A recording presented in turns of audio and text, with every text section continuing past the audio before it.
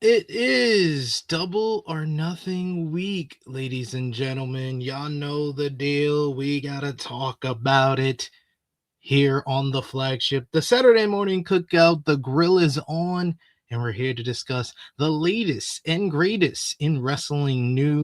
AEW Double or Nothing week. We're gonna, of course, final predictions for the show. We got some Double or Nothing TikTok themed content, but we're talking about AEW as they had a 3-hour AEW Dynamite and Collision this week, as Darby Allin added a seventh title defense to his epic 5-week journey as AEW World Champion against Speedball Mike Bailey. We'll talk about Saturday's Collision with his fantastic matchup with Sammy Guevara. And of course, we'll talk all about the big matchup coming up tomorrow night in New York City against MJF, title versus hair. But more importantly than that, some sad news in the world of AEW as Willow Nightingale was forced to relinquish the TBS championship due to injury, and now she is out of the Owen Hart Foundation Women's Tournament, and we will discuss who we think will be the wild card in the tournament,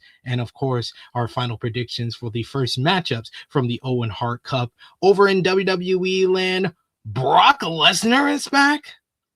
Why? I guess we'll tell you why. And of course, that's not the only returns, because WWE is rounding the clock back to the 2010s. Brock Lesnar is back like he never left, and Baron Corbin is being discussed to come back to the company. They are trying to rebuild the tag team division after they released like half of their tag team division and let the New Day, one of the greatest tag teams of all time, go. Go figure, they need to rebuild the tag team division, and they are talking about bringing back Enzo Amore and Big Cass into this catchphrase era. I might have a hot take on this. You'll see why. But we're going to talk about that, as well as New Japan Pro Wrestling with the Best of Super Juniors tournament are already underway and continuing this past week. Kosei Fujita looking like the MVP. We'll talk about CMLL with an absolutely tremendous main event in Arena Mexico with Bandito and Volador Jr. AAA, TNA, you know the deal. This is the flagship podcast, so we talk about all of the world of pro wrestling, including Double or Nothing, Saturday night's main event this weekend. The whole cast will be here on today's show. Let's just hit the intro. Hello, I'm Willow Nightingale, and though I might generally be regarded as a very bubbly, upbeat person, you're watching Tru Heel Heat.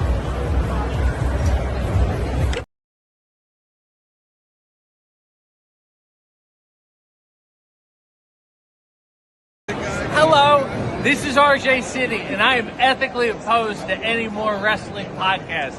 I don't know why you guys are talking about wrestling. It is a niche product. It is a very small industry. Yet, at this point, there's more wrestling podcasts than there are wrestlers. There is something wrong with society as a whole, but as you get smaller and smaller into wrestling, and then the wrestling podcast sphere, it gets even worse.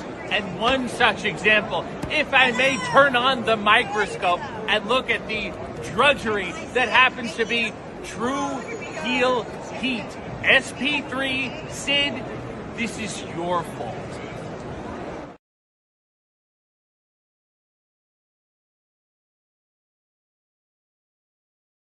Hello everyone, it's the hardcore legend Mick Foley wishing a nice day to everyone there, right there at Tru Heel Heat. Yeah!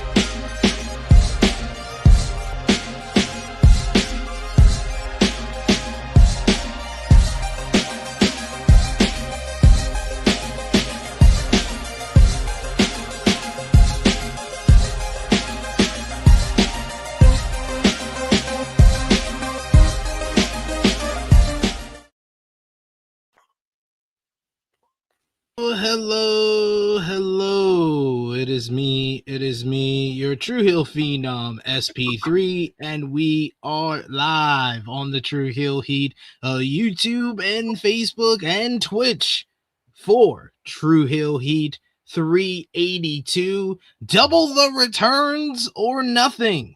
Discussing the latest wrestling news, including WWE discussing the returns of Baron Corbin, Enzo Amore, and Big Cass. Why is Brock Lesnar back already after his quote-unquote retirement at WrestleMania? Mick Foley officially confirmed for AEW at Double or Nothing. Recap of this week in wrestling with WWE SmackDown last night featuring the go home ahead of Saturday night's main event. Raw on Netflix featuring Brock Lesnar's return. NXT Evolve AAA on Fox, TNA Impact, AEW Collision last Saturday, as well as the Dynamite and Collision 3-hour special this week with Willow Nightingale relinquishing the TBS title and being removed from the Owen Hart Foundation Women's Tournament. NJPW Best of Super Juniors days 3 through 6. You had ROH TV this week in CMLL featuring the Bandito and Volador Jr. Absolute banger. Final predictions as well for AEW Double or Nothing and WWE Saturday night's main event, plus much more.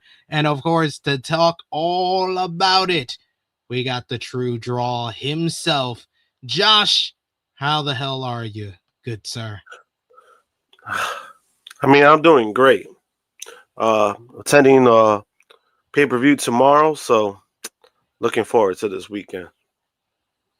Indeed, it's going to be a busy weekend for you. Going to the show, Top Guy JJ and Miss Krssi Luv will also be at the show. They'll be joining us in a bit here. But yes, it's a pay-per-view weekend, so you know we're going to be busy here on the flagship.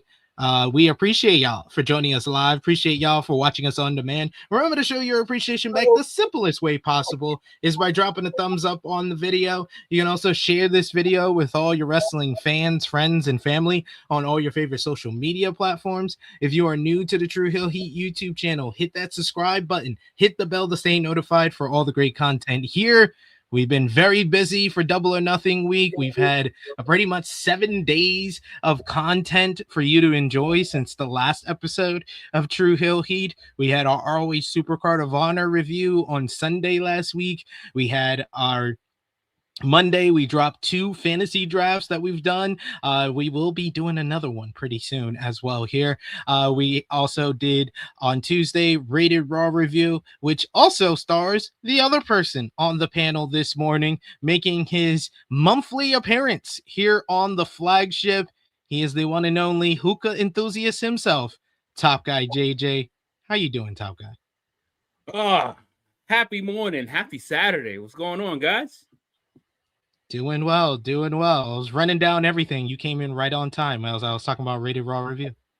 Oh, look at that. You know, I have to cheat and get it a little extra sleep because, you know, Thunder put me to bed early with the boring Spurs play. So, you know. Yeah, that was the weakest game of the series so far. But it was nice as someone who has. I'm not even putting money down. I just always want to be right. I don't want to mess up being right with putting money down on it. So that's why I haven't betted any money on this series. But I'm looking like I was right. I was right at the beginning. I called the Thunder winning this year after last year's championship, because I called last year's championship at the beginning of the year. So I'm trying to go on my longest streak ever of 2 straight calls of the NBA champions.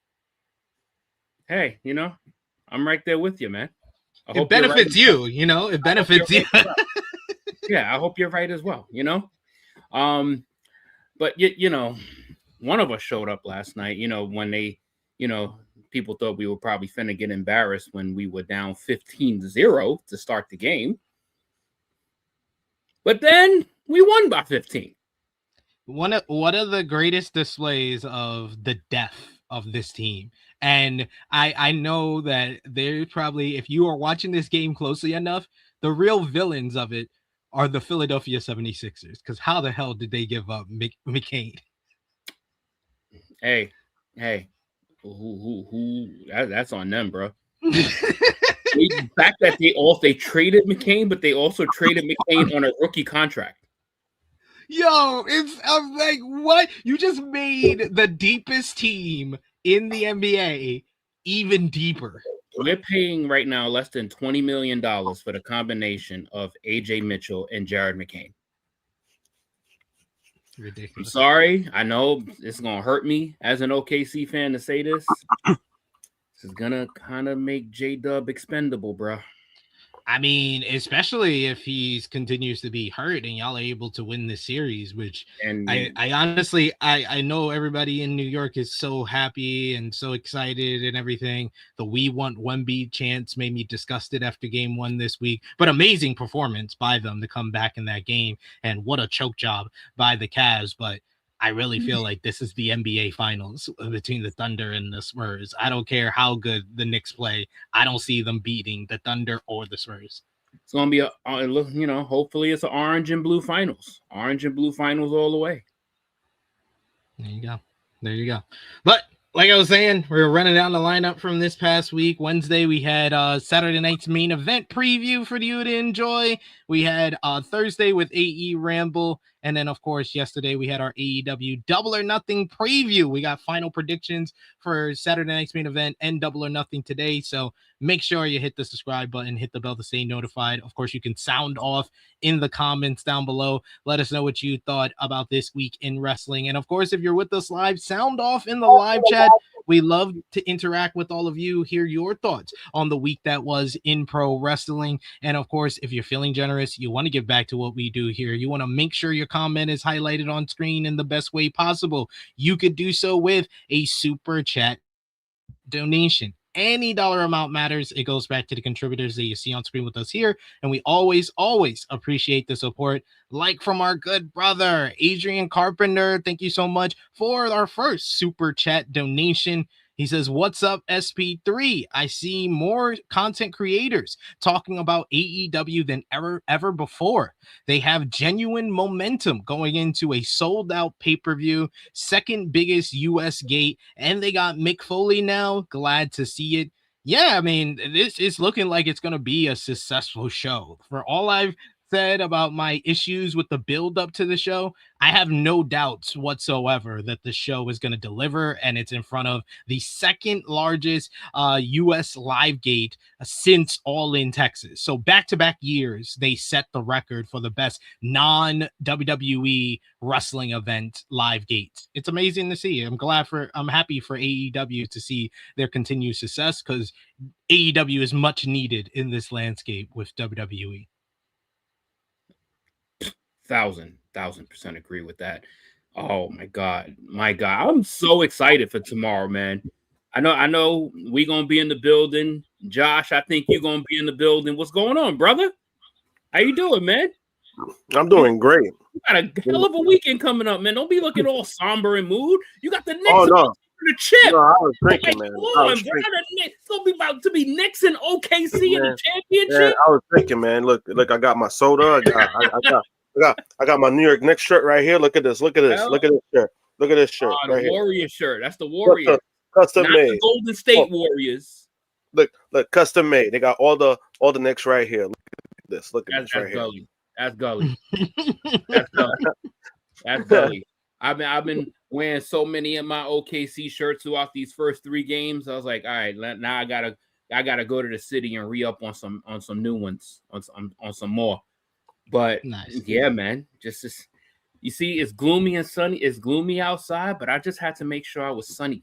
Make sure I had to feel bright, feel happy, feel. You do look very bright today. Yeah, You're matching with the super chat here. It's bright skies, baby. Bright skies, baby. You know what I'm saying? Like, I just, you know, it ain't over yet. It's not over, and I think there's still gonna be a lot more fight out of the Spurs. But you know, It's been really like my phone. It's been really quiet. It's been really quiet since Monday. Because you know, Monday was I was getting calls. Oh man, it was ridiculous. And then like for me, I'm not a Thunder fan, but even I was getting offended by it because I was like, y'all wilding out. Like these dudes didn't lose game 1 of the freaking Western Conference semifinals last year in a very similar fashion. What are we talking? They lost game 1 of the NBA finals. What are we talking about? You know, but now, and you know, and my brother was included in one of those people that called me, and I'm like, I ain't getting no call back after any of these 2 W's. And all of a sudden, it's like the energy ain't the same anymore. Like, you know, it's like people just like to see them. You know what I'm saying? Like if the Knicks, you know, and I think the Knicks are gonna bust Cleveland ass later today, but it's like all of a sudden. The Knicks catch an L, all of a sudden people gonna check on Josh and ask him how he good and shit like. Well, what about after these W's? It's corny. It's corny as hell. It's corny as hell how people act like that. Like they can't keep the same energy if it's a L or a win. And no, I mean the Knicks are. I'm sorry, the Knicks. You know, I'm all for. I predicted the Knicks were gonna win the Eastern Conference Finals, so I'm not too upset, but I am upset about how Knicks fans act when they get wins. They're the worst fan base when they get a win. Thank God Josh ain't one of them climbing on top of the city pole light streets and shit, fucking attempting to burn people's actual jerseys live on TV like it's a social media experiment. Like, New Yorkers, bro. I get the thirst, but we don't know how to act, bro. We don't know how to act. Don't at all. I think a lot of that shit, I think also has to do with social media. Like a lot of it is people wanting to go viral, wanting to do a lot of shit, right? And for me, again, maybe being a Yankees fan, I've been spoiled, but you know, I've learned to like deal with it. I've learned to like, hey, this shit ain't over. Now, don't get me wrong, I've been excited to see what the Knicks has been doing the last several years, you know. So for me, you know, even making the finals, I mean, like, holy shit, like, I never thought the Knicks would make the finals in God knows how long. You know, whatever happens in the finals, but there are some, I mean, there's a lot of Knicks fans that make everybody look bad. I mean, hey, we have some in our circle that make us look bad, but I'm not gonna name no people. So, but you know what it is. Do they rhyme with Cholio? Yeah. But you know what? I also got a bunch of fickle ass Knicks fans friends, like really fucking bad Knicks fan friends. So you know how game one went. So as soon as the Cavaliers took a 21-point lead, mind you, there's still like 9 minutes to go in the fourth quarter. They all said, "I'm turning my TV off. I can't watch this. This is embarrassing."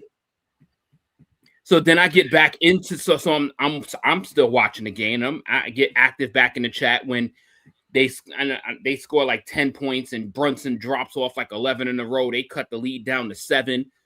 And I get back in, y'all better turn y'all fucking TVs back on. Like, and then all of a sudden they mad hype. I'm like, all y'all motherfuckers is fake. Yeah. All y'all like, you don't turn. This is the Eastern Conference Finals, and it's embarrassing. I'm gonna turn my TV off. Like I'm gonna stop watching. We're in the Final Four, bro. Exactly. Like the Knicks fans are, they're very fickle. We can't get into that.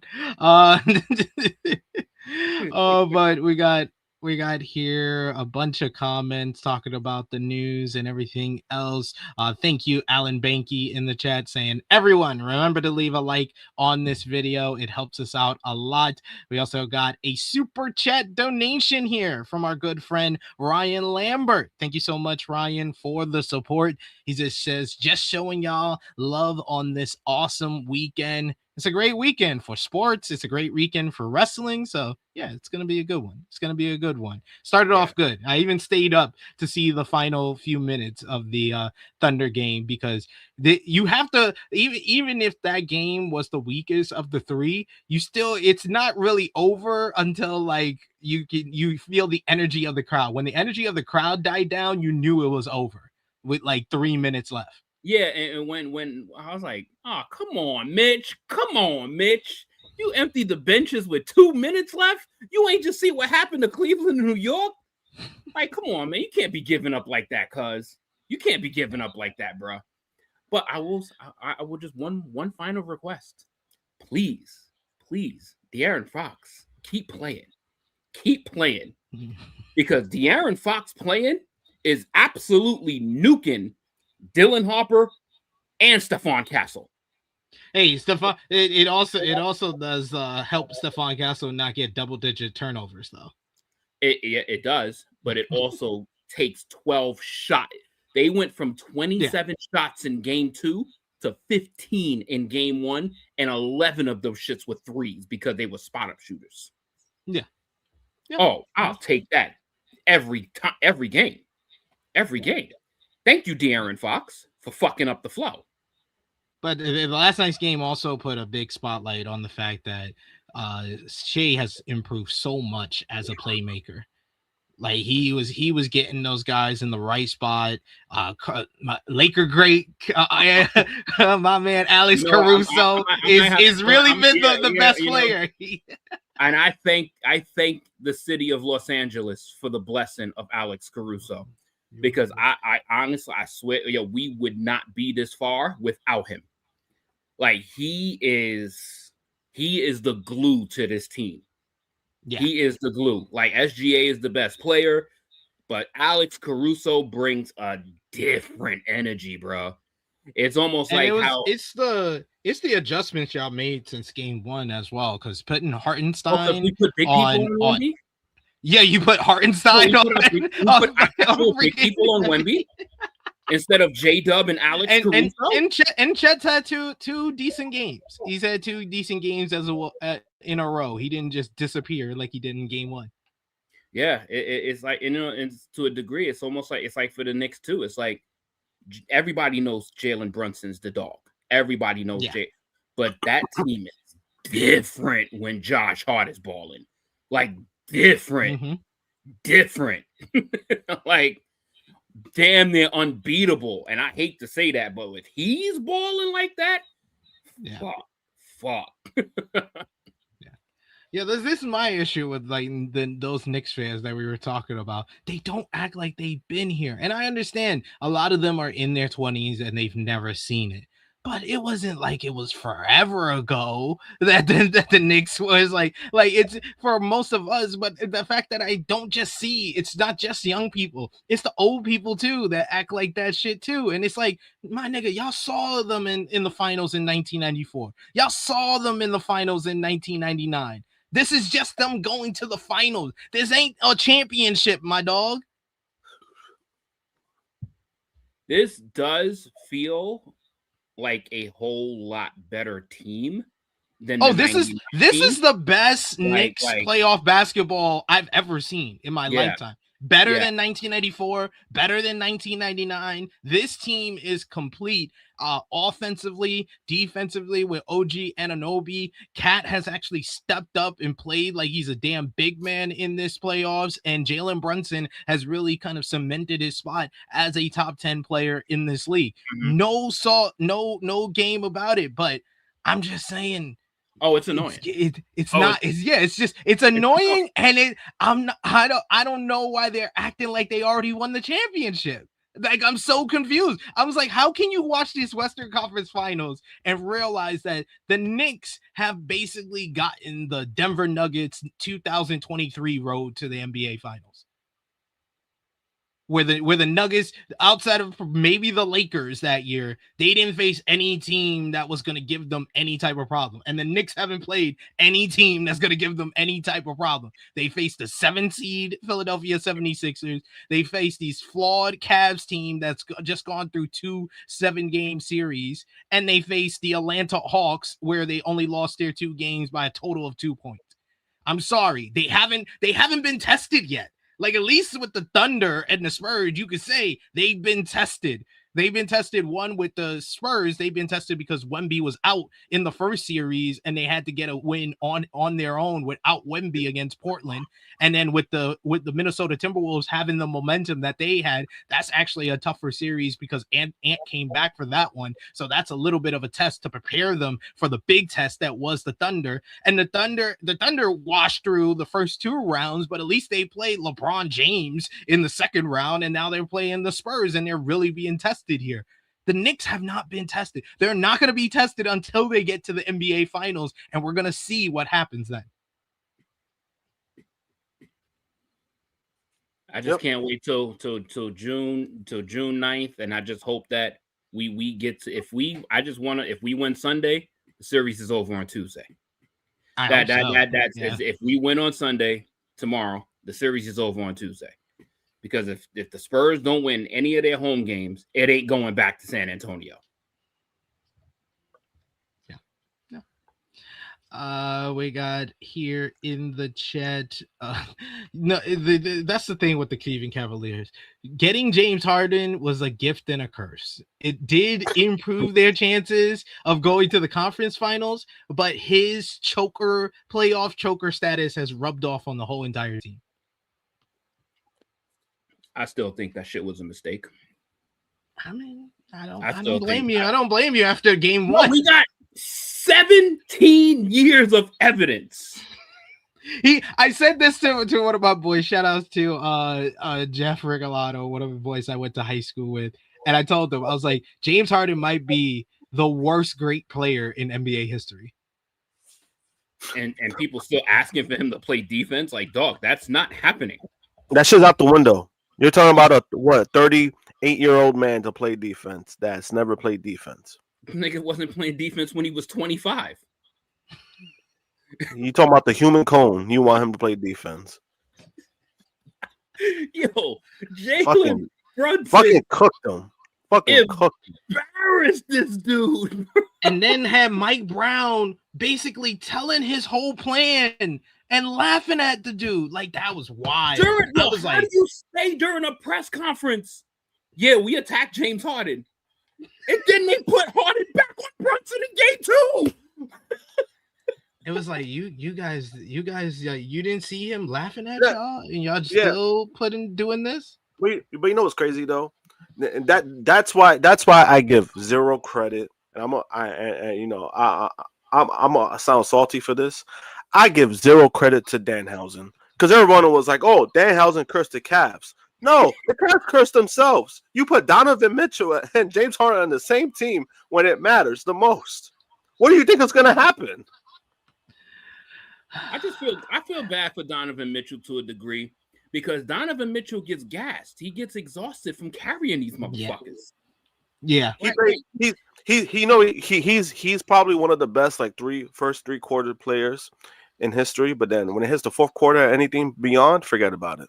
Like non-existent. He's like one of the only motherfuckers that's got to play like 34 to 35 minutes before the 4th quarter starts. Exactly. So I don't put it too much on Donovan Mitchell. It's really James Harden. And then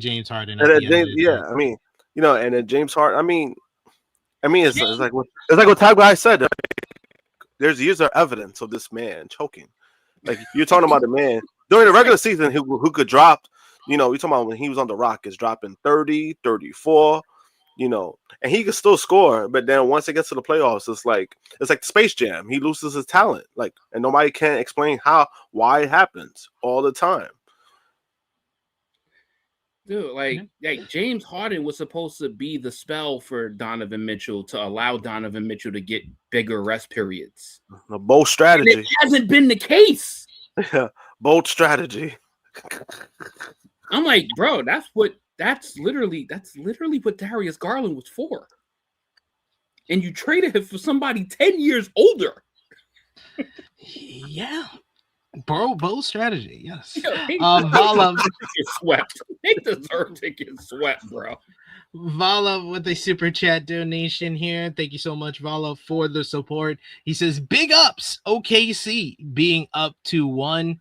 Hope our guy Jeremy is feeling good, even if his abs are floundering. Jealous of anyone going to Double or Nothing, man. I know. I'm a little jealous. If the build was better, I would be jealous. I would say I'm definitely jealous of my two colleagues here and Krssi going to the show. But the build was kind of for me, so I'm not as jealous as I was at originally when y'all first got tickets. I was much more jealous then than I am now. We also got a super chat donation from Adrian Carpenter. Thank you so much, Adrian, for the support. He says NBA doing their best playoff viewership since Jordan Bulls era. They hot right now. This is why the NBA is my favorite. Well, basketball is my favorite sport. That's why I love it. I love it because it's nothing like NBA basketball for me. Like I watched the NFL during the playoffs. I watched some of the MLB during the playoffs. It's not the same as NBA basketball playoffs. And especially when it's high level basketball. When it's high level, like that game one, that Spurs Thunder game one was one of the greatest game ones I've ever seen in my life. Oh yeah. It's a 10 out of 10. Like if we were grading it like a one of our shows, it's a 10 out of 10 game. And it was the highest rated game one conference finals game ever. Yeah. Which also shows that Wemby is a star. He's got the star power. He's a star. Wemby is inevitable. We just gotta get spoiler alert. Yeah. Oh yeah. Spoiler alert, regardless of what's the result of this series, Wemby and the Spurs is my pick for the 2026 2027 NBA champions already. Oh, like, you know what I'm saying? Like, if we could get like 2 or 3 out of this run, I'm Gucci. Yeah, y'all should be good. Y'all get this done this year. I would just be like, all right, we did what we needed to do. We avoided the inevitable for one more year, but that inevitable is coming faster than you think. Because like Dylan Harper's gonna get better. Stephon Castle's gonna get better. Yep. They still got Vassell. They're gonna make improvements to this roster as well coming off of this series. So yeah. We gotta strike while the iron is hot right now. Absolutely. But we talked enough about NBA basketball to start off the show. Let's get into some wrestling. We start every single Tru Heel Heat flagship podcast with our Tru Heel roll call, shouting out all of you who are supporting us across social media and here on the Tru Heel Heat YouTube channel. Our top 3 conversation starters are Tru Heel Trinity over on our Facebook group page. You got Jermaine Packman, Joe Bellini, and Stewie John Palmer. Our Patreon backers and members, we got Vala, we got Aya, we got Negro Bucknick Jackson, Professor Chris, Trey, Robert, Steve, Ladarius, Chase Oliver. You got King Greg, Louisville, Allen, John Martin, Dolores, James Allen, Sento, Justin Rich, Chuck Berries, Dan, Josh D from CT. You got Dion, and you got Louis. Thank you so much for everyone who supports us here, or as well as our patreon.com/Tru Heel Heat. $3 a month gets you exclusive content. The best way to support us when we are not live here, as well as you get exclusive content like me listening to Drake's Iceman album that we posted up this week. Go over and check that out. That was quite the experience, recording myself listening to that. I did not listen to the other 2 albums. I won't put myself through that pain. Hey, Iceman, to Drake's support, Iceman was much better than his other 2 albums. That's all I have to say. And if you listen to anything from the other 2 albums, you'd be like, Iceman, there was a lot of good stuff on there. I I think that was his whole thinking. He was like, let me put out 2 trash albums, so this one looks better in comparison. At least he rapped a lot more on this album. Yeah, there was a lot of good rapping performances. Make Them Pay, National Treasures, Plot Twist. Those are great rapping performances by Drake. Make Them Cry. Great rapping performances by Drake on this album. So I know how everybody feels about Drake though. So I'm just saying, you gonna make an album cover in a motherfucking glove, and that motherfucking album isn't top tier. You deserve all the flack you about to get. But that's the whole thing. Drake is not about quality or critically acclaimed. He used the glove because he's passing MJ as far as most number ones. That's why he did that. So it's clout chasing. Yeah. Absolutely. But let's start off this week. So just like nonchalant. Yeah, of course. Of course. What are we talking about, dog? Of course, we got to start off with last night's Friday Night SmackDown. The show featured Rhea Ripley kicking off the broadcast to accept Jade Cargill's WWE Women's Championship challenge for Clash in Italy. Then she was interrupted by her tag team partners for tonight's Saturday night's main event, Charlotte Flair and Alexa Bliss, with Flair once again getting into it with the WWE Women's Champion, with Alexa being stuck in the middle until they were interrupted by Fatal Influence. After a back and forth, a tag team challenge was issued, but instead of Flair and Bliss, Alexa made Charlotte team with Rhea, and this led to Charlotte and Rhea scoring a victory over Fallon Henley and Lainey Reed of Fatal Influence, the first loss for Fatal Influence on Friday Night SmackDown after Flair stole the win from Ripley. But post-match, Fatal Influence, Michin, B-Fab, and Jade Cargill jumped the babyfaces, with Cargill laying out Ripley to stand tall and send a message ahead of Clash in Italy and tonight's Saturday night's main event. Tala Tonga picked up a victory over Shinsuke Nakamura. Post-match, you had the MFTs jumped Nakamura, with Tama Tonga basically stopping Solo from doing the Samoan spike until he decided to help out his fellow members and lay out Shinsuke to show his loyalty to Solo. Then Damian Priest came out to make the save for this. This led to Tama Tonga giving Solo the riot act, saying that they don't respect him, so he must do this on his own and face off with one half of the WWE Tag Team Champions, which led to later on in the night Solo defeating Priest thanks to a distraction from the MFTs. Post-match, the MFTs jumped Priest until Royce Keys came out and made the save as a favor to R-Truth. However, Priest yoked up Keys for no reason after standing tall, thinking that he was part of the stable with the Samoans.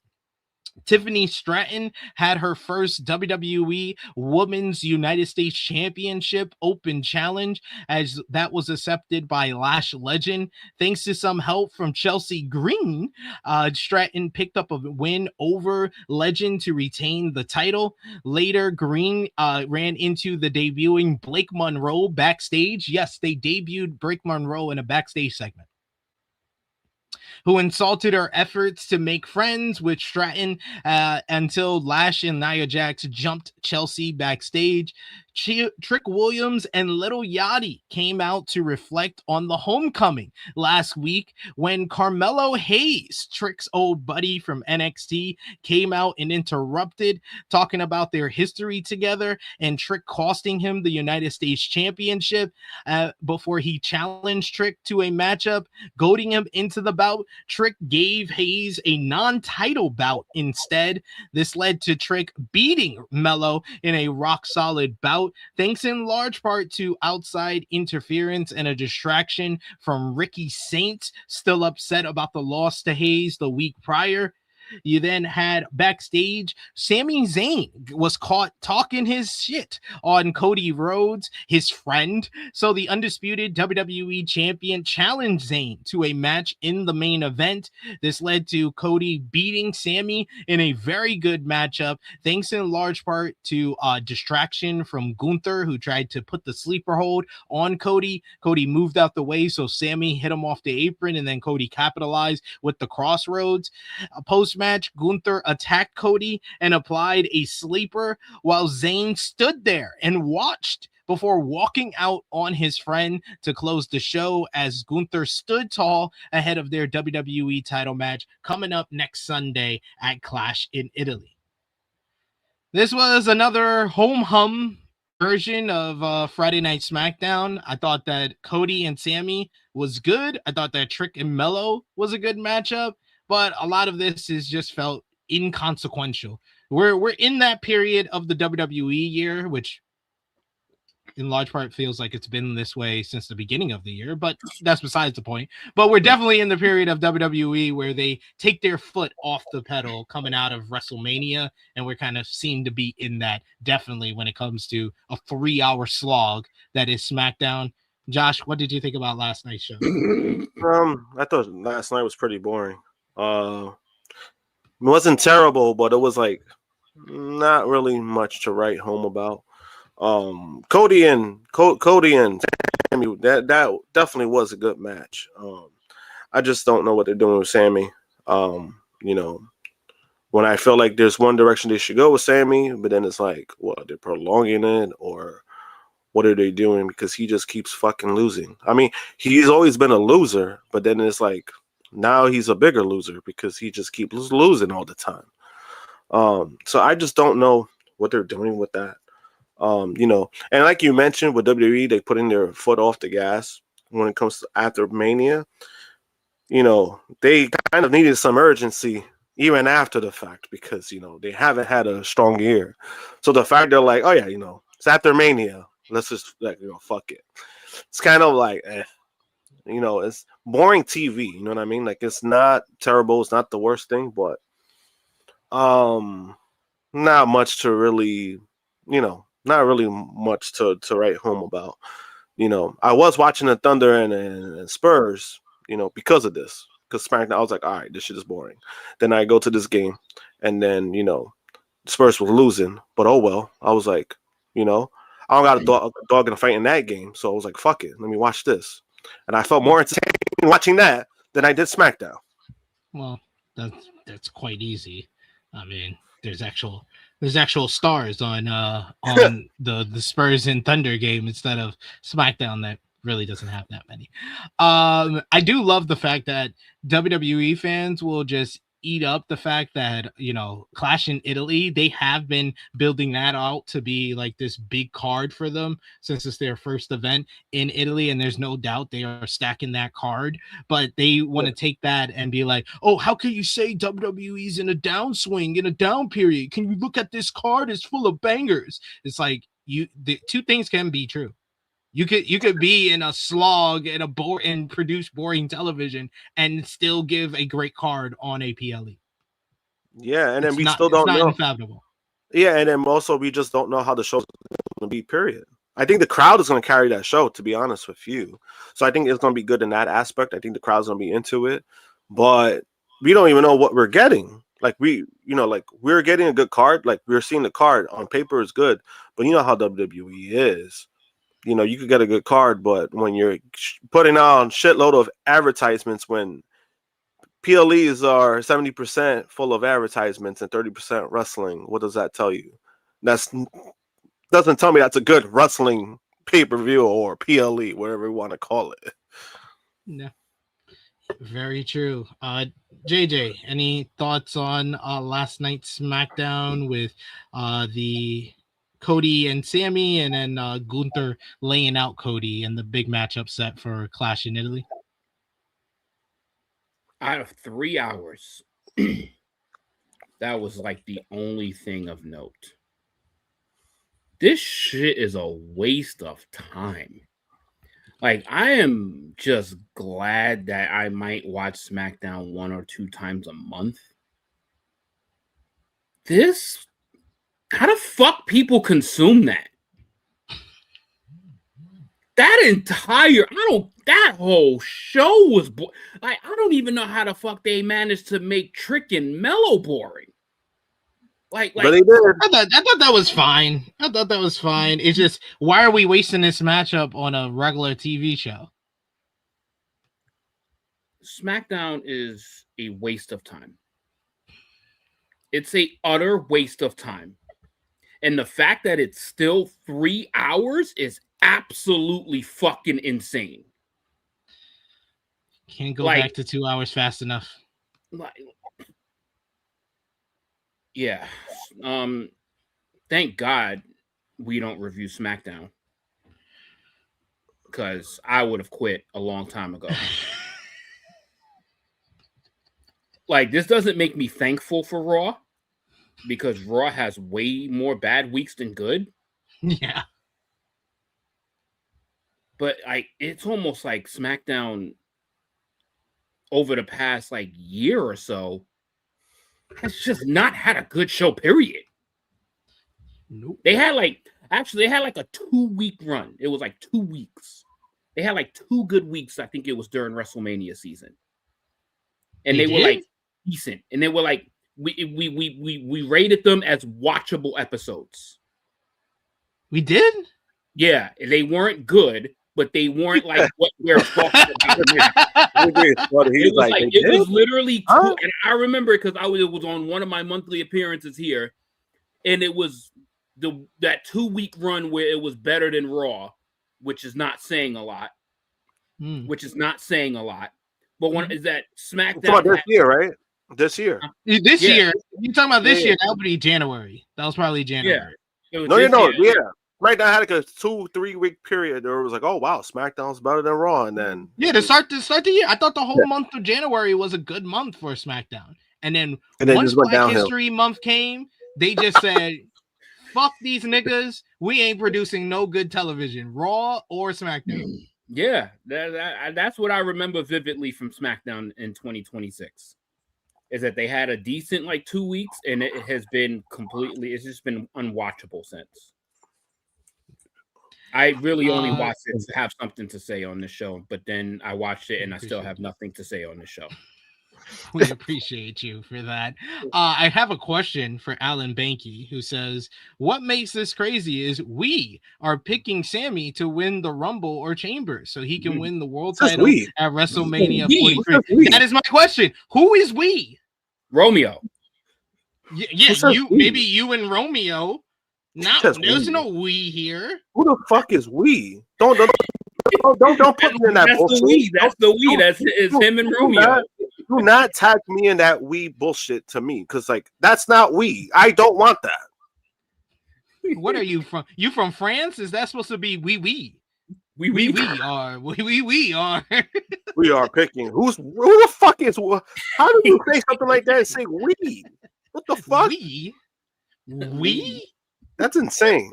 I'm giving you the Uncle Phil. Say that you picked Sami. You're picking Sami. That's fine. You want to pick Sami? That's fine. Don't put me in that. Absolutely not. It's crazy how that whole dialogue could just change if it says I was, then to we were. I'm like, we? The fuck? Don't put me in that bullshit. Oh man.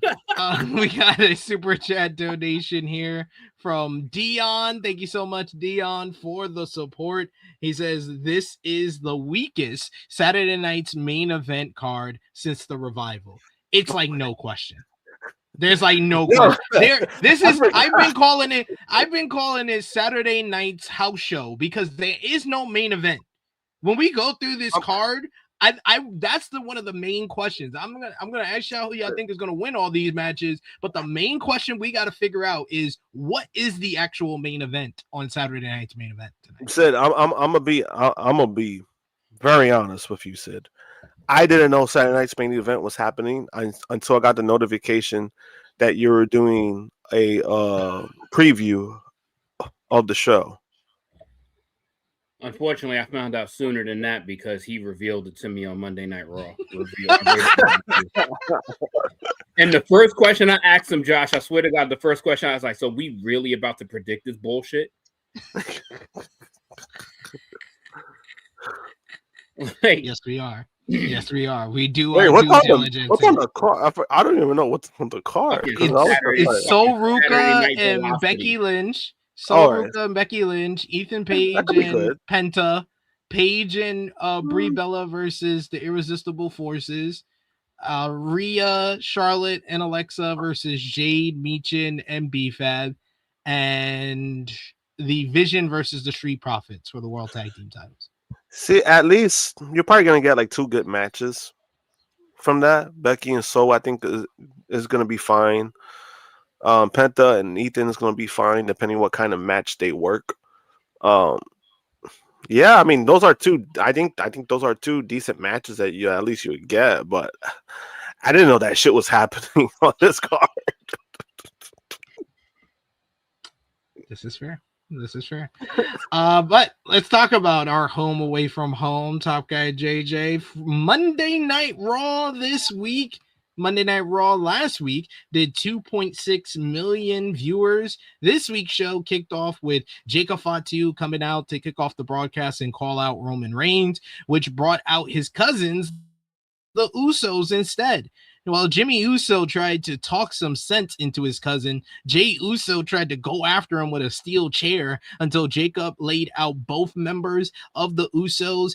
He no-sold a steel chair shot, put the Tongan death grip on his 2 cousins until Roman Reigns came out, leading to a brawl with him and the Samoan werewolf. The Usos would assist Roman in laying out Fatu by hitting him with super kicks and spears and 1Ds before tying him up in the ropes and hitting him with more super kicks and Superman punches before they left him laying in a heap with one massive spear from Roman to close things out. But Jacob had one more thing to say, simply saying, "Roman, tribal combat," as Fatu challenged Roman to a rematch from WWE Backlash. Of course, Roman had no other choice but to accept to set up the main event for Clash in Italy next Sunday. You also had Finn Balor beat JD McDonough in an awesome street fight. Despite the interference of Dominic Mysterio, Finn was able to get the job done in back-to-back street fights against his former Judgment Day stablemates. Sol Ruka came out and challenged Becky Lynch to a match until Lynch issued a non-title challenge to the rookie for WWE Saturday Night's main event, which Ruka accepted. El Grande Americano and Los Americanos defeated the original El Grande Americano and Los Americanos Hermanos in a fun tornado trios matchup.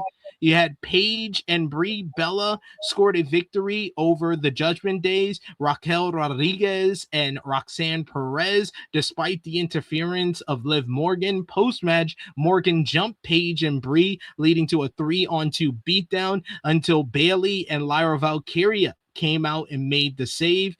You had Seth Rollins picked up a victory over Austin Theory in the main event. Post-match, Logan Paul and Theory jumped Rollins until Angelo Dawkins and then Montez Ford of the Street Profits made the save. However, Braun Breaker would give the Vision the advantage as he attacked not only the Street Profits, but also Seth, hitting everyone with spears as the Vision laid in a beatdown to the baby faces. But what everybody was talking about coming out of Monday Night Raw with this week was Oba Femi attempting his latest open challenge, but it would never get started because the person who answered it was the Beast. For the first time since WrestleMania 42, when it looked like he was retiring, Brock Lesnar made his shocking return to lay out Femi with 4 straight F5s.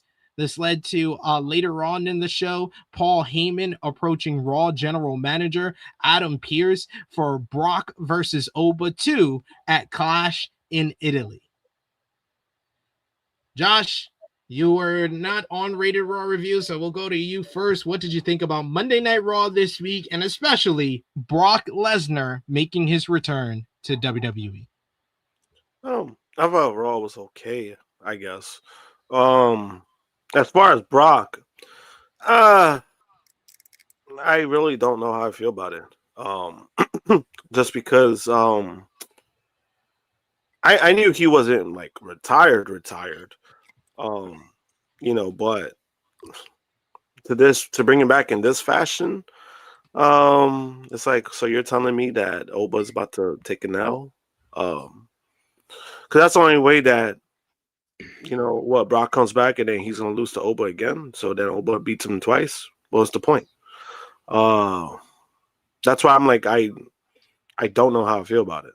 It's like you gave Oba this momentum from Mania and like this big thing. So if you have him lose, then I'm like, to me that feels like it meant nothing, because that's what that was. You had Brock go out on his back, and you had a nice send off for Brock. That was probably the nicest send off you could have done for Brock because of all the shit that's going on behind the scenes. And now he comes back, and then we're about to get another match between Oba and Brock. I don't know how I feel about that, to be honest with you. Do I really want to see it? Not really. Just because, to me, this is all this is telling me that Oba's losing in the rematch. Yeah, that's what we talked in depth about on Tuesday on Rated Raw Review, how Brock's return, not only is it mean that probably Oba takes his first loss to Brock, but the domino effect of it all, where it means we're probably not getting Oba versus Roman at SummerSlam, which means we're not getting Oba winning the King of the Ring, which means we're not probably going to get that Oba and Roman match until like next year's WrestleMania at the soonest, like at the earliest. That's when we're going to get that matchup, which means that we're probably going to get like matches like Roman and Seth, like we haven't seen that 1,000 times, to basically. I mean, I looked at JJ when I talked about it. I was like, Seth Rollins? No, I'm saying, because even with Oba, honestly, what's carrying Oba's momentum, and it's good for him, is the crowd reaction, right? He has crowd reaction. People are doing his strut. That's really helping him, because even if you really look under a microscope, since he's been on the main roster, it's like, man, these motherfuckers have no ideas for this man. He's coming now, beating these jobbers, having these open challenges, right? Then when they finally have like this momentum, like, oh shit, he's gonna face Brock. Brock puts him over, and then they still have like, oh, open challenge. You're telling me, you're telling me some motherfucker like Otis is gonna beat Oba when this man just beat Brock Lesnar? He just beat Brock Lesnar, and you're telling me anybody that comes out for open challenge is gonna beat Oba? That's why the logic to me doesn't make any sense when it comes to that. But for him, it's the momentum of the crowd reaction that's been helping him, and I'm glad to see that. It's just that, again, if you look under the microscope, it just feels like they don't know what to do with him, and it's weird. And then I was like, damn, you're about to have him lose to Brock? Because even if you have him beat Brock again, then it's like, damn, this shit don't mean. Yeah, Brock, like, what's the point? You know what I mean? It's like, you beat him twice, then it's like, I want to see a third fucking match after that. Please to God. I don't want to see it. That's probably what we're gonna get. If it's probably a 3-match series I mean, as in like Brock, like if he loses, like if Brock loses again for the second time. Oh, we're still getting, we're probably still getting the 3-match series. Which is like, to me at that point, it's like, this man lost twice. Like, he lost twice. You know what's crazy? WWE would do that. And that's why, to me, I'm like it's fucking stupid. So I'm like, we lost the series. Who gives a fuck? Right? The UFC does that. The UFC, when they put like the second match of a possible trilogy and a person loses twice, they don't do no more. They don't do a third match. They don't do a third fight. Because it's like, at that point, this person won. He beat you twice. There's no point in having another fight. And WWE, I mean, they kind of go against that, because how many times did we get Seth versus Finn when Seth was the champion? how many times he lost. They didn't give a shit. So I do see that happening, but it's just, on the level of having Brock be this dominant person and have him being a beast. It's like, all right, if Oba beats him again, then it's like, I want to see this shit again. Are we going to have him lose again the third time in front of his home crowd? All right, cool. I just prefer Oba to win the King of the Ring and then just face Roman at SummerSlam. I think that's your big money match. Sell tickets in that, and a 2-night show, another 2-night show. But looks like we're gonna get Oba versus Brock 3 on that show, unfortunately. Insane. Helen Banky trying to defend himself. He says, online, not in the stream. Last year, back at the beginning, everyone was picking Sami to win the world title at WrestleMania 43 in his home. It's not his home country, it's Saudi Arabia.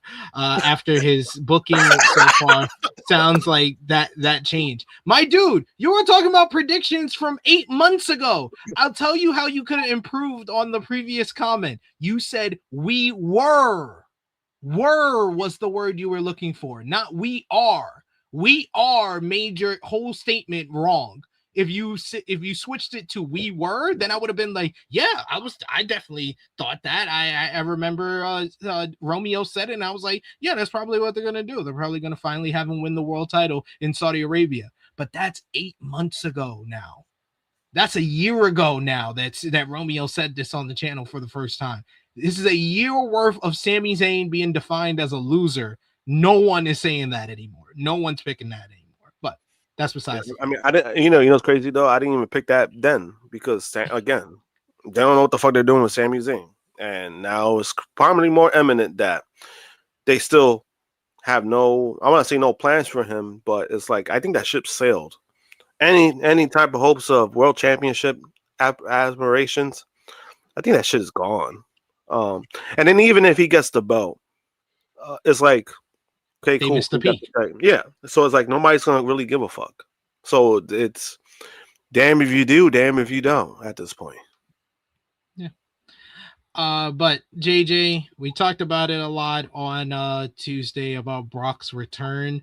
But why? The question we got to ask today is, why do you think Brock Lesnar is back? Because I kind of theorized on Fightful Overbooked this week that maybe like the Clash in Italy tickets weren't selling too well.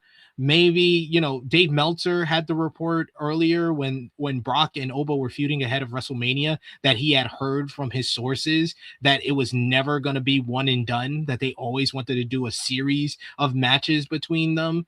But like, why is he back after he did that whole song and dance about the retirement? Like Josh said, I don't think they can ever kind of replicate that. They can ever do that as well again if they want him to retire at SummerSlam. So it's a two-part question. Why is he back?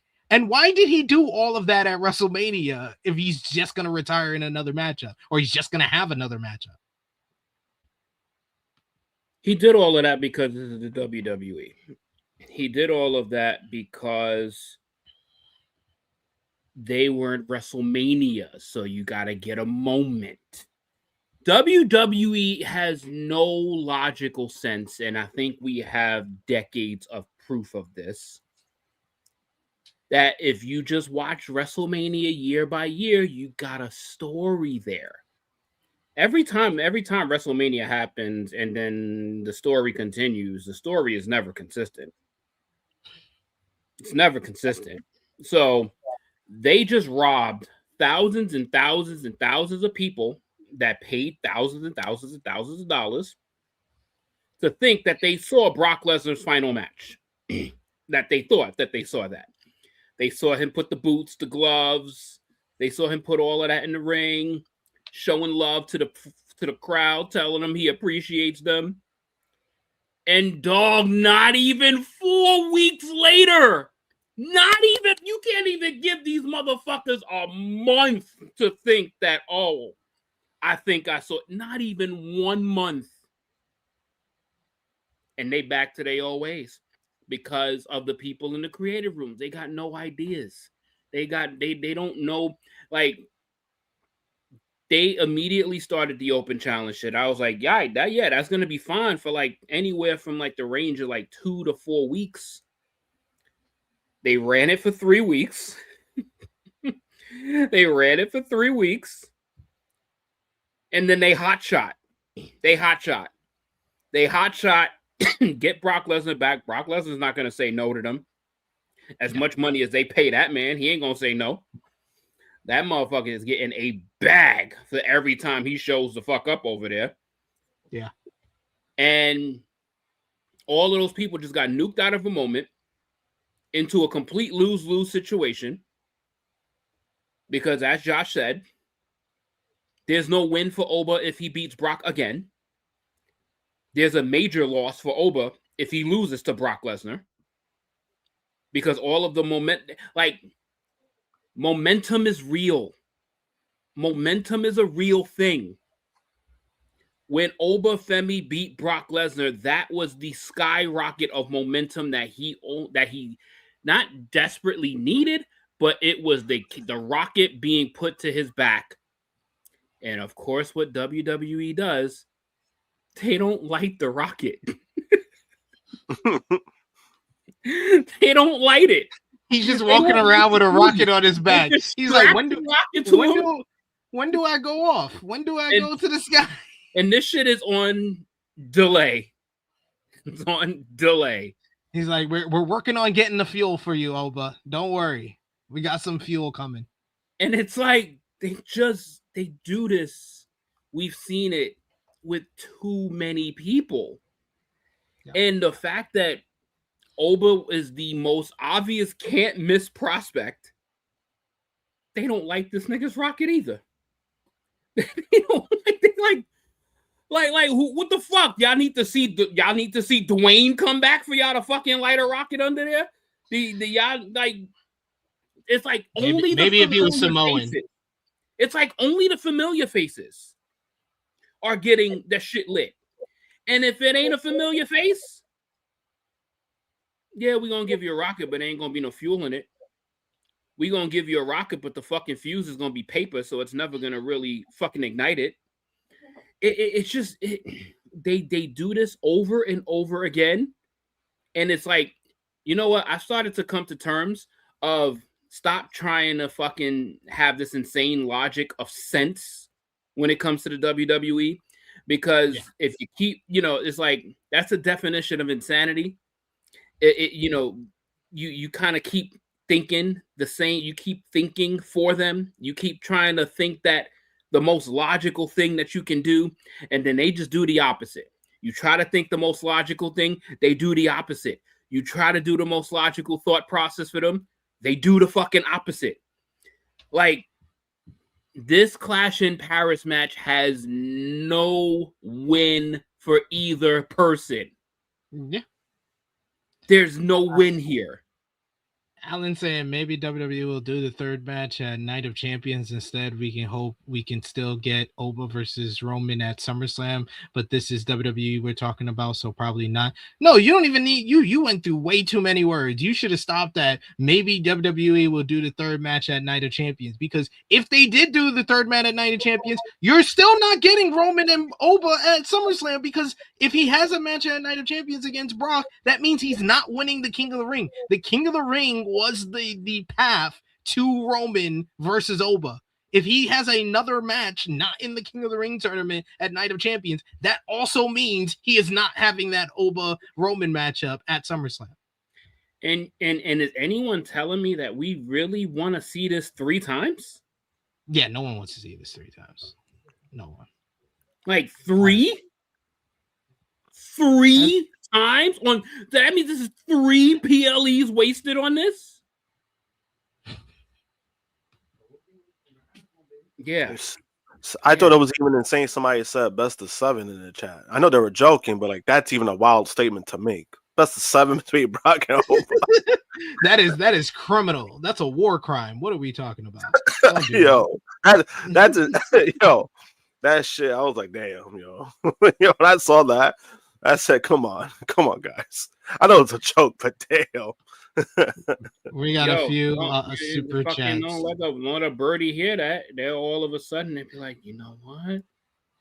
They won't. He's on to something. They won't see it coming. We could that. You know what? That'd be the idea. That'd be the hot idea to get Femi through the rest of 2026. Yep.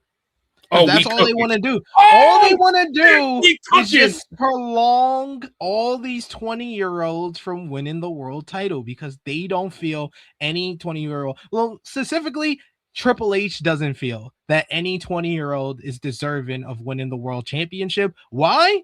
Because he didn't win his first championship until he was 30. So everybody else has to win it at 30 too.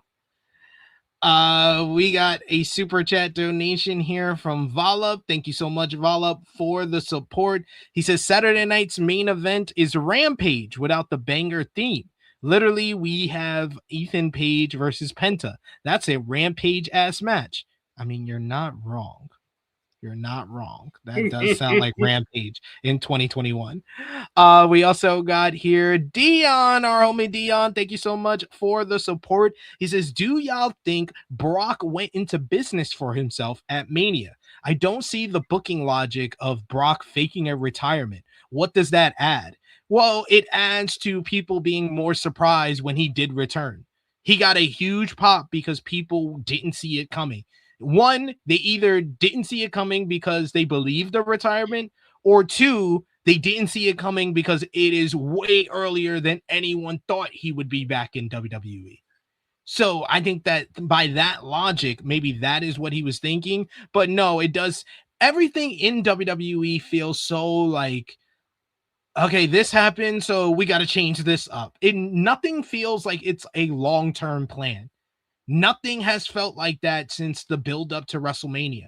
WrestleMania was a card that was literally adjusted like 3-4 times. It wasn't something that they had been building to for 6 months. Like I think Dion, you said it earlier in the chat that a lot of WWE has been boring to you since WrestleMania 40. WrestleMania 40 was the last time that WWE had a card intact and they built it for like 6 months of what they wanted to do at that show. That was the last time that Triple H really had long-term storytelling. Everything else has kind of felt like, okay, we're going to do this. Okay, that didn't work. Or someone got injured. Or we had to change this. Or we had to move this person to this. So we got to change this up. Everything has felt like they are just playing catch up this entire time.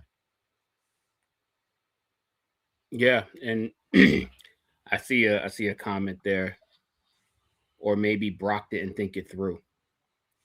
Y'all are absolutely right. Because they don't think in the WWE.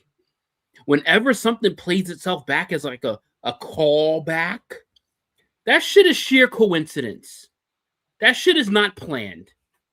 They just run through their cycles, and if something spins a block, we got this from 2022.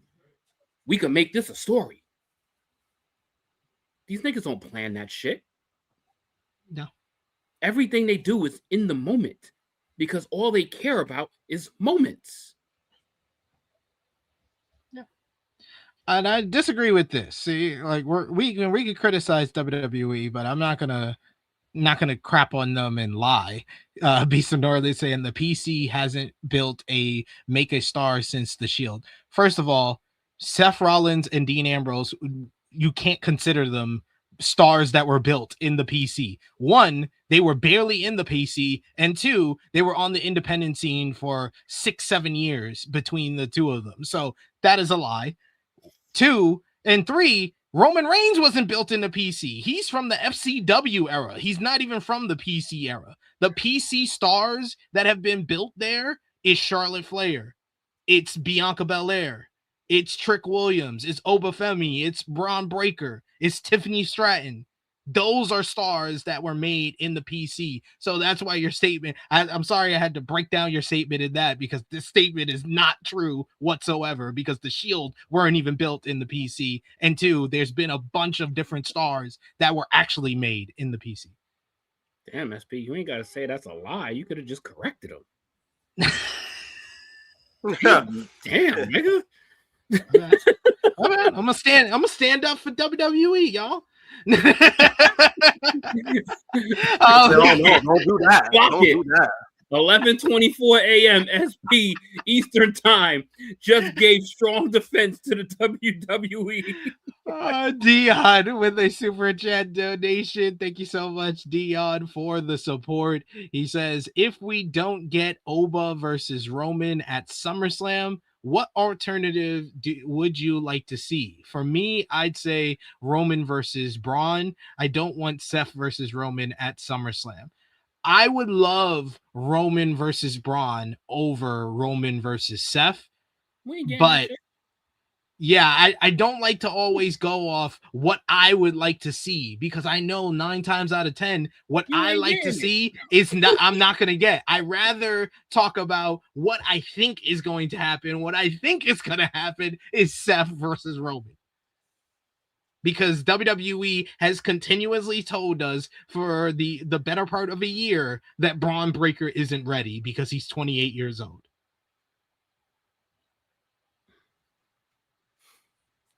But what would y'all like to see as the main event if we don't get Oba versus Roman? Josh? For what? SummerSlam? For SummerSlam. If we don't get Oba versus Brock, you said? Yeah. I mean, I would hope it's Oba versus Roman. No, if we don't get Oba versus Roman, what do you want at SummerSlam? At this point, let's have Roman take the night off, because I don't know what I want. You know what I think? You know what I think is gonna happen? Yo, because it's like, I don't know. It's like, you know what I think is gonna happen? WrestleMania rematch. Roman Reigns versus CM Punk. That is what they would do. Like, it works so well. Which I mean, the thing is like I wouldn't oppose to that. Like, I would not be against that. But then it's like Punk is gonna lose, so it's like he's gonna lose against Roman because he ain't running his title back. CM Punk is already a 2-time champion, bro. That's it for you. Yeah, that 5-minute run, that 5-minute reign counts. Oh, yeah, that's totally what I see. Because you know why? Because they're not going to know what the fuck to do. So they just going, all right, CM Punk, your summer's over. Your summer's over. Your break's over. All right, it's time to come back. Right around that whatever that July PLE is. And yeah. Well, I think they only have a Saturday night's main event in July. I don't know if there's any PLEs. The fuck they are. No, the fuck. Right now, that's the only thing announced. Watch June. Watch June. These niggas are gonna make up a July PLE, a special event. Well, who knows? Because by June, we may have some returning stars in WWE, which brings us to our first story on the lineup here, because WWE might be bringing back someone that JJ knows very, very well. One of his all-time favorites here on the Tru Heel Heat flagship podcast. Baron Corbin may be on his way back to WWE, ladies and gentlemen. The desperation is real. Baron Corbin could be on his way back to WWE, with the company having discussed the notion of having him back, according to a new report. It was noted on the latest Wrestling Observer Radio that there have been discussions of Corbin making his return to the company. Dave Meltzer noted, I haven't had it officially confirmed to me it's done, but I have 100% confirmed that it's being heavily talked about. Corbin exited WWE in November of 2024 after the company chose not to renew his contract. It ended a 12-year run in the company.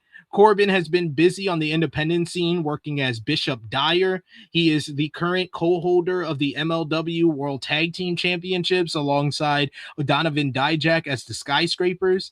Meltzer speculated, and to be clear, explicitly stated that it was only speculation, that the segment on WWE SmackDown last last week and this week, where Danhausen appears to be doing an experiment with a large individual on a gurney, could be a setup for Corbin's return.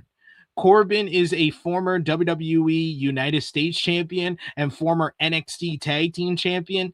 A new report had even more content on the rumors of the possible return of Baron Corbin to WWE. Fightful Select has some additional context on the matter, noting that a return by Corbin has been speculated on eternally for the last couple of weeks. One source in the company noted that it was an out of left field matter that they had heard recently. The report reiterates that a return is not confirmed at this time. He is Bishop Dyer in MLW, and the report states that he is not under an MLW contract, which the takedown on Sports Illustrated has confirmed. This is why Corbin was able to work a dark match on before AEW Dynamite this past January. There's been no word of a potential Dijak return, even though he and Dijak are tag team partners in Major League Wrestling. Sources in WWE indicated that Corbin still has a positive relationship with WWE, and several people said at the time of his release that they wouldn't be surprised if he eventually came back. Fightful Select has followed up and reports that Corbin has finished his obligations with some of the companies that he's been working for on the indies. Among those companies is the MLW, where he is the current MLW World Tag Team Champions with Dijak. The report notes that sources within the industry believe that Corbin, who has been Bishop Dyer on the independent scene, is either signed by WWE or will be soon. WrestleVotes Radio and Fightful Select published a new report noting that sources within WWE now believe that he will be coming back to the company. Those sources called Corbin a favorite in the locker room and spoke in a way indicating that they would like to see him make his return. But Corbin did have kind of a clapback or a denial of these reports and claims in a strongly worded post where he said, "Had to correct my horrible grammar. I accepted 8 shows in Europe. My eye is still swollen from Australia. I also didn't know I was done with some of these companies. Whoever is making my schedule needs to let me know this shit. I thought it was me, but apparently it's not." Kind of making light of the reports that have come out. But what would you think about a Baron Corbin return to WWE in the big 2026? Top Guy JJ. I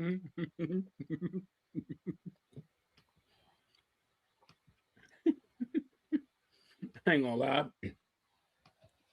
I was watching the Will Ospreay and Shibata match the whole time you was talking about it, so I probably didn't hear like half a word you were saying. But the minute you started talking about Baron Corbin, I just kind of, my ears just went away from the situation. But I'm not gonna give a fuck. I never will give a fuck. He's a fucking bum. He's like, come on. He's like the OG of the bums. Oh, come on. Corbin, big breakfast. Stay in the indies. Corbin got over in any gimmick he was in. All right. Before y'all clickbait me, I'm talking about anything that he's going to end up doing in the WWE. The WWE is going to fuck him up in all the work that he has been doing to relegate him back to the bullshit that he's been fucking subjected to for the years that he's been with the company. And there is no visual proof or evidence that anything other than him being relegated back to a bum is fucking there. They will make him a bum again. They will fuck him up again. Like, do we not have enough proof? Do we not have enough proof of these fucking people coming back and becoming absolute nobodies within a month? I mean, what you're trying to say is they're going to Matt Cardona Baron Corbin. Oh, they're going to worse than Matt Cardona him. Like, he's going to get maybe a return reaction. Maybe. And that's it for him. He's going to be fried by like week 3.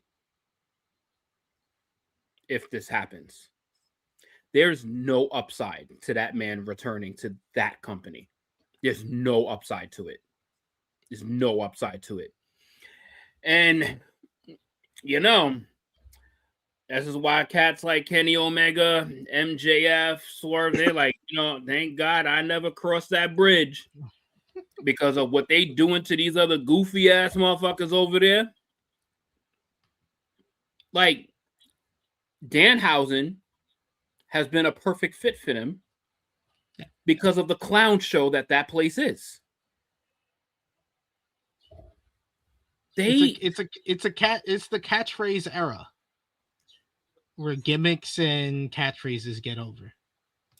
There's no way a Baron Corbin return will work. Mark my. I think that it can work. It can work because WWE is in desperate need of like mid-card to upper mid-card to main event level heels. And I feel like Corbin can fit the build when it comes to that. When it comes to that type of like a fringe main eventer, but a very steady mid-card to upper mid-card heel, he has done that. And no, I'm not saying that he was over as Constable Corbin, but he definitely got heat. He definitely got heat for it. And then WWE ruined that by saying that he was to blame for all the bad stuff on their television. Why are you looking for Why are you looking for WWE to fuck up more people? They've already fucked up an entire roster of people for 3 hours on Friday nights. I'm not looking for it. I'm saying that Corbin makes stuff work. He made a tag team with Apollo Crews work for a short amount of time. They got over with that tag team and then they just disregarded it. He got Braun Breaker over. He helped so much in the progression of Braun Breaker with the Wolf Dogs in NXT. And everybody thought, oh, the Wolf Dogs is working. How about you call them up to the main roster? They called up Braun Breaker and they left his ass alone. And then they brought up Baron Corbin to team up with fucking Apollo Crews because they didn't want to bring up that tag team. He got over the bum ass Corbin. Bum ass Corbin was his best character work, and that only lasted for like 2 months because they didn't want to capitalize on that. Happy Corbin was bad. I'm not gonna lie, that was pretty bad. They gave him a Money in the Bank, and then they gave him one of the worst Money in the Bank cash-ins. He had been given a shit hand from WWE numerous different times, and he was always but he was always able to find a way out of it and be a steady, reliable person on the roster. I like Baron Corbin. I had the privilege of interviewing him. He's such a great guy. He's so awesome. We were supposed to interview him for like 15 minutes over on In the Weeds, and he stayed for an hour. This dude is got a good head on his shoulders. He's funny. He makes stuff work that wasn't supposed to work, and he has one of the more fascinating careers of this current like modern era of WWE. That I think that he is someone that can make something in WWE work for him. I don't disbelieve the talent. I disbelieve the umbrella we're talking about him going to. No, I get your argument. I'm not arguing against that. I'm arguing for Baron Corbin instead of for WWE. They have the most talent on the planet, bar none. The WWE has the most talent on the planet. And how many of them so fast have they made us not give a fuck about? You're not wrong. Like, dog, like, they have all of these people, and then all of a sudden, they run this fucking little shit show on Monday Night Raw, and then all of a sudden, oh, we don't need LA Knight for a month. Oh, then you know what? We'll bring him back for some backstage segments. Oh, just go talk to people. That's literally what you're going to come back to do. And then what was Baron Corbin gonna? He's gonna go to SmackDown and go in that muddy waters shit show of a fucking 2-3 hour show, whatever it's gonna be, or he's gonna go to Netflix and be on ad breaks. You're not wrong. You're not wrong with what you're saying. I just wish and would love that conversation would have an AEW opposed to WWE in front of it. I would have a little bit more faith, even if he was just like a mid-card TNT level fucking fighter over there. at least he would be involved. I have no faith in what they're doing right now. I have no faith in their fucking foresight, their future, their planning. Like they are not hitting on any cylinders except for maybe the one program that they care about, and everything else is just like layers. Josh, what's your reaction to Baron Corbin potentially coming back to WWE? I mean, this is like no knock to him. It's just more of, you got rid of this guy. You didn't want to renew his contract, and now you bring him back. So I just want to know what changed when it comes to that. Because when he got released, or when they didn't renew his contract, we were kind of advocating for Corbin. We were like, he's a company guy, like he's an advocate for the brand, and they were the hottest at that point. And then you decide not to renew his contract. That's kind of strange. So it kind of just feels weird that now it's like, oh, let's bring him back. After you just released a bunch of people, and now you want to bring back a guy that you saw no value in him, and now you bring him back. So and that aspect is interesting. As far as what he could bring, I mean, there's a few things he could bring. I just don't know anything that's going to reach its peak to certain things. We do know that Baron is really good. Like, he could put another young talent over in any way, fashion, if it's a match or if it's pairing up. He's proven that. Like, he did it with Braun Breaker. He got Braun Breaker like over when they were like the tag team. He was teaching him a lot. There's a lot of Braun. Braun has given Corbin a lot of credit for his career when it comes to certain things and learning the business. And I do agree. Corbin he's a really nice guy, right? I met him once, and he was very respectful. So in that aspect, I'm like, oh, it's cool that he never wanted to leave WWE to begin with. So it's it's his decision. If he wants to go back, he has every right to go back. I think with Baron, you're getting somebody more value. I think maybe like off behind the scenes. I think he's more value in that aspect now, going like the way that he is now. And you kind of see where he was when it comes to in the indies, where there was a guy that we were kind of unsure if he was going to continue his wrestling career, and then he did, and he reinvented himself. Yeah, he reinvented himself, and he was making his bookings. He was, he was kind of like an old school guy if you really think about it, because even when he showed up in AEW, the only reason he had that match in AEW is because somebody canceled. Somebody couldn't make the show. He was backstage, and they're like, "Hey, do you have your gear?" Yeah. And then they're like, "You want to be on TV? You want to go out there and have a match?" He's like, "Yeah, sure." Like, that's old school mentality. Like, that's old school 101. You always bring your gear. So he has that mentality, and I think that if they were to use him right in any fashion, if it's in ring, behind the scenes, I do think it's good. I think it's always good to bring somebody who could lift up the morale backstage, and I think he's that kind of guy. As far as anything significantly, I don't see anything that like significantly happen. Like, I do agree with Top Guy when it comes to that, but I also agree with SP3 that when he's been given opportunities, there are things that he's done well. Like, I liked his Lone Wolf stuff when he was in NXT. My favorite character of his ever. Yeah, like that was probably my favorite version. And then the bum ass Corbin. Like, I thought, like, bum ass Corbin is my favorite. Bum ass Corbin was the most fun. Yeah, that was the most fun. That's one of my favorite questions that I've ever asked a wrestler, is asking Baron Corbin about bum ass Corbin and why it didn't last longer. Because I love that character. Yeah, that shit should have gone, like, man, you should have. That's a character that I felt like they should have gone. Until the wheels fall off. Like, I thought that would have been like great if they would have done that, because I'm like, they had something going, and they were doing skits.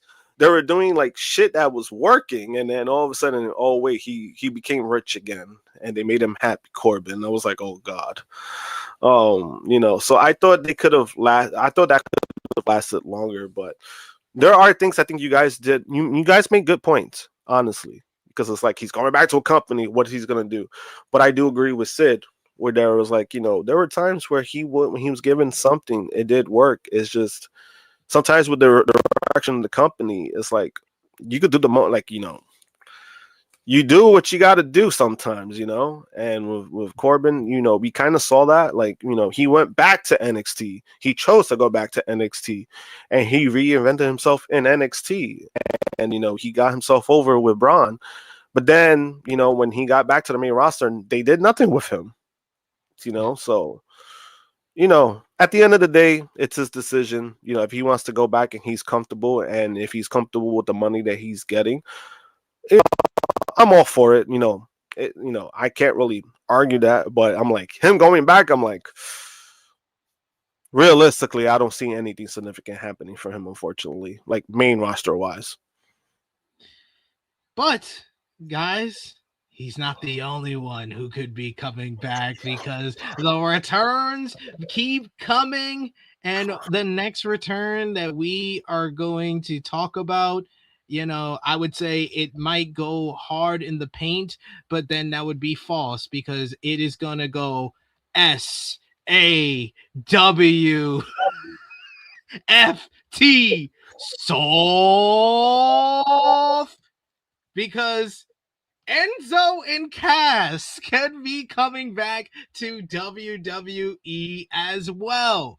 Because WWE, of course, amid a wave of roster cuts as of late, have left its tag team division in tatters. WWE is reportedly looking to rebuild the division, if a new report is to be believed. According to False Finish, the promotion hopes to revive its division from within, while also signing tag teams from other promotions. False Finish wrote, sources indicate to False Finish that WWE is currently in the process of trying to help rebuild the tag team division at this point. A report from F4W Online's Brian Alvarez has slightly conflicting news. Alvarez says that while WWE is looking to reconstitute the tag team division, the sources have said that WWE doesn't really have much interest in outside tag teams currently. Rather, the company is focusing on newly made tag teams such as The Miz and Kit Wilson, while there are some tag teams from NXT that will likely be called up. WWE released a number of tag teams in its post-WrestleMania roster cuts. Among those cuts were the Motor City Machine Guns, the Wyatt Six, and the MFTs, JC Mateo and Tonga Loa. The New Day also chose to leave WWE rather than reconstructing their contracts, and would have resulted in a pay cut. No word on which NXT teams could be called up, nor potential new teams, no tag teams being made. R-Truth and Damian Priest are the current WWE Tag Team Champions on SmackDown, while Logan Paul and Austin Theory hold the World Tag Team Championships on Raw. The tag team division from within, while also looking at the possibility of signing tag teams from other promotions in the near future, seems to be something that is being talked about, because also Self-Made PW said something similar last month in a report from Ebu, who talked about that WWE is looking to spend big money because they realize that the NXT and main roster tag team divisions are currently weak. WWE NXT had a familiar face in attendance at backstage during Tuesday's show. According to a new report by False Finish, according to the latest report, former WWE Cruiserweight Champion Enzo Amore was at the Performance Center on Tuesday ahead of NXT's broadcast on the CW. False Finish reported on X. False Finish has learned that former WWE Cruiserweight Champion Enzo Amore has been at the WWE Performance Center recently and was there yesterday ahead of WWE NXT. Enzo Amore was part of WWE from 2012 to 2018. During his stint in the company, his partnership with Big Cass, aka AEW's Big Bill, became extremely popular among the fans. Amore also captured the Cruiserweight Championship twice during his stint. His stint came to an abrupt end in January 2018 when he was fired from the company following sexual assault allegations. However, the case was eventually closed due to insufficient evidence. Interestingly, Fightful Select reported last week that Big Bill's contract with AEW is coming up and expiring at the end of May or in early June. This sparked speculation about his potential reunion with Amore, who is currently a free agent. Big Bill hasn't competed in ROH or AEW since April 6, 2026, and his last match on AEW television was in February 4th, 2026 episode of Collision. Enzo Amore and Big Cass could potentially be on their way back to WWE in the foreseeable future, according to a new report. WrestleVotes Radio on Fightful Select reports that according to sources, WWE has an interest in reuniting the two within the company. The report notes that the two maintain a good friendship with several WWE producers, including some who worked with them in NXT years ago. False Finish reported that Amore was at the Performance Center, and Self-Made PW also reported that WWE made contact with Amore recently. So, you had your thoughts on Corbin coming back. Now, I was in support of the Corbin coming back. I think I'm even bigger in support of this because this era of WWE saw Jey Uso get a world championship matchup at WrestleMania because of Yeet. LA Knight is among the most popular stars in WWE because, yeah. And the biggest merch mover in WWE currently is a guy whose catchphrase is, "You are cursed." In the catchphrase era of WWE, there ain't a bigger slam dunk signing to me than Enzo Amore and Big Cass, because my name is Enzo Amore, and I'm a certified G and a bona fide stud, and you can't teach that. And this right here is Big Cass, and he's 7 foot tall, and you can't teach that. Bada boom, biggest guys in the room. How you doing? And if you ain't telling that, then you are SAWFT soft. They would be so over and sell so much merch in this era of WWE. They might not get the big pop upon their return. There might not be a lot of current fans that remember their run, but it won't be very long before the fans are chanting along with them and they are a big merch mover. And this is not AEW. This is not New Japan Pro Wrestling. Yeah, you could say, oh, they're a Then the Bell Rings tag team. The bell don't have to ring in WWE. This company is not about in-ring work. This is about getting a catchphrase, selling merch, and getting over. That is what Enzo and Cass would do. I think that this is a bigger slam dunk than Corbin's return for me. JJ, what do you think? No cap. This is WWE perfection if they get this done. This is literally who they are. This is literally who they are. The company of moments. The company of the shit that you can put on your little vignette screens and shit. And crowds are going to eat that shit alive. They don't care about performance, bruh. They don't care. Like, for anybody that thinking that they are bringing these two back, if this is real, thinking that they're going to bring them back for great matches and in-ring work? There's a bridge on the street that I want to sell you over there, just so you know. I'll take Zelle, Apple Pay, I'll take Venmo, and Cash App. This shit ain't for wrestling, dog. This is not for wrestling. This is about creating moments for the people in attendance and for us, like SP and I just did their whole motherfucking catchphrase and have fun with it, because the WWE is all about moments and you can't teach that. Bada boom, realest guys in the room. How you doing? I'm gonna be so happy. I'm sorry. I don't care what everybody says. Anybody can get mad at me. Do I think Enzo Amore is a good person? No, but he is definitely entertaining. Oh, he's entertaining as fuck. He's a dickhead. Absolutely a complete dickhead. But hey, I'm not here to meet him. I'm here to watch him on TV. Mm-hmm. How you doing? Yeah, there we go, Fessy. Cup of haters. Who's the cup of haters? Cup of haters. What do we got over here? What do we got over here? A cup of haters. A cup of haters. Come on, Josh. You know you fuck with it a little Josh. bit. Josh, are you in support of this? Are you a cup of haters?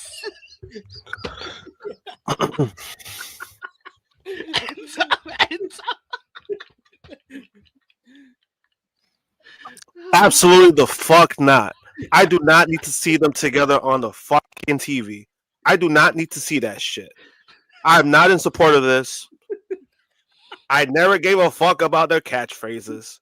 They're fucking bums. I do not care. What do we got over here? Cup of haters. Cup of haters. Cup of haters. Hey, the chat can say whatever they want. The chat can say whatever they want. Y'all could go in that arena, do those catchphrases. They'll just prove that you guys are bigger losers than they are. So, at the end of the day, I win. I still win.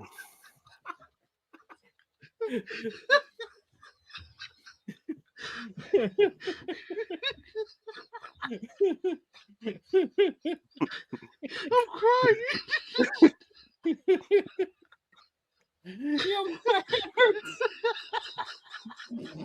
That's crazy, yo. That's crazy. Hey, let's get rid of New Day. Let's get rid of most of the machine guns. Oh, let's fucking replace them with Enzo and Cass. Yeah, that's our solution. Yeah. And I'm gonna now out Fantastic. SAWFT soft. Fantastic, right?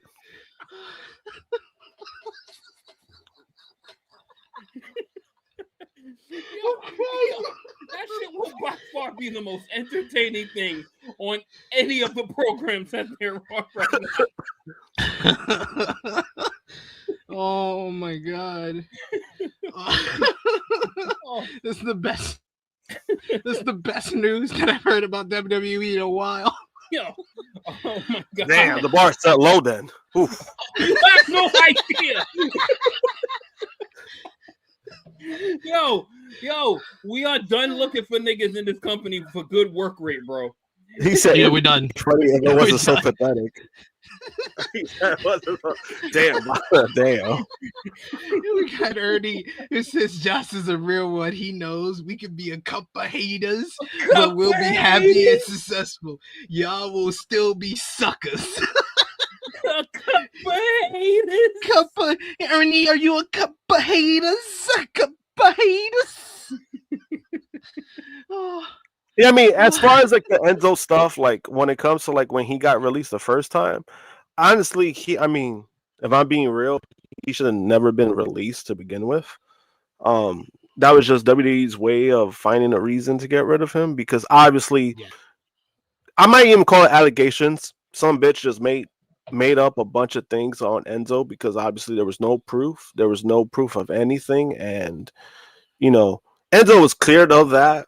But the fact that he was released based off of that was kind of just, that was telling me, something was going on backstage that they wanted to get rid of him. And that's what they did. It's kind of funny. Remember Triple H a couple years ago where he was like, oh yeah, Enzo was making up rumors about his return. He's like, yeah, he could keep doing that because we don't want him back. And then guess what? You're getting him back. Oh man, if you can't see the humor in this news, then I don't know what to tell you because I'm gonna keep laughing. Oh no, believe me, I was laughing when I saw that, and I saw like the reasons and what they were doing, and And then the details, even of the tag team division, or what they said, what they're gonna focus on in the tag team division, I was like, holy boy, like, oh boy, they're not gonna give a fuck even more about this tag team division. Holy shit, they're not. They're not. Yo, like, if their solution to losing the Motor City Machine Guns and the New Day is Enzo and Cass, I love this company. I'm sorry, this company has fully realized that it's a parody. It's a parody of a wrestling company. It's not a real wrestling company. I mean, even if Big Bill goes back, I'll be more happy for Big Bill than Enzo. Enzo, you know, like you said, is he a terrible person? Yeah, but I'm like, I don't think he's that terrible, but he rubs people the wrong way, but I don't think it's nothing major. But Big Bill, you know, for a guy who dealt with what he dealt with at adversity, right? He got released the way that he got released. You know, he had the substance abuse issues. He's been able to get over that, you know, and he was able, you know, and he's been able to be, you know, a company person, right? Like, he's not making shit about himself. He's not doing anything wrong, you know. So for him to go back to where everything started and how he left, it's kind of redemption for him. At least he's able to go back if it's true. So I'll be, you know, on a personal level, at least, you know, it's good for him. Like, I'm happy to see something like that, you know. You know, on a personal level. As far as like what they bring, yeah, you know, they bring the catchphrase, they bring the, you know, the crowd thing. That's gonna benefit them a lot. You know, even some of their matches. I mean, a lot of their matches were like terrible. I thought they had some good matches with FTR, especially during their NXT run. Yeah, and so it's I mean, a cup of haters, not a bunch of haters. A cup of haters. A cup of haters. He's a bunch of haters. For that comment, he got it wrong too. Look, he said bunch of hater. Oh my god. But and for the comment of it's only gonna last a couple weeks. How long has that lasted for? That we still know that we haven't heard it in like 8 years. 2018. We haven't heard it in 8 years, 9 years, and we still know it off the top of our head. Word for word, bar for bar, bar for bar. Stole his fucking flow. Drake. Enzo. Cass. Remember he called that. Remember Soulja Boy called that the biggest comeback of his career while releasing no music, and he got arrested. I hope that don't happen for Enzo. Hopefully not. You see, that catchphrase and little beginning promo is literally as big or the biggest thing pre-match with those two since the New Age Outlaws. Yeah, that was very New Age Outlaws-esque. Ryan Lambert with a super chat donation saying, "Who winning the Dude Ripes Burger King of the Ring?" Corbin's gonna win it again. He's gonna come back and win another King of the Ring, 2-time King of the Ring winner, Dude Ripes style. But if you're asking if Oba's not gonna win and face Roman at SummerSlam, then I could see Braun Breaker winning that to face Roman at SummerSlam. If they want to push a new star through the King of the Ring. But last year the King of the Ring was won by Cody Rhodes. I can definitely see Seth Rollins winning that. Yo, all I'm gonna say, listen, if the WWE is gonna give us a bunch of bullshit matches, I might as well get entertained.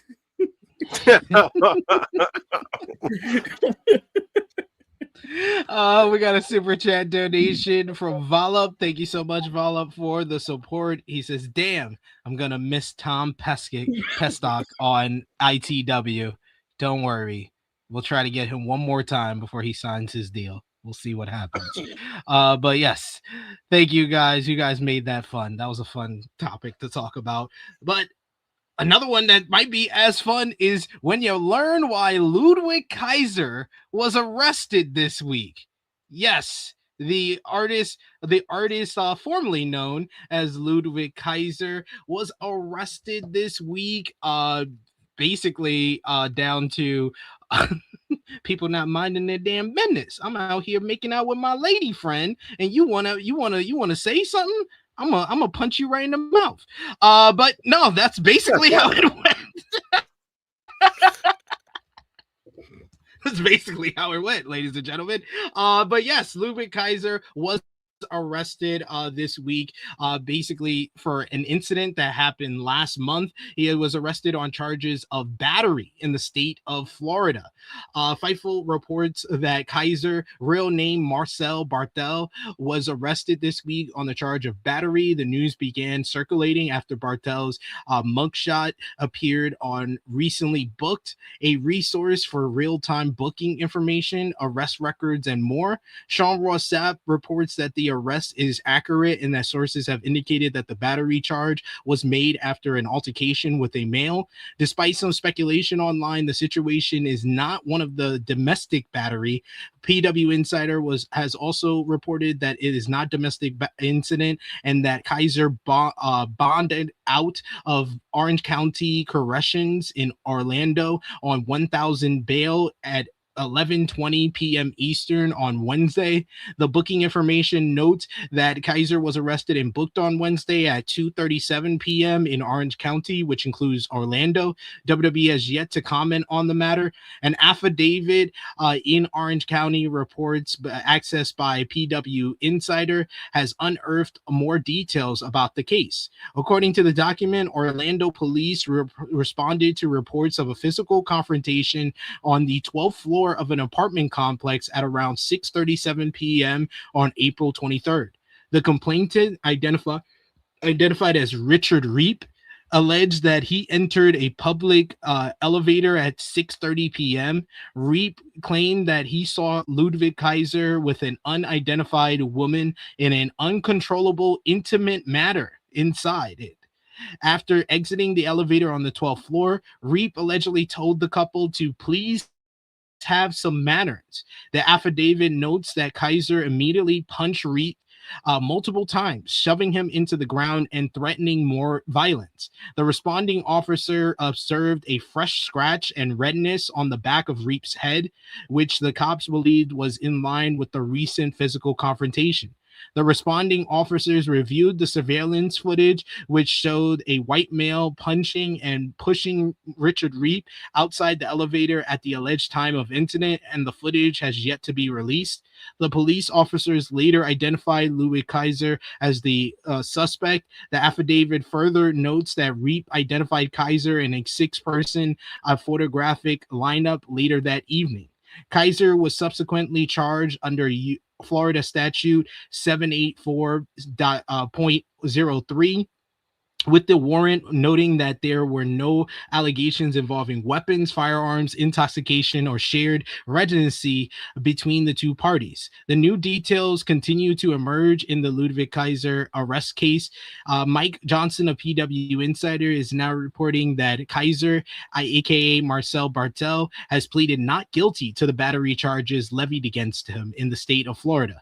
The German wrestler has also waived his right to appear for his first formal court appearance. The Florida court has responded to the motion filed by Ludwig Kaiser on May 21st, 2026. The court records show that the state doesn't have an objection to the motion, that he wants to basically still be allowed and seek permission to allow their client to travel freely.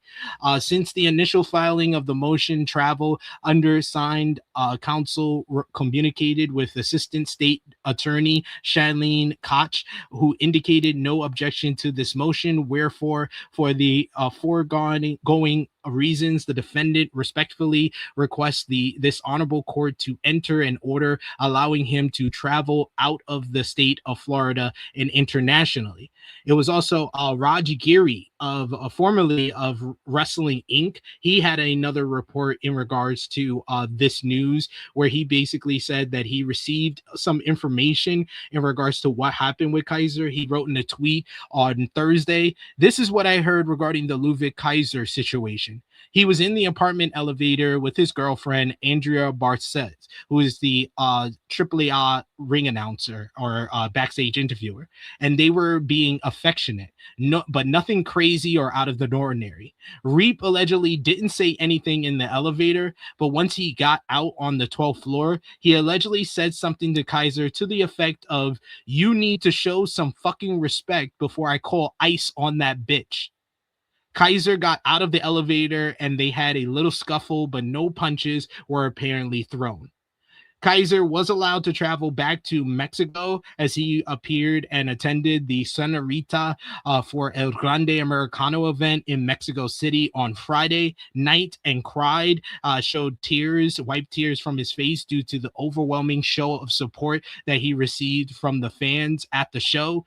You also had Andrea, who was at the event, also said that she is still his number one fan, and it really seems like the wrestling world is behind Ludwig Kaiser in this situation, because this person sounds like an asshole, and I never believed that he just said, "Please have some manners." Why would he punch you and get physical with you if you just said, "Please have some manners"? You had to say some wild, stupid shit to him for him to get riled up to that effect. But what do you think about this whole Ludwig Kaiser arrest situation, Josh?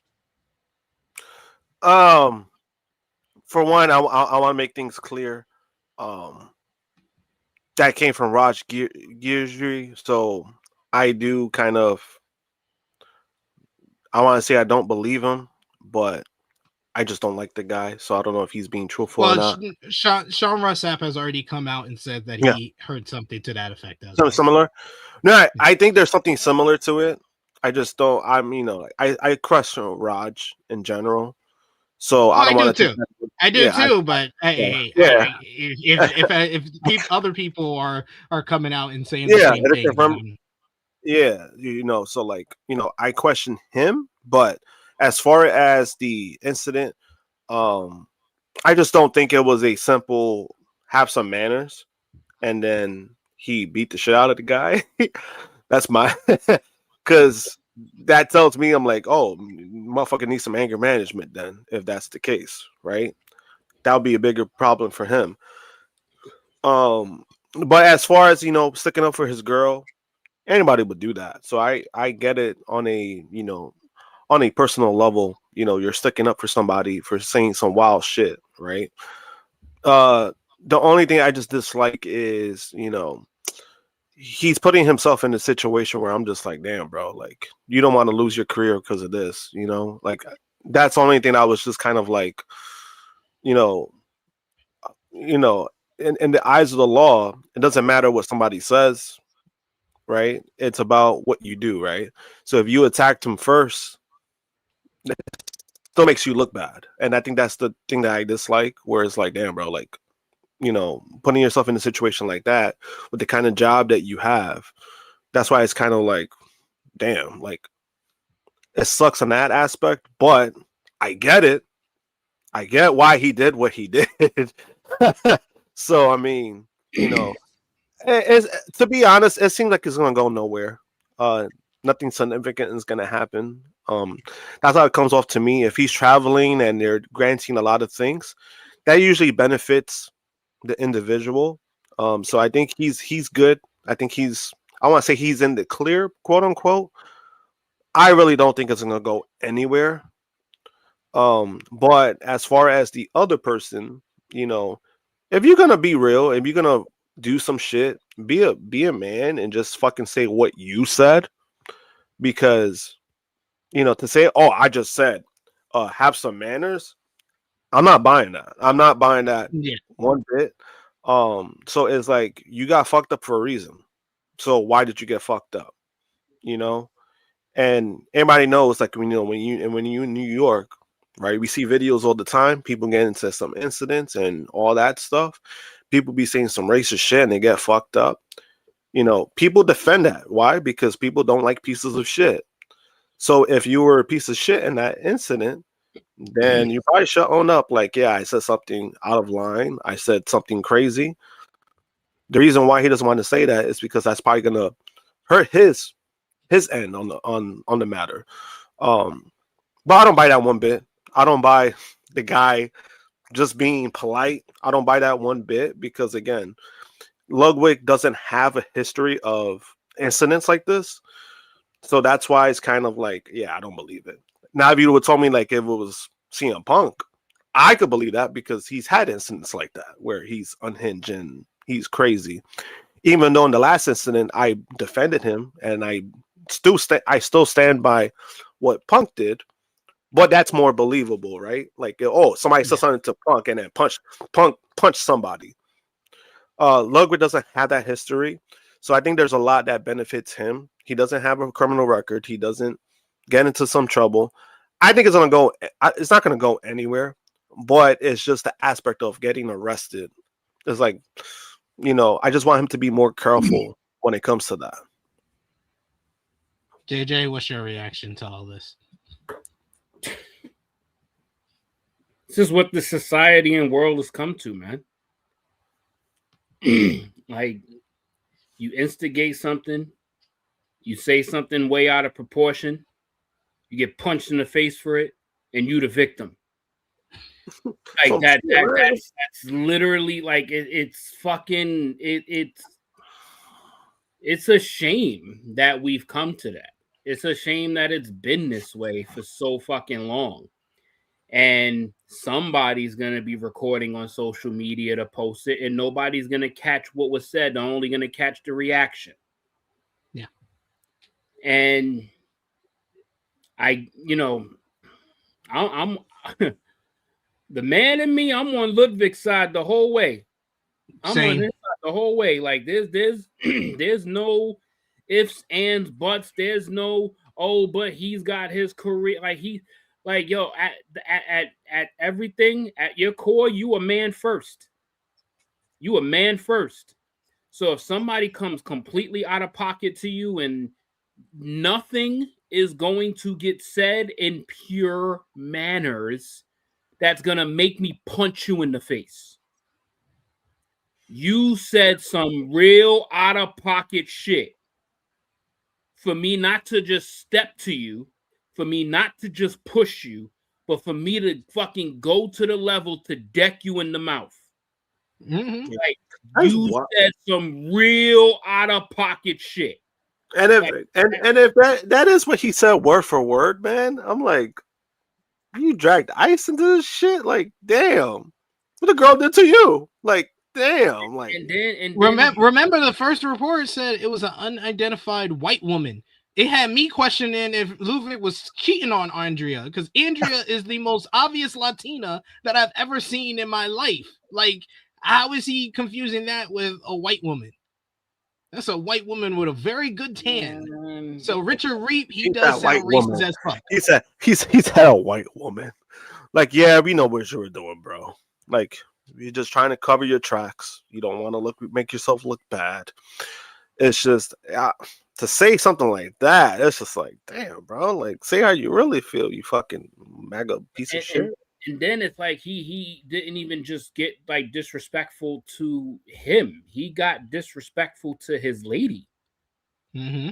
Like, what the fuck? This shit wasn't even him with anything. Yeah, and that's what's crazy. And that's what's crazy about it. Where it's like, damn, bro, like you ain't saying that to him. Like, you said something about his woman. Well, because you probably saw her at the place, and she was probably by herself for a couple minutes, and you thought you was probably gonna approach her and try to talk to her, but realize that she's taken. Now all of a sudden she's all of this, and you gonna say all of this, and your fucking stupid jealous ass anger fucking gets you to say the real shit that is your brain that comes out, the racist shit that's gonna come out of your fucking mouth. Yeah, you know, words that has that kind of fucking vitriol has fucking consequences to it. And in today's society, it's like it doesn't, because, oh, look at me, my lip is busted. He punched me so hard in my face. like I'm bleeding. How did that happen? How did you start bleeding? Like, what did you say or do? Oh, I just said some things I said have some really manners. Things. I just said he needs to have some manners and just have a little respect. Imagine he would have said, like, I just looked at them. Imagine that. Or like, I just looked at him. He punched me. Imagine that. So imagine he just went to them. He's like, oh, I just told him that if he doesn't move out of the side, I'm just gonna call ice on his girl. That's all I said. Like, what? All I said.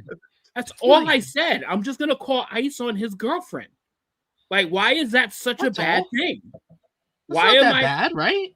Like, all I'm trying to do is call ice and get her removed from the country. It's like, bro, imagine that. Imagine he would have said that like so casually, and then it's like he still thinks he's all victim. It's like, bro, did you just hear what you just in this country? In this country with this president, that is something normal for some people. Which is crazy. Like, to me, like, that's how that it's gone. And then we get a fucking statement on fucking Truth Social. So I support that man. Mm-hmm. You know, like, it's just, you know, at the end of the day, you know, I'm glad Ludwig's okay. You know, I'm glad. Again, I don't think nothing's gonna come out of it. It's just the risk of like putting yourself in a situation like this with the kind of job that you have. You know, that's the only thing personally that I'm like, you know, I never want somebody to lose their job for that. You know what I mean? Especially when he's standing up for something. But it looks like he's gonna be good, and you know, I'm glad for that because he showed up to Mexico City and got that big reaction. You know. He's carrying that company. He's going to be even a bigger baby face in Mexico. He's been carrying that company. When more people hear this story, he's going to be an even bigger national hero in Mexico. Shit. I literally been saying next Saturday is the mask versus mask matchup. He needs to win, unmask Gable, and then he needs to cut the whole El Grande Americano name and become El Grande Mexicano. That's the move. He needs to become El Grande Mexicano. Shit, I wonder do they even have like merch? Like shit, that should make me want to buy merch. Then after that, you gotta strap the rocket to him. You gotta put the AAA Mega Campeon on him. Yeah, I think that's the Triple Mania main event. It's him and Dom. I think that's the move. That's gonna be the move. He's gonna win the title at Triple Mania. Yeah, because whatever's been working has been working. So I'm like, you know, on that level, you know, I'm glad. I'm glad like nothing big is gonna come out of it for him. You know, he's probably gonna oh yeah, you know, you gotta pay a little fine. He'll be fine with that. And then also WWE, even if they would have done something, I would have been pissed because I'm just like, you guys still have the Usos in your roster and you let them travel and you did all that stuff. You put the titles on this man when he got arrested. So I'm like, imagine something would have happened with that. I would have been pissed. That would have pissed me off even more. Yes. And yes, Tiffany Stratton is very MAGA, to answer your question. Oh, very 100%. Very MAGA. And all I got left to just say about that, I'm telling you, if you was my friend and you did something like that and you come back with a busted mouth and I ask you what happened and you don't tell me the truth, you might have your other side busted and I might be arrested too. Because now you got fucked up by a stranger and you got fucked up by a friend. Because you ain't gonna sit here and lie to authorities to get a man arrested and then lie to your so-called friend. You might as well just arrest everybody and just stop having friends. Absolutely. But we got to talk about the rest of the news from WWE. We have an update on Asuka, the multi-time world champion, has finally addressed her WWE status after her seemingly farewell on Monday Night Raw last week. The Empress of Tomorrow, of course, battled Io Sky in a hugely entertaining matchup at Backlash Tampa earlier this month. The legendary wrestler emotionally embraced Io after losing the matchup, and then on subsequent episode of Monday Night Raw, wished her protege goodbye. This led many to wonder whether her career, at least in WWE, was over. Later, Fightful Select reported that Asuka had returned to Japan to deal with personal matter, and her return date was unknown.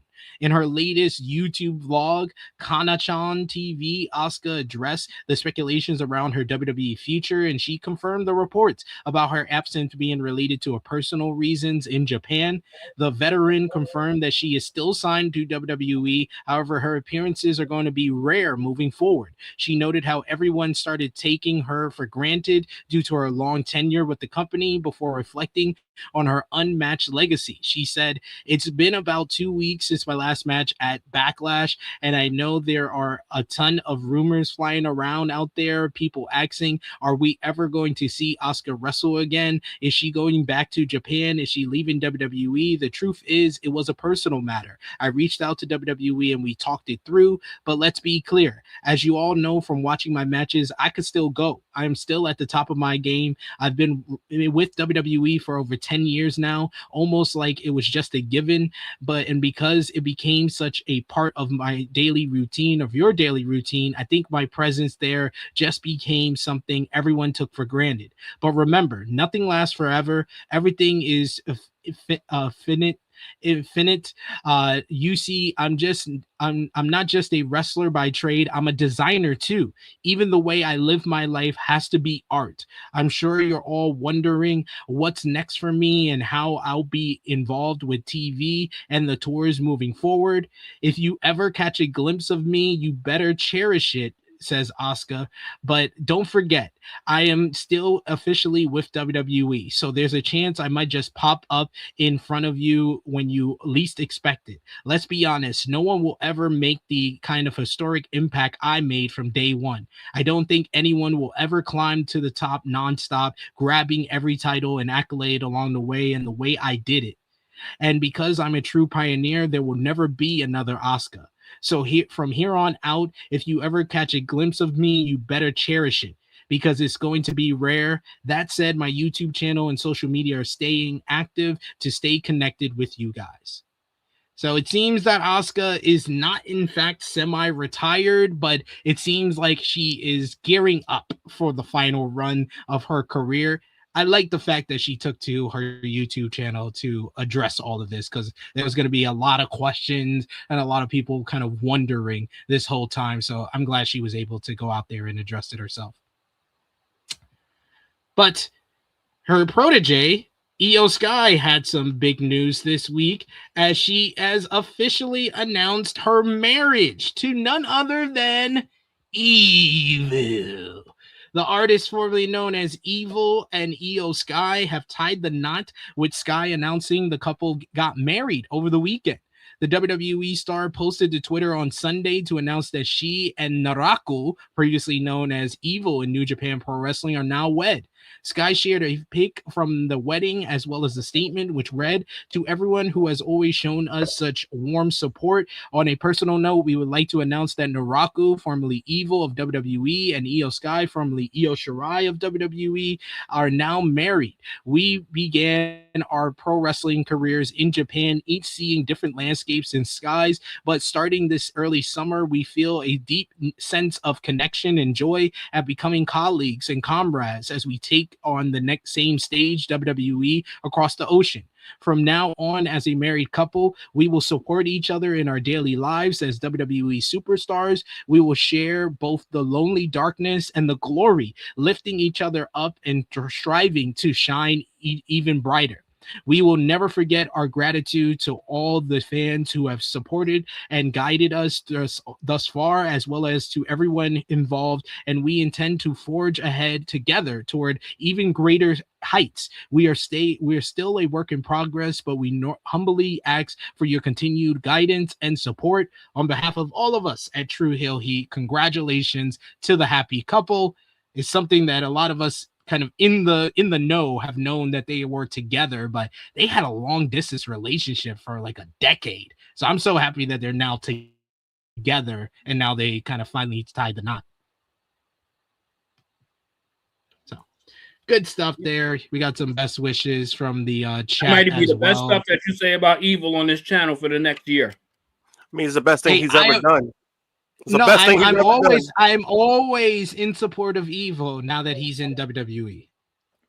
If this was Evil still in New Japan, I probably wouldn't have said anything nice. I would have said I'm happy for Io. But he is not.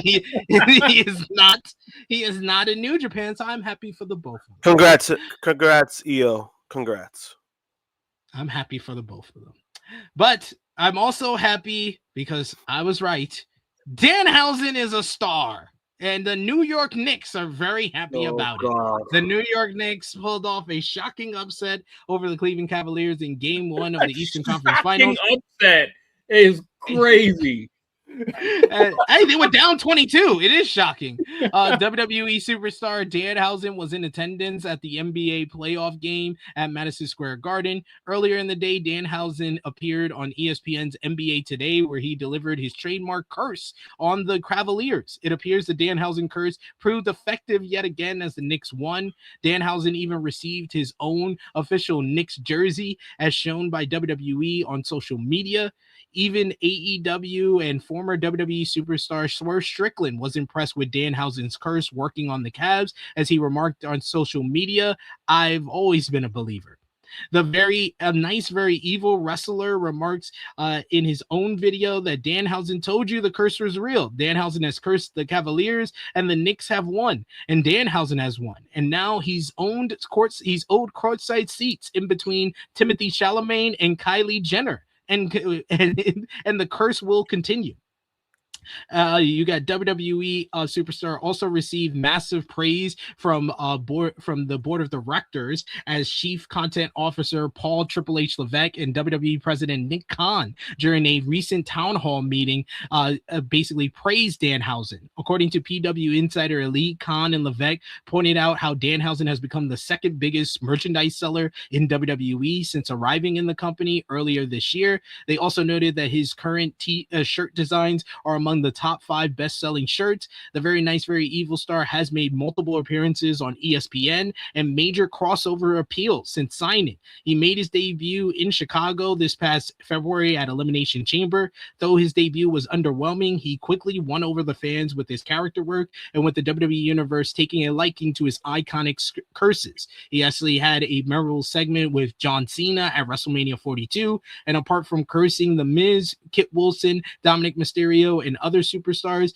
Danhausen has cursed the New York Knicks, then reversed it. He's cursed the Cleveland Cavaliers and Stephen A. Smith. I said it when they signed him, or I said it when the rumor started that he is signed. Danhausen will get over, because this is a different era of WWE. This shit will work, and I'm so glad to be right. I'm happy as hell for him.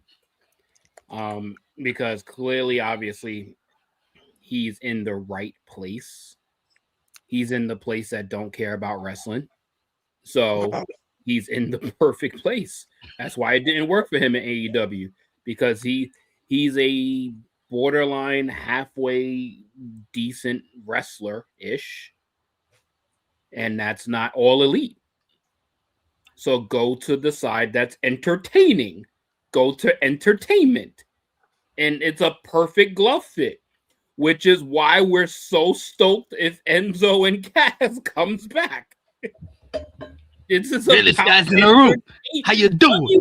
I think people just have to really understand that WWE is not about the quality of the wrestling that you're gonna see. It's about the moments, bruh. It's about the shit that you're gonna get. The best thing on Raw that happened this week was not wrestling.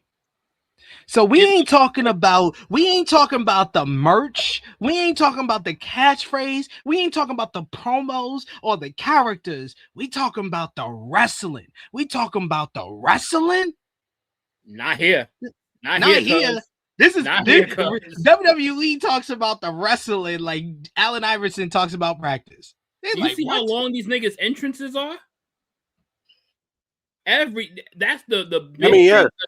entrances are so long that O'Shea gets upset when they're doing ads during the entrances. That's their grand moment. Entrances, moments, and then the bell has to ring, unfortunately. Yeah, I do think WWE a lot, because I do save a lot of money, so I don't have to attend their shows. So I do thank them on that level. There you go. Got to. But it's time for your favorite time of the show, Josh. Talk about the C-level WWE shows, as we're going to talk about WWE NXT. Yeah. They did 517,000 viewers this week. The show featured Cam Hendricks and Mason Rook beating NXT champion Tony D'Angelo and NXT North American champion Miles Bourne in the opener.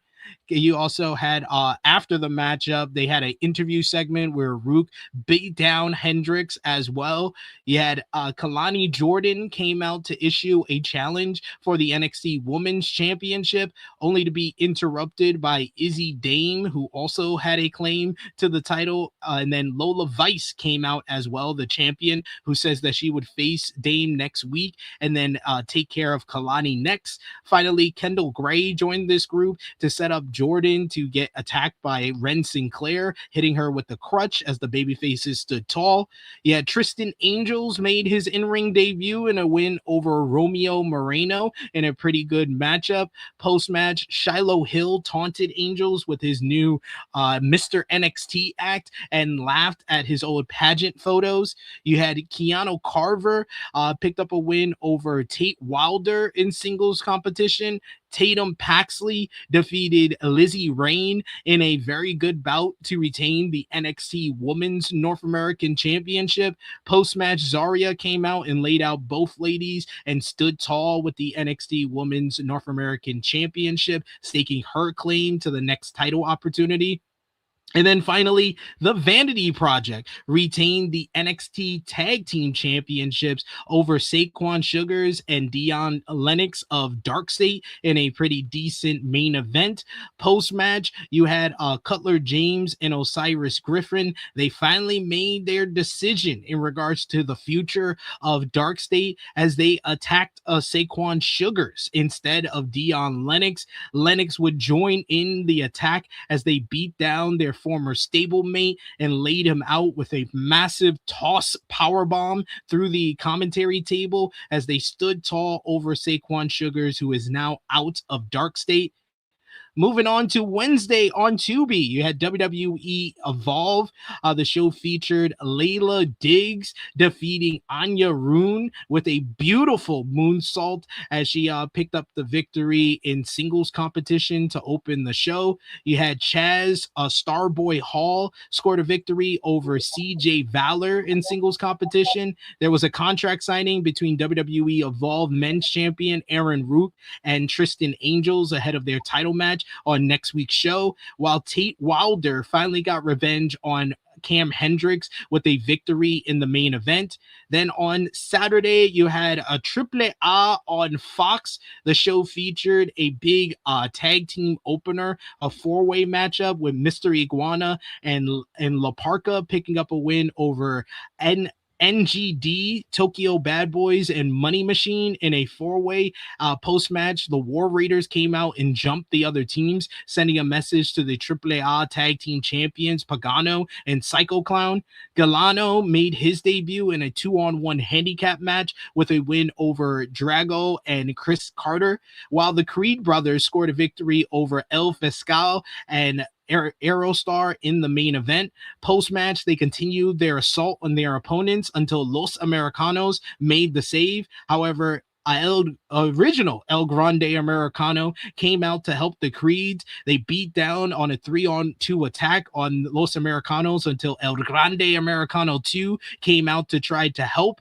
OG El Grande basically taunted the El Grande 2 to basically attack him, so their mass versus mass matchup would be called off until Los Americanos helped him clear the ring.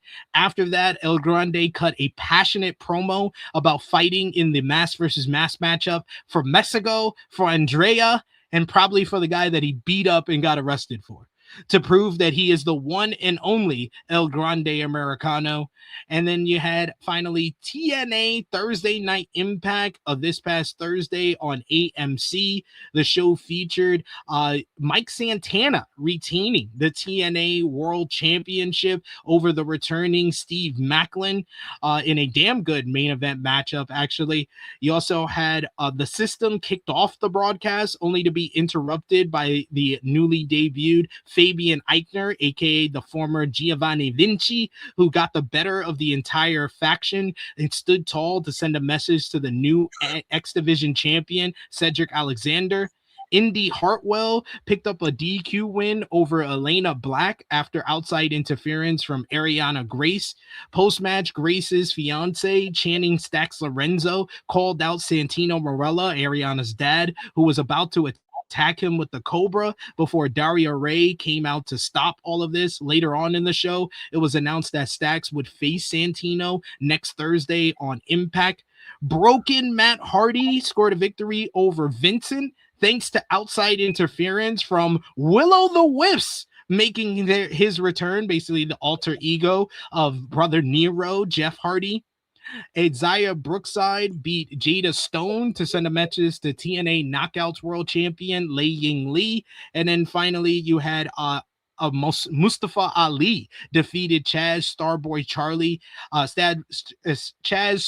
Hall, in a fun matchup to retain the TNA International Championship. And one final news note from the world of NXT and the C-level WWE shows, Hiromu Takahashi is reportedly being discussed eternally as a potential new name that's going to be brought to the to NXT, according to a new report by Fightful Select. The report stated that Takahashi is considered the big rumored one among the current free agents or wrestlers who would soon become available and land on WWE's radar. Takahashi has long been one of the most recognized names in New Japan Pro Wrestling, particularly in the junior heavyweight division.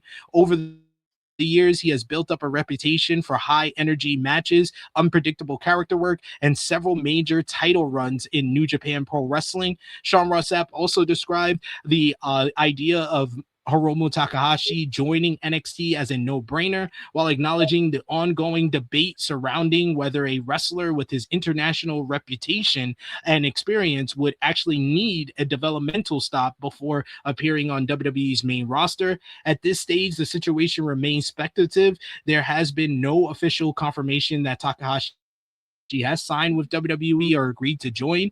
The Fightful report also mentioned Nikki Blackheart as another talent expected to be viewed eternally as a potential addition to NXT. She was confirmed in the recent Performance Center signings, and the possibility of Takahashi appearing in WWE would likely generate significant attention among audience from both WWE and NJPW, given his popularity and in-ring reputation.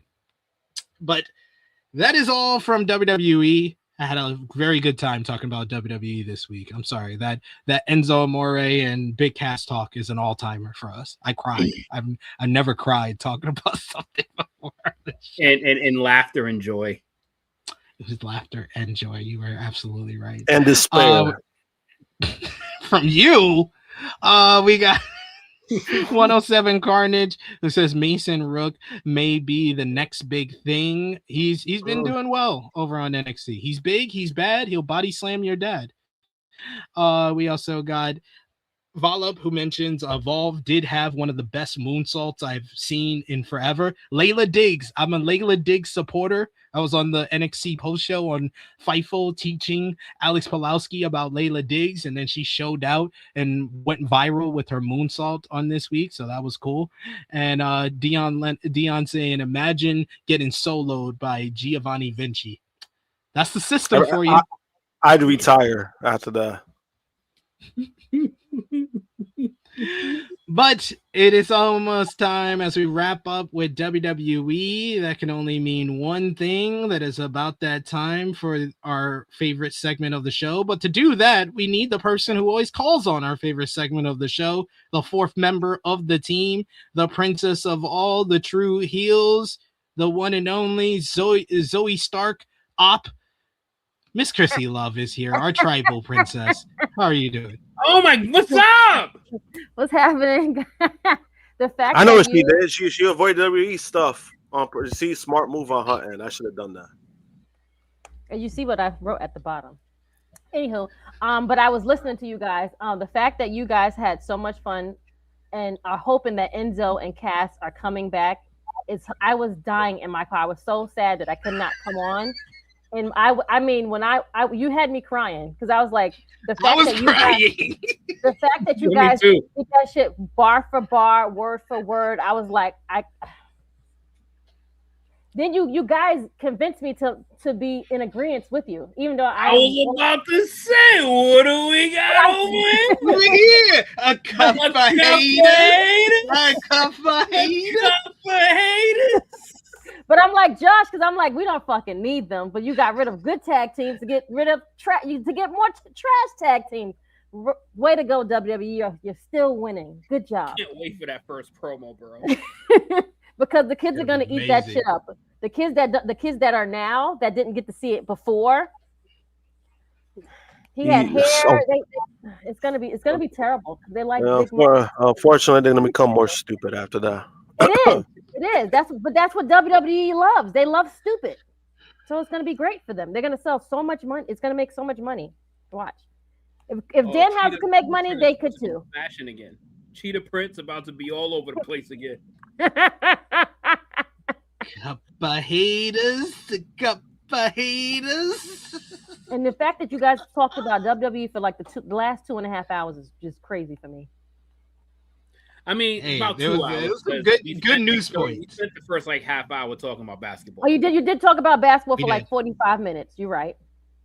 And that the Knicks are lucky to be where they are. Lucky. Don't start. Don't start. Do not That's start. what you guys said. I'm just summing it up. No. Don't do that. Don't do that. Don't do that. I'm only just saying what you guys did. I'm just giving you a whole synopsis of what I've heard. No, don't say lucky. I got on this. Okay. What happened, Josh? Tell me. You a Knicks fan? What do you think? You're the one that said, "Hey, you wanted the same shirt that I'm wearing right now." That's what you said. I like the shirt. I didn't say I was a fan. I just like the shirt. Oh no! Don't do that. Don't do that. I got the receipts now, friend. Don't do that. No, you definitely a Knicks fan. You just don't want to say it. You don't want to say it. You don't want to say it out loud just in case they lose. West Side Story. That's where it's from. Hello. Yeah. No, it's not. It's from the Warriors. It's the Warriors. It's the Warriors. You see, you didn't even know the movie. Potato, whatever. Oh, you see. First you disrespecting the Knicks. Now you're disrespecting the Warriors. Okay, fine. What's gonna be next? You gonna disrespect Darby next? No, absolutely not. Oh, what we got over here? A cup of haters. A cup of haters. All that hate in y'all blood is coming out while me and JJ, we just good. Because we don't got no hate in our blood. Over there. How you doing? How you doing? So now everyone's going to be mad at me. I said the guys in the room. Yo, what's going on right now? I love that everyone is rallying for the Knicks. What is going on? The Spurs. One of the two people that can win is the Spurs or No, I think it's gonna be OKC. It's gonna be OKC. You think so? Yeah. The team is they're too deep, and they know what they're doing. They're the deepest team in NBA history, not just in the NBA right now. They're the deepest team in NBA history. Yeah. Huh? They're the reigning champs. And then don't they still got like 15 like draft picks too? Still, like they got like 15, 20, like yeah. About 14 first round picks and 16 second round draft picks over the next 7 years. Oh wow! Damn. Nah, but the OKC has been killing it. So I mean, I can't be mad at them. Like that's gonna be a real series. That's the one that's like saying, yo, both these teams is gonna probably go to a game 7. What, the Spurs and the Thunder? Yeah. I think they will go. Because if you meant the Thunder and the Knicks, I don't see it going. No. I said the Spurs and OKC are going to game 7. This one that the Knicks and the Cavs is doing right now, I don't know, man. I think the Knicks are going to sweep them. You think so? I think they're going to win like one game, at least one game. To be honest, no, because to be honest, once you lose the way that you lose in game 1, that's a soul streak. Yeah. They did come back. They snatched your soul after that. Yeah, they set the tone. After that, it don't matter. After that, it's like I think it happened to the Knicks last year. Remember, they blew it. Remember, they blew that first game against Indiana, and they and they never Indiana recovered. didn't look back. Yeah, that's true. You're right. And they was like, they're not gonna get that. They're not doing that this year. And props to them. We're gonna snatch the souls of the Spurs tomorrow, and the next 7 energy talk will go out the window. Okay. We'll see. We'll see if we'll see if the Thunder can get the 3-1, but we'll see tonight about the Knicks and the Cavs. But it is time for your favorite time of the show, Miss Krssi Luv. What time is it? Yes, you made it just in time. Absolutely. Since it is Double or Nothing weekend, we're gonna do some King of the Hill of Double or Nothing matches. We're gonna celebrate it's the 7th anniversary of the first Double or Nothing with this weekend show. So we have 6 events to go through. We're not gonna name every single match, but we're gonna name the best of the best, and we're gonna determine what is the King of the Hill, the best Double or Nothing matchup in the company's history. We will start off going back to the first Double or Nothing, 2019 Double or Nothing, and we got Cody Rhodes and Dustin Rhodes in that bloody, memorable matchup that they had up against 2020 Double or Nothing, the first ever Stadium Stampede of the Inner Circle versus the Elite. Josh, what you going with? You see, this one is pretty tough for me because for the Cody and Dustin match, I was there in person for that. And when I tell you that the match not only was great, there was people crying in the stand. There was people crying because of what it meant and what it meant for both of fellas. Like there was legit people, even Wendy a little bit did, because she admitted it to me.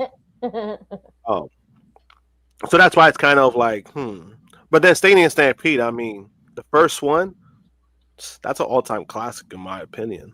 So it's the best cinematic matchup. Hi, so I'll go with the Stadium Stampede just because of how they did it and what it meant during that time because of the pandemic and them entertaining us during that time and what they pulled off. I'm gonna have to go with that. And there was no one there, right? Yep. It was in the stadium it was an empty stadium. We never seen anything like that. So, Krssi, what you going with? Cody and Dustin or the first ever Stadium Stampede? Probably Stadium Stampede. Top guy JJ, what you going with? So it was Stadium Stampede, and you said Cody and Dustin? Yeah. I got damn. That's tough. It's tough. Cody and Dustin was really, really good. Because I didn't have high expectations for that one. They did. Nobody did. It was a 5-star match. They gave it 5 stars. I gotta go with Cody and Dustin. That might have been the most over-delivered match I've ever seen in my life. Yeah, I'm going with Cody and Dustin. I love the first ever Stadium Stampede, but as far as like emotion wise, it's not touching Cody and Dustin. Like Cody and especially the post match where he says, I don't need a tag team partner. I don't even need a friend. I need my brother. Oh, I got chills just saying that line. I need my brother. That was the tearjerker. That was the tearjerker right there. That was the tearjerker. So we got Cody and Dustin, 1 from MCATs. We got Cody and Dustin, that's 2 from Christopher. We got 1 for Stadium Stampede. We need more votes, y'all. We need more votes. So put in the chat. Cody and Dustin or the first ever Stadium Stampede. We got to see who moves on to the next round. So put your numbers in the chat. Yes, I do realize that MCATs reminded me that this is the 8th Double or Nothing. So we have 7 events that we will at least name one matchup from to determine the King of the Hill. But you guys are not putting anybody in the chat? Cody? Okay, we got 1 more for Cody and Dustin. That is 3-1 in the chat. I'll take 1 more vote if anybody wants to. Okay, Cody and Dustin wins. So we got Cody. That's fair. I think MK picked Cody and Dustin as well. MK? Oh, okay. So Cody and Dustin wins. So we'll go Cody and Dustin from Double or Nothing 2019 versus the first ever Anarchy in the Arena. the Jericho Appreciation Society versus the Bowequa Blackpool Combat Club of Moxley, Bryan Danielson, Wheeler Yuta, Eddie Kingston, Santana, and Ortiz. So first ever Anarchy in the Arena versus Cody and Dustin. What you going with, Top Guy JJ? That Anarchy was a fucking bloodbath. It was. It's the one of the greatest Double or Nothing moments of all time. Is Eddie Kingston all bloody like he just came out of a fucking zombie war, and he's got the gasoline, and he goes down. God damn it! Yo, these are motherfucking classics. I gotta stick with Cody and Dustin. Josh, first Anarchy in the Arena or Cody versus Dustin? I'll go with Cody versus Dustin. Krssi? Yeah, Cody versus Dustin. I was gonna go with the Anarchy in the Arena just for the Eddie spot. The Eddie spot is what gets me. Yeah. That's the moment. Dude. That's the moment. That's the moment that tops. I need my brother. But yeah, Cody and Dustin moves on. Then we go Cody and Dustin versus.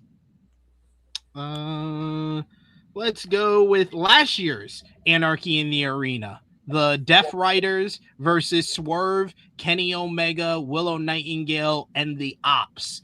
Let the bodies hit the floor. Let the bodies hit the floor. Let the bodies hit the floor. I'm going with Anarchy in the Arena from last year. That's the greatest Anarchy in the Arena in AEW history. Krssi? I would have to agree with you. I don't know how they're going to beat it this year. Yeah. JJ? I'm still going with Cody and Dustin, even though that match was fucking spectacular. I just still think that song in that arena was still uncomfortable for me. But, to each his own. Josh? Anarchy in the Arena. All right. Anarchy in the Arena 2025 versus the Four Pillars battle. MJF, Jack Perry, Darby Allin, and Sammy Guevara from Double or Nothing 2023. Krssi? Four Pillars. JJ? I got to stick with Anarchy in the Arena on this. Josh? Anarchy in the Arena. Yeah, I'm going with Anarchy in the Arena 2025 still. Then we got Anarchy in the Arena 2025 versus Eddie Kingston and Jon Moxley versus the Young Bucks from Double or Nothing 2021. Josh? Ooh, that was a good match too. I'll stick with Anarchy in the Arena. JJ? Yeah, I'm gonna stick with Anarchy in the Arena. Yeah, great match, but yeah, I gotta stick with Anarchy in the Arena. Krssi? Anarchy. Anarchy in the Arena 2025 versus Anarchy in the Arena 2023. The Elite versus the Blackpool Combat Club. Krssi? Last year's Anarchy. JJ?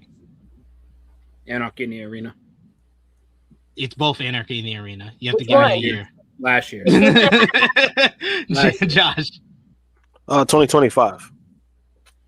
Yeah, I'm going with 2025 as well. Anarchy in the Arena 2025 versus 2021 Kenny Omega versus Orange Cassidy versus Pac. Josh? Ooh. I'm gonna stick with Anarchy. JJ? Anarchy. Krssi? I mean, I was going to say Kenny Omega and Pac and Cassidy. I'll go with Anarchy in the Arena 2025. Anarchy in the That's Arena. gonna win. I don't know. I got two more. It's got two more. Anarchy in the Arena 2025 versus Anarchy in the Arena 2024, The Elite versus Bryan Danielson, FTR, and who was the last one? Darby Allin. Last Krssi. year's. JJ. Last year's. Josh. 2025. And then finally, it's the battle of 2025. Anarchy in the Arena 2025 versus Will Ospreay versus Hangman Adam Page in the Owen Hart Foundation finals. JJ. Done. Page and Ospreay. We're done. We're done here. We're done here. We're done here. I was like, where is this match? I was like, it's over. It's over. That's my pick as well. I'm going Page and Ospreay. I'm going Page and Ospreay. It's across the board, I believe, friend. Like I was like, he's holding this match. He's holding this. You gotta hold one. You gotta hold one for the last round. You gotta hold the big one for the last one. It's over. It's a wrap. It's a wrap. But yeah, that is our winner for the King of the Hill of Double or Nothing matches, Page and Ospreay from last year's Double or Nothing. Start with that. I'm glad you didn't start with that because that shit would have just swept the table. The whole thing, yeah. Well, no, it easily would have swept it because not only just the match, but what it meant for the company. Once they put they went behind Hangman on that, this shit like really turned things around for them. Like I think they're already catching momentum at that point, but then once Hangman won that Owen, it was just like, oh shit, like AEW felt like AEW again. Yeah. Mm-hmm. Yeah, that made like that those two matches, the Anarchy in the Arena and Page and Ospreay, made Double or Nothing, my opinion, the best pay-per-view from last year. It was those two matches, and then there was a bunch of other great matches, but it's really those two matches that prop up that show as it to me is like a top 5 AEW pay-per-view of all time. And that main event really is a top 5 AEW pay-per-view main event because it was one of the most unpredictable to figure out because there were so many people who were behind Ospreay at that time, but you had Hangman trying to get his redemption at the same time. You did not know for sure who was going to win that match. Yeah, and then you find out both guys were selfless because they wanted each other to win. They're like, "No, you win. No, we want you to win. No, you win. No, you win." No, I think you get it, friend. Like, you're the better one. No, like, I think come on. I think it's I your think time. you should do it. No, you've been waiting so long. I just got here, He's like, but it's not in Wembley Stadium. You should have it, Hangman. Wembley Stadium's mine, bro. Yeah. It's mine, bro. It's like it's gonna be in Texas, Cowboy. That makes sense. That makes sense. That makes sense. I think it definitely should be. But yes, that is all for TikTok time this week. Now we got to talk over AEW. We got AEW partner promotions, and of course, we're going to end all with AEW Double or Nothing predictions. But we got to start with last Saturday, AEW Collision. They did 384,000 viewers, which was up from the week prior that did 342,000. The show featured Willow Nightingale beating Red Velvet in a solid bout to retain the TBS championship. More on this matchup in a bit. Conglomeration picked up a win over Shane Taylor Promotions in a pretty fun AEW World Trios title eliminator. Samoa Joe and Anthony Bowens of the Ops scored a victory over the Lethal Twist. Post-match, Joe and Bowens cut promos about the Ops and Will Ospreay ahead of Double or Nothing. You had the Dogs and Mark Davis picked up a win over the Rascals in a very good trios matchup, while the main event was what everybody was talking about coming out of the show as Darby Allin defeated Sammy Guevara in a wild, straight-up banger for the AEW World Championship. Darby Allin once again delivering in a title match, which segued nicely into this week, this past Wednesday, AEW Dynamite and Collision, the go-home show ahead of Double or Nothing, as Darby Allin added a 7th successful title defense ahead of the pay-per-view as he defeated Speedball Mike Bailey in a great match to retain the AEW World Championship yet again. Post-match, you had Kevin the Jet Knight, who cut a promo, very disingenuous babyface promo, I might add, wishing Darby luck and telling him not to let him or the fans down on his title versus hair matchup against MJF before Max attacked Darby from behind and went to give him a haircut after pulling out some clippers from under the ring. But Darby got control of the clippers and ran MJF off, who feared for his life at his future, potentially becoming bald by the end of this weekend in New York City. You also had Ricochet, Mark Davis, and Andrade El Idolo beat the Bucks of Jericho, or is it Y2 Jackson, in a super fun trios opener, thanks to interference from the Dogs. Post-match, you had a brawl that broke out to preview the Stadium Stampede matchup at Double or Nothing as the Hurt Syndicate came out to make the save alongside Jack Perry for the babyfaces. Jon Moxley versus Kyle O'Reilly in an AEW Continental title eliminator went to a 20-minute time limit draw in a technical wrestling clinic to earn O'Reilly a shot at the title. Post-match, O'Reilly challenged Mox to a no time limit matchup at Double or Nothing.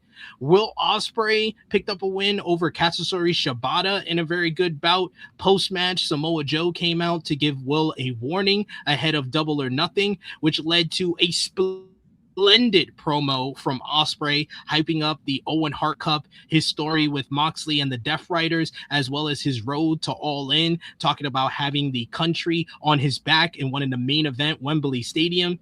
Athena in the Triangle of Madness scored a victory over Thunder Rosa, Mina Shirakawa, and the Brawling Birds in an 8-woman tag matchup. Mark Briscoe defeated Tommaso Ciampa in an absolutely batshit insane anything goes matchup that completely stole the show, with both men bleeding buckets in this one. We had mouse traps, cheese graters, staples, a barbed wire table, and much, much more as Briscoe got revenge on Ciampa after he took him out a couple of months ago. And finally, there was some heartbreak on the show as Willow Nightingale sadly announced that she had suffered a serious shoulder injury that forced her to relinquish the TBS championship and has removed her from the Owen Hart Foundation Women's Tournament, with a superb promo talking about her history in AEW and keeping a smile on her face through it all. Krssi Luv, what did you think about AEW this week with the 3-hour special this past Wednesday for Dynamite and Collision on the road to Double or Nothing? I think it was a great show. I was really, really sad about Willow. It's unfortunate because we had her like taking this all the way to the fucking end. I think somebody's putting it's always something that happens to Willow. Like it's like these last few things, like it's like a monkey wrench in Willow's way. Somebody don't want Willow to be great. I swear, it's something like that, because these last like 2 years, something that's happened to her, right? I feel like something like blocked her from not going really all last the way. year. Wasn't Not that really last year. She re-signed last year. Right. Somebody put a hex on her, which they don't want her to fucking win, basically. Bottom line. But for them, for a Wednesday show for 3 hours and to go against the playoffs and everything, I think they did a solid show. Yeah, they did ratings wise, they did 613,000 for the Dynamite, which was up from the week prior, and Collision did 413. I still think they should do 3 hours of Dynamite, but they do it because automatically people are going to tune out of the third hour. So I understand why they do it. I just think that it would work better as 3 hours of Dynamite. But I agree with you. I think it was much better than the last 3 hour show they did, which I hated. Yeah, I think we hated the last 3 hour show that they did because it was like it did nothing for us and it did nothing for them as well. So we didn't like. But this one we actually like. Mark Briscoe and Ciampa can do no wrong. Like, that was insane. That's insane for a TV match. Right. That should not be on TV. That should have been a pay-per-view. And they gave us that type of match. Darby, yet again, is out here proving why he is champ and defending and beating these guys in different matches. No match has been the same. No match, and this is like week what? Week 5? Yeah. 5 weeks. But then you have the other brand over there, and none of the champions have done anything within 5 weeks. We done with that side, boo. I know. I'm just, I didn't get to talk on that part. Now we get to the good shit. The good stuff of it all is that, this is what we have to go and watch, and this is what gives quality matches, and he's giving us something week by week, and he's doing it twice a week at that. He's on both shows giving banger matches, closing out the shows with crazy ass shit. Who knew you could bring out such a good match in Sammy Guevara? Great stuff. JJ, what did you think about AEW this week? Yeah, when I kind of heard that Darby was defending against Sammy Guevara, I was like, oh boy. But goddamn. Goddamn. Right, that's what I'm saying, right. But sheesh.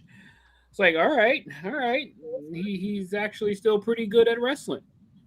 But for Dynamite, golly. So first, I just want to call Cap real quick on Jericho and the Young Bucks. We got receipts, right? I literally have a Y2 Jackson and Bucks of Youth shirt from fucking 7 years ago, sirs. Talking about y'all never tag team before. Fucking liars. In AEW. Yeah. They did say in AEW. They never have tagged in AEW. That was on the Jericho's. I don't care. Y'all tagged you for motherfuckers. Sponsored by AEW. But nah, it was I'm starting to accept Chris Jericho around because he's not killing the show, literally. Yeah. So he's not destroying my feeling for 15 to 20 minutes of Dynamite weekly. So, if you're in these positions and you're out there having fun and you're having some pretty decent matches and still showing that you got signs of life in what you're doing in the ring, I can tolerate that. No more of that learning tree and no more of that other shit. But I'm good with this. Swerve and Bandito is gonna fucking slap. Mm-hmm. It's gonna fucking slap, yo. This card for Double or Nothing, I'm pretty juiced for it, man. This shit is gonna be a good night. But yeah, getting to see a little preview of that, getting Swerve back on TV was nice. I mean, everybody know the fucking highlight of the night and the moment of the show is motherfucking Tommaso and fucking Mark Briscoe, dude. What the fuck was that? What the fuck was that? That shit was literally fucking ECW and GCW style matches on fucking TBS TV. Jesus Christ. This motherfucker literally had fucking paper stapled to the top of his dome.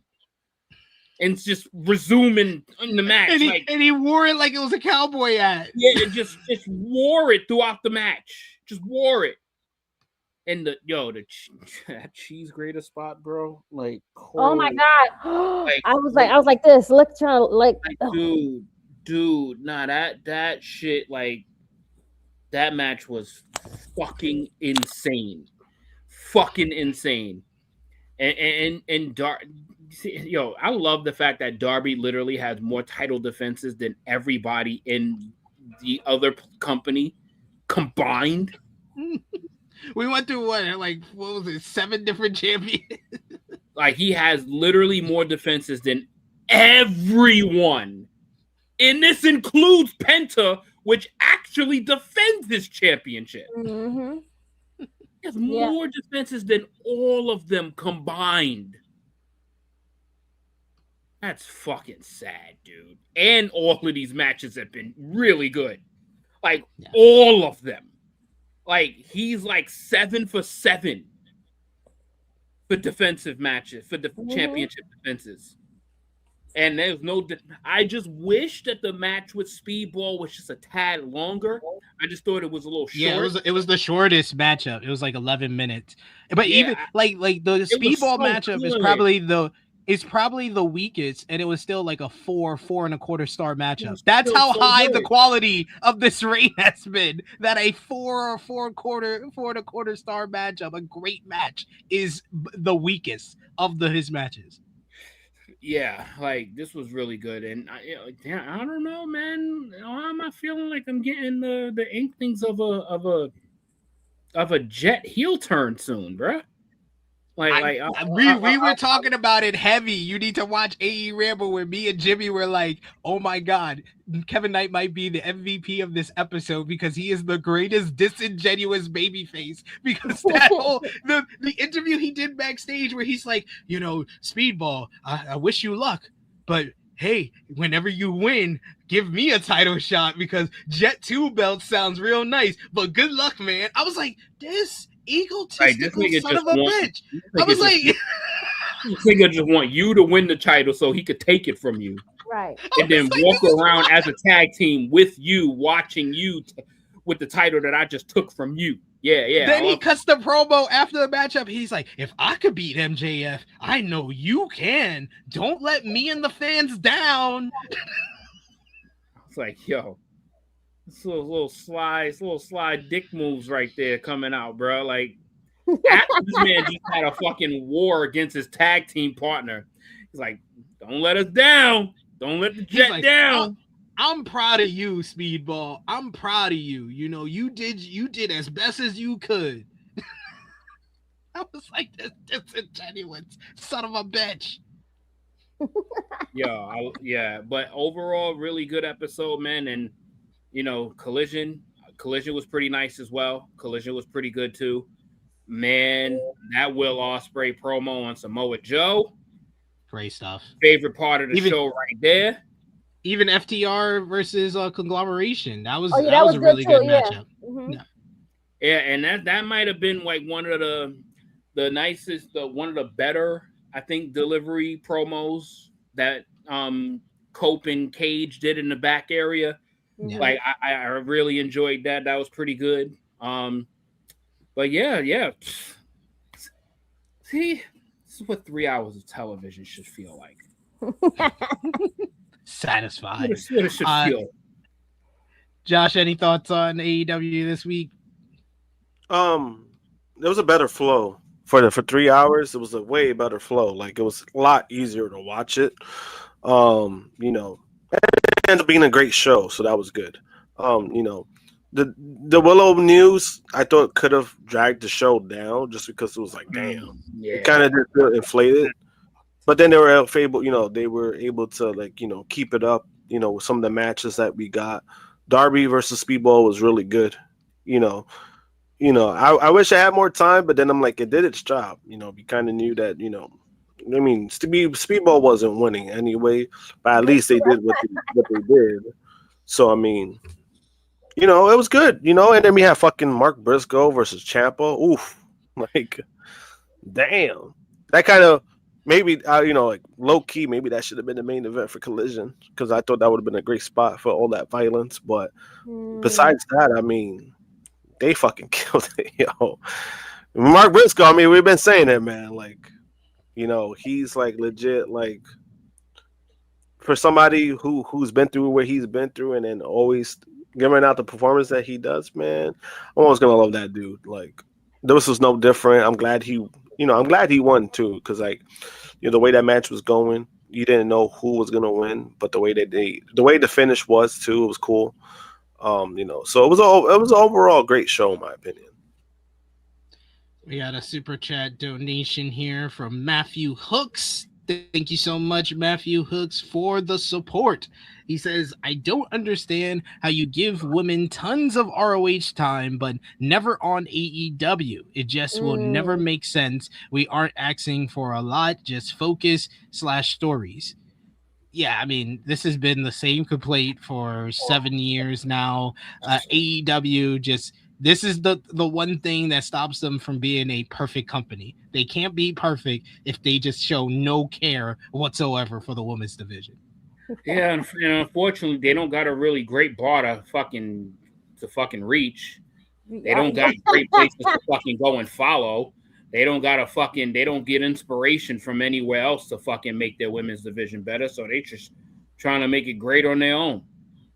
Because you look on the other side, and the other women's division is fucking just as fucking bad.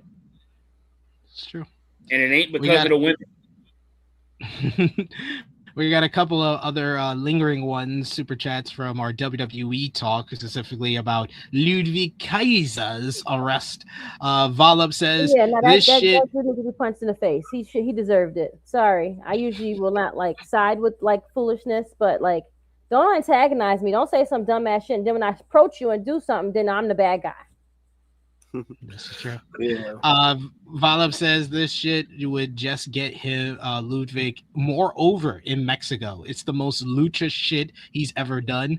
100% true. And we also got Chuck Berries, who sends a super chat donation. Thank you so much for that. He says, would have loved to have been a fly on the wall in that elevator and hear Samantha Irvin give that eloquent introduction of his name while producing such lewd acts. Ludwig Kaiser. That was one of her best calls. That and Chelsea Green. And those are the two best that she's ever done. But we got to talk more about the AEW women's division because, like we said before, one of the big moments on Dynamite this week was unfortunately what went down with Willow Nightingale, and now she is out of the Owen Hart Foundation tournament, which means that there will be a wild card in the Owen Hart Foundation women's tournament this year. Willow will be replaced by the wild card entrant who will face Alex Windsor in the first round. Now at Double or Nothing, it will be Mina Shirakawa versus Athena in the first round to open up the tournament. You got Persephone versus Suzuki. You got Sky Blue versus Saray. Last week, we did our predictions on the tournament, but most of us had Willow Nightingale winning. So we're going to have another chance to do our predictions, but we also got to answer the question, who will the wild card be? So I got a couple of options here for y'all guys to choose from. Will it be Danny Luna, who just left, of course, TNA Wrestling, upstart on the independent scene and someone that a lot of people have wanted to sign with AEW? Will it be one of the competitors in the four-way matchup for the AEW Women's World Championship? The reason why I think that might be the case is because if the wild card was somebody returning or debuting, you would think that would be on the pay-per-view and not put off of the pay-per-view. So it might be someone who loses in the four-way at the pay-per-view. So will it be Jamie Hayter, Chris Statlander, or Hikaru Shida? Will it be someone returning like Rio, the first ever AEW Women's World Champion, or maybe Nyla Rose, the second ever AEW Women's World Champion? Will it be another former AEW Women's World Champion, Dr. Britt Baker, DMD? Damn. Will it be a new signing like a Charlie, aka Dakota Kai, who has been someone that a lot of people from AEW have given the stamp of approval for? Or will it be the most obvious person on this list, Mercedes Moné? Krssi Luv, who do you think will be the wild card? Damn, you had such good picks. I think an obvious choice, I think because she's been gone for so long, for a while now, I think it should be Mercedes. Yeah. I think that's like the most popular pick for sure. We did a poll on AE Ramble, and that was most of the people in the chat. Yeah, most people in the chat figured that one. Josh, what about you? Who do you think the wild card is going to be? Wild card, I do see it being Mercedes, but the thing is that if there's a set plan for Mercedes to come back, then you're gonna have to restructure like whatever storyline you had in place. So I think that could disrupt that. I wouldn't be mad if it's Daniel Luna, to be honest. Something that's on TV, and then I think that would be a nice surprise. It wouldn't, I would go with Daniel Luna, because if it was Mercedes, I think this match would have been tomorrow. Yeah, that makes sense. JJ, who you think is going to be the wild card in the Owen?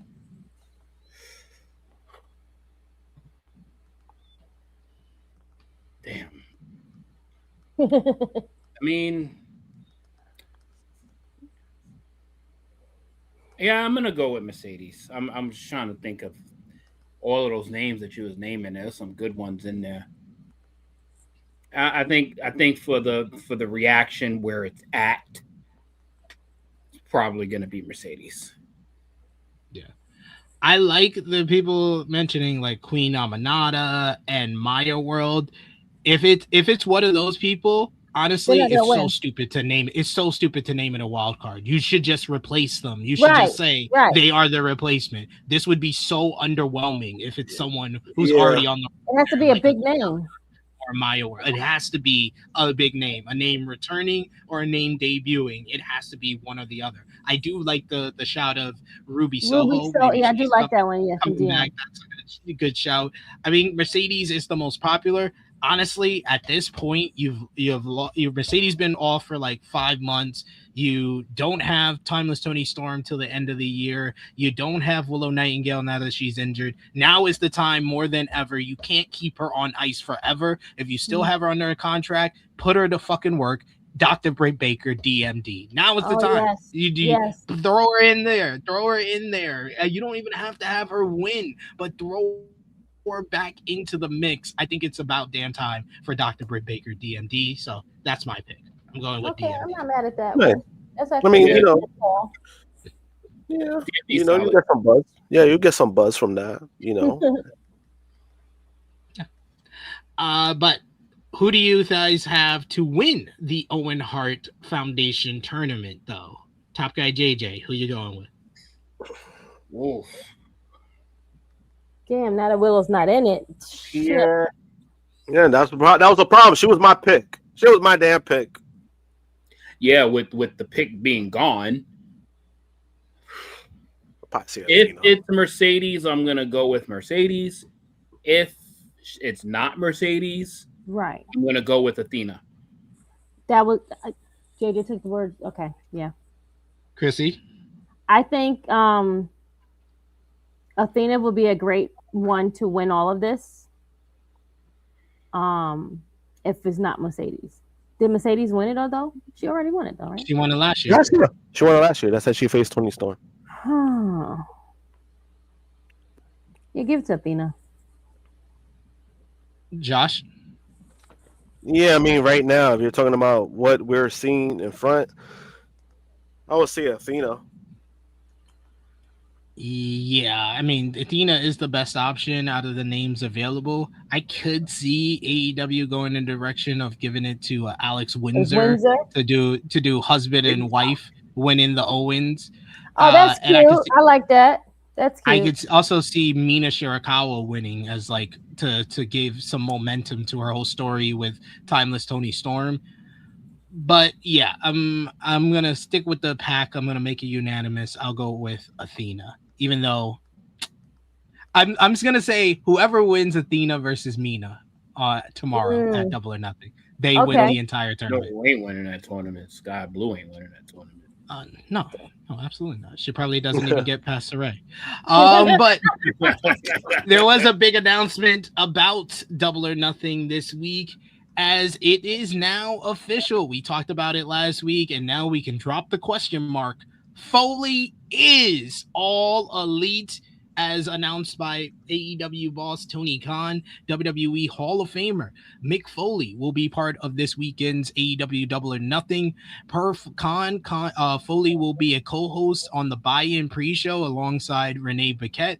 Tony Khan wrote on Mick Foley making his AEW debut. He says before hashtag AEW Double or Nothing, watch the buy-in free before the pay-per-view this Sunday. Your new co-hosts are Renee Paquette and Mick Foley. Foley's coming back to TBS where he ran wild as Cactus Jack. Don't miss his first night in AEW on Sunday. Plus, see you for Wednesday night. Hashtag AEW Dynamite tonight. The buy-in pre-show will be streamed live and free on HBO Max, Prime Video, YouTube, Facebook, and X. The buy-in starts at 7 p.m. Eastern, followed by the main card starting at 8 p.m. Eastern. It was reported last week by the Takedown on Sports Illustrated that AEW was interested in working with Foley once his WWE Legends contract expired. It's currently unknown if Foley's appearance will be part of a new long-term relationship with All Elite Wrestling or a one-off. Foley later commented on the announcement, referring as hashtag All Elite.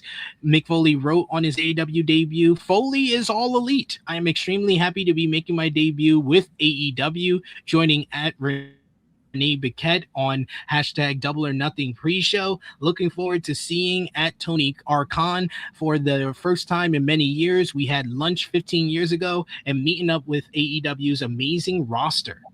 So what do you think? Do you think this is a one-off with Foley in AEW, or what role would you like to see Foley play in AEW in the future? JJ? Just I mean, it's going to be great to see him. It's going to be great to have him there. Just be a mentor. Just be a mentor. No general manager? Somebody, I mean, if he can dibble and dabble and be a manager, that's fine. But he's been through enough. This is true. Like, he's been through enough. Like, we don't need to see what is he, damn near 60? No, I don't want him to be in a match. Like, he could be like Adam Pearce, be in the back. They don't have that thing. If he's gonna have if he's gonna be on screen, like, he could have like backstage segments and, you know, have some words with some people. But for the love of God, just don't get in the ring. That's what, just for the love of God, don't you have given us wrestling fans your heart, your soul, your blood, your bones, your teeth. Like, we're good with you. We want you to just have this long back half of a fruitful life as possible. Yeah, I agree. We'll talk more about Foley on the pre-show when we get to end the show in general, if he will be part of anything else. I see the chat is saying Commissioner Foley is back. Maybe Matthew Hook saying have Foley teach promos with Joe, Eddie, and Shane Taylor. Foley is a great creative mind. I would love to see what he can do with the creative team in AEW as well, but we shall see what happens with Foley in AEW. But we got more news to discuss because MJF was on a media tour this week and he buried Aleister Black. MJF says that Aleister Black was the biggest offender of someone who saw AEW as a stepping stone to get to WWE. The AEW star appeared on Ariel Helwani's show. During the interview, he was talking about the AEW locker room and how morale has improved backstage in the company. During the conversation, he spoke about how AEW is a more positive place because there aren't people who consider AEW just as a stepping stone. When asked who the biggest offender was, he mentioned Black, who was part of AEW as Malachi Black. Black was let go from WWE in the roster cuts last month. He said on AEW's locker room being a positive place right now, he says, "Oh my God, night and day. I attribute that to there's no longer people in the locker room who look at my company as a stepping stone. They look at it as a legitimate company, and we had a lot of guys, I shouldn't say a lot of guys, but we had some guys that came in and they were like, pish, I'm going to show up and be top guy and go back to Vince. Really, motherfucker? You're going to leapfrog me? Good luck, pussy. Not going to happen on my watch." And it didn't, because no one is nearly as good as me. No one's nearly as good as Hangman or Swerve or Kenny or Ospreay and Samoa Joe. The list goes on and on. So I think a lot of guys came into my company. They thought they were going to be able to brother themselves to the top, and it didn't happen because we are the realest of real wrestling. So we no longer have that in the locker room, and it's a breath of fresh air, man. I no longer have to look at anyone in the eye and think to myself, this guy doesn't want to be here. Everyone in my locker room wants to be here. Everyone's ready to fucking rock and roll, and everybody wants to put on the best show possible. People had to get weeded out. Yeah, man. He says, you want me to say a name? The biggest offender. I think it's pretty obvious that's Malachi Black. But I don't know the guy on a personal level. Do I think he's a bad guy? No. Do I think he was a mark for wanting to have his, oh, I need my mania moment? Like, yeah. There were a couple of guys like that, and they got weeded out. They went over there, and some found out the grass isn't greener.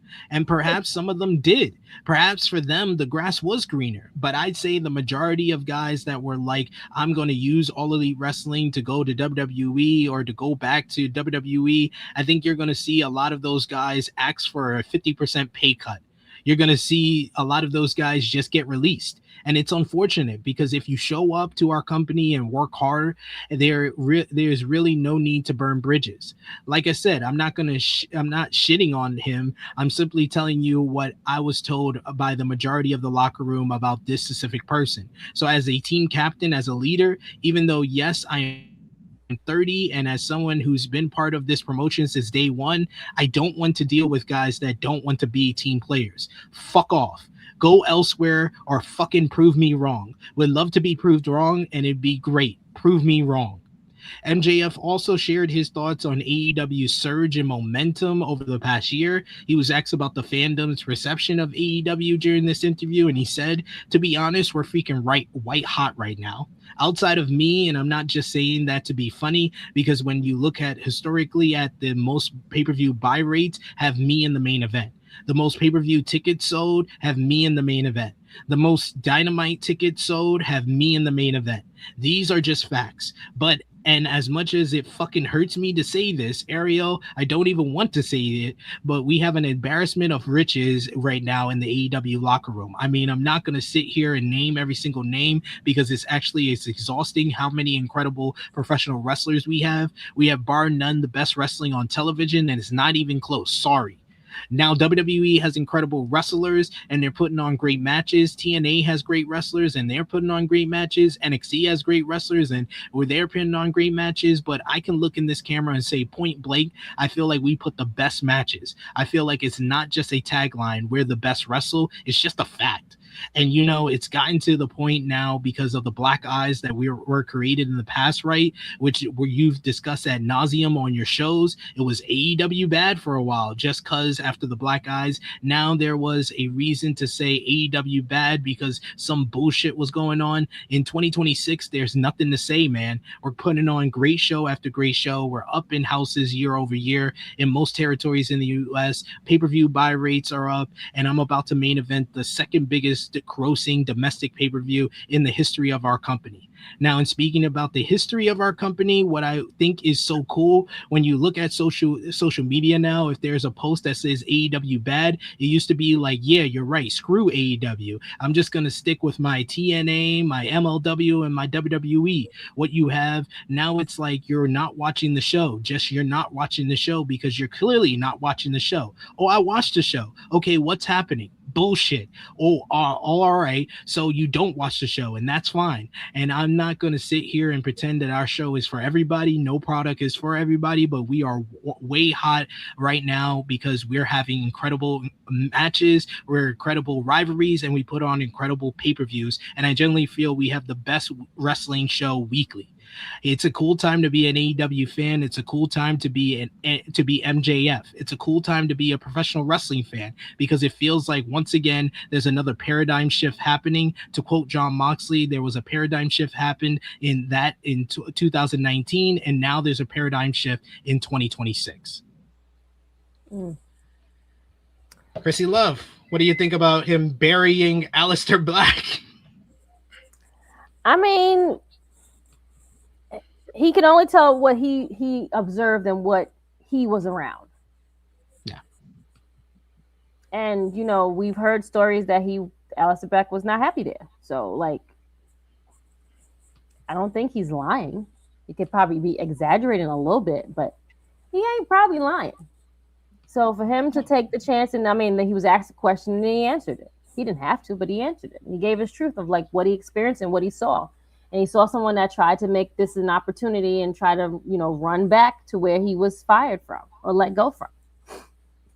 So, I mean, I'm not mad at MJF for telling truths on people, and I like Aleister Black. Just so happens that, he was being an asshole in the background. Yep. And he fucked around and found out. Went back to WWE and then got released less than a year later. I don't know what he thought was going to be, what it's going to be, but, hey. Because he was the worst. Because he was the worst version of Karrion Kross. That's why he was released. Damn, Josh. Tell him how you really feel, Josh. Right. Am I lying though? Nope. They gave him that same exact gimmick, and what happened? He failed. He failed and got released. Tell him when he's telling lies. He's not telling lies. That's for damn sure. But here we are. Now poor Aleister. Not poor Aleister. It's his fault. Anyway. Fuck that. We talk about someone who probably doesn't have the choice to go to AEW. Now we have the person that maybe has a choice to be made later on this year. There have been plenty of rumblings that TNA's Leon Slater could be WWE bound come later in 2026, but it seems that he has some options out here. With his existing contract set to be up very soon, it looks like WWE move isn't as set in stone as many have thought all this time. Per Self-Made Pro, there are plenty of people in AEW who are pushing Tony Khan for them to sign Leon Slater once he becomes available, even if it was previously thought that it was a formality that he'd be heading to WWE. As for WWE, there's no deal in place as of yet between the youngest in charge and the market leader, and there is a chance that this becomes an arms race, quote unquote, of sorts as WWE and AEW battle to get Leon's signature. Of course, Leon Slater has plenty of previous experience with WWE, having made numerous NXT appearances as part of the working relationship with TNA. Not to mention, he was hand-selected by John Cena to be a part of his retirement show for Saturday Night's Main Event last December, where he teamed with Javon Evans in a losing effort against AJ Styles and Dragon Lee. More recently, the 21-year-old Slater lost the TNA X Division title to Cedric Alexander in a 2-out-of-3 falls matchup on last week's Impact. Not only is Leon the youngest X Division champion in company history, that run saw him equal Austin Aries' record as the longest reigning X Division champion, clocking in at an impressive 298 days. For Aries, it was a record that he set from 2011 to 2012, and that saw him historically introduce the option C in the X Division that he could cash in for a TNA world title shot. And for Leon Slater, wherever he lands at the end of his current TNA deal, be that WWE, AEW, or even possibly re-signing with TNA, the future seems very bright for the very talented Brit. So my question to you guys, we'll go to Josh first. Where do you think Leon Slater winds up signing?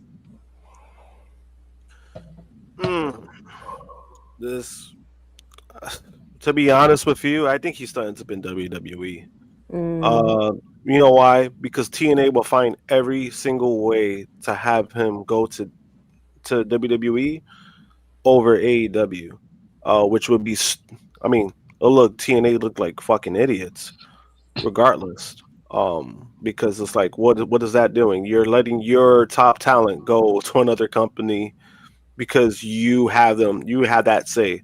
It's fucking weird. If you just want to re-sign him, offer him a contract that would solidify that. With AEW, obviously I think he'd be best suited for AEW. Obviously because of his wrestling, he's young. But then also I just think the kid should play it smart. You have options, weigh your options, see what you could do in free agency. So on his end, I think he should play it smart, but I do think he ends up in WWE only because TNA is probably going to sway him that way. I can see that. What about you, JJ?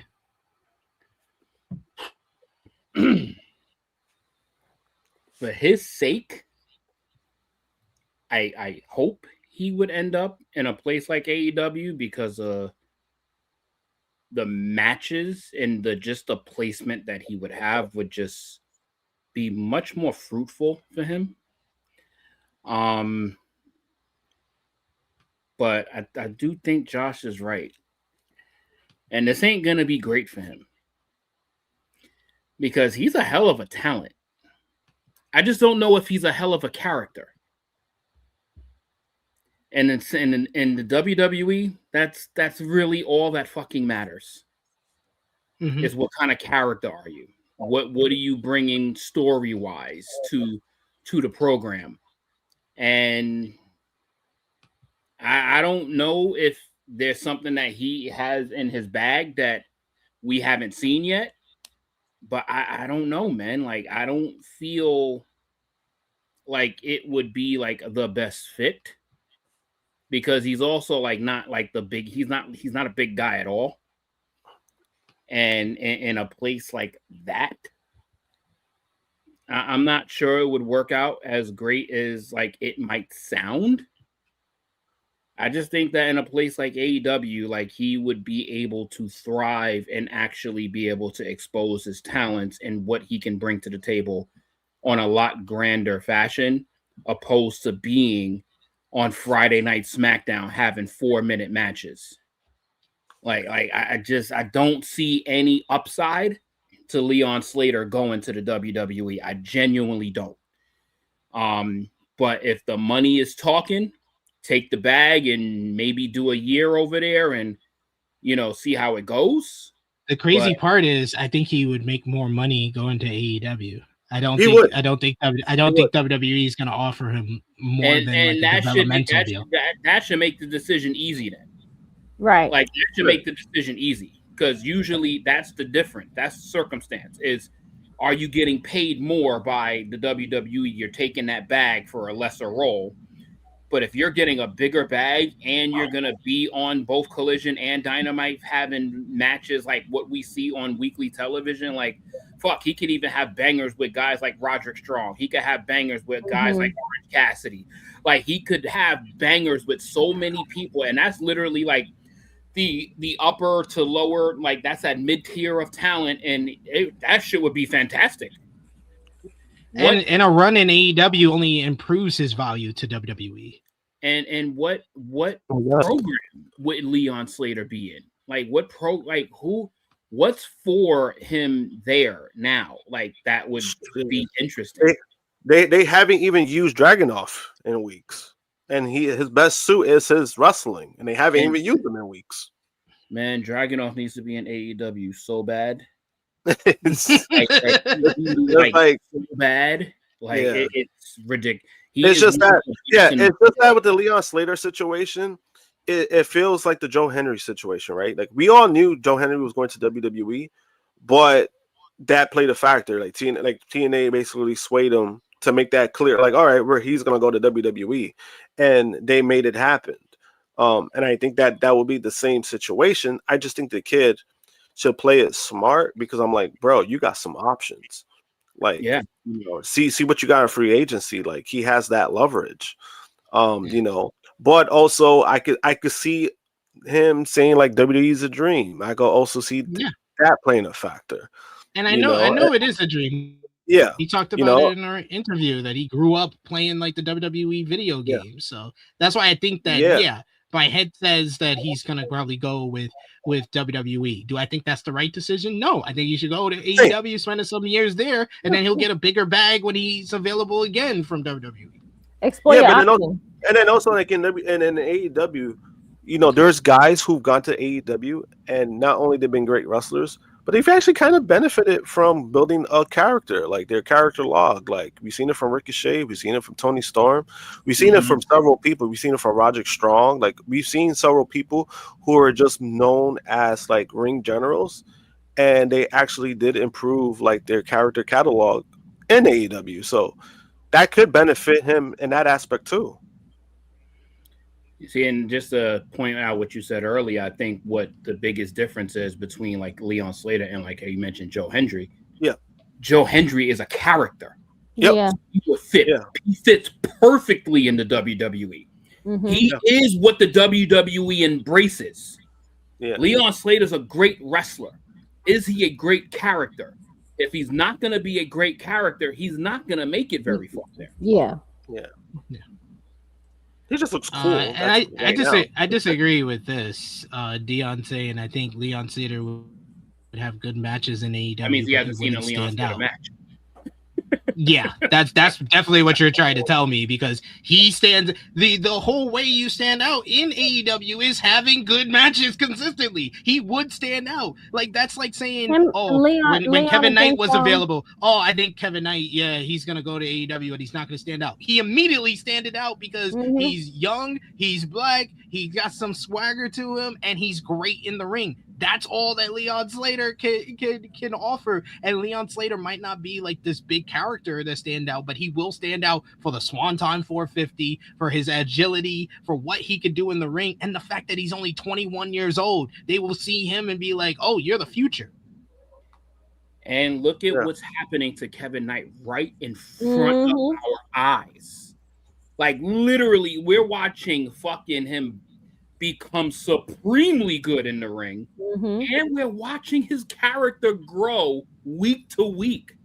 We're watching that. He's another guy. Yeah, like you mentioned, like that's another guy. Like Kevin Knight came in as a guy that you're like, all right, he's a good wrestler.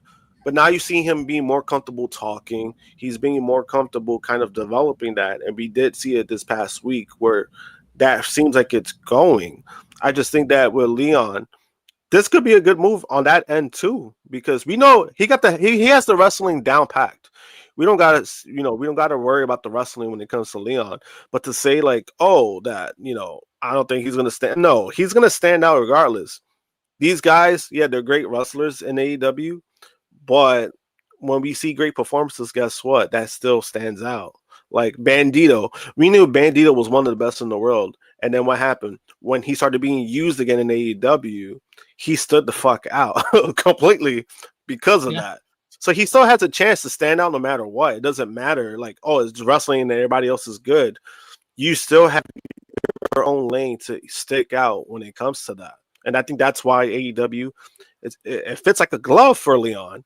I just don't see it happen because of TNA. I do think TNA plays a factor of where he goes.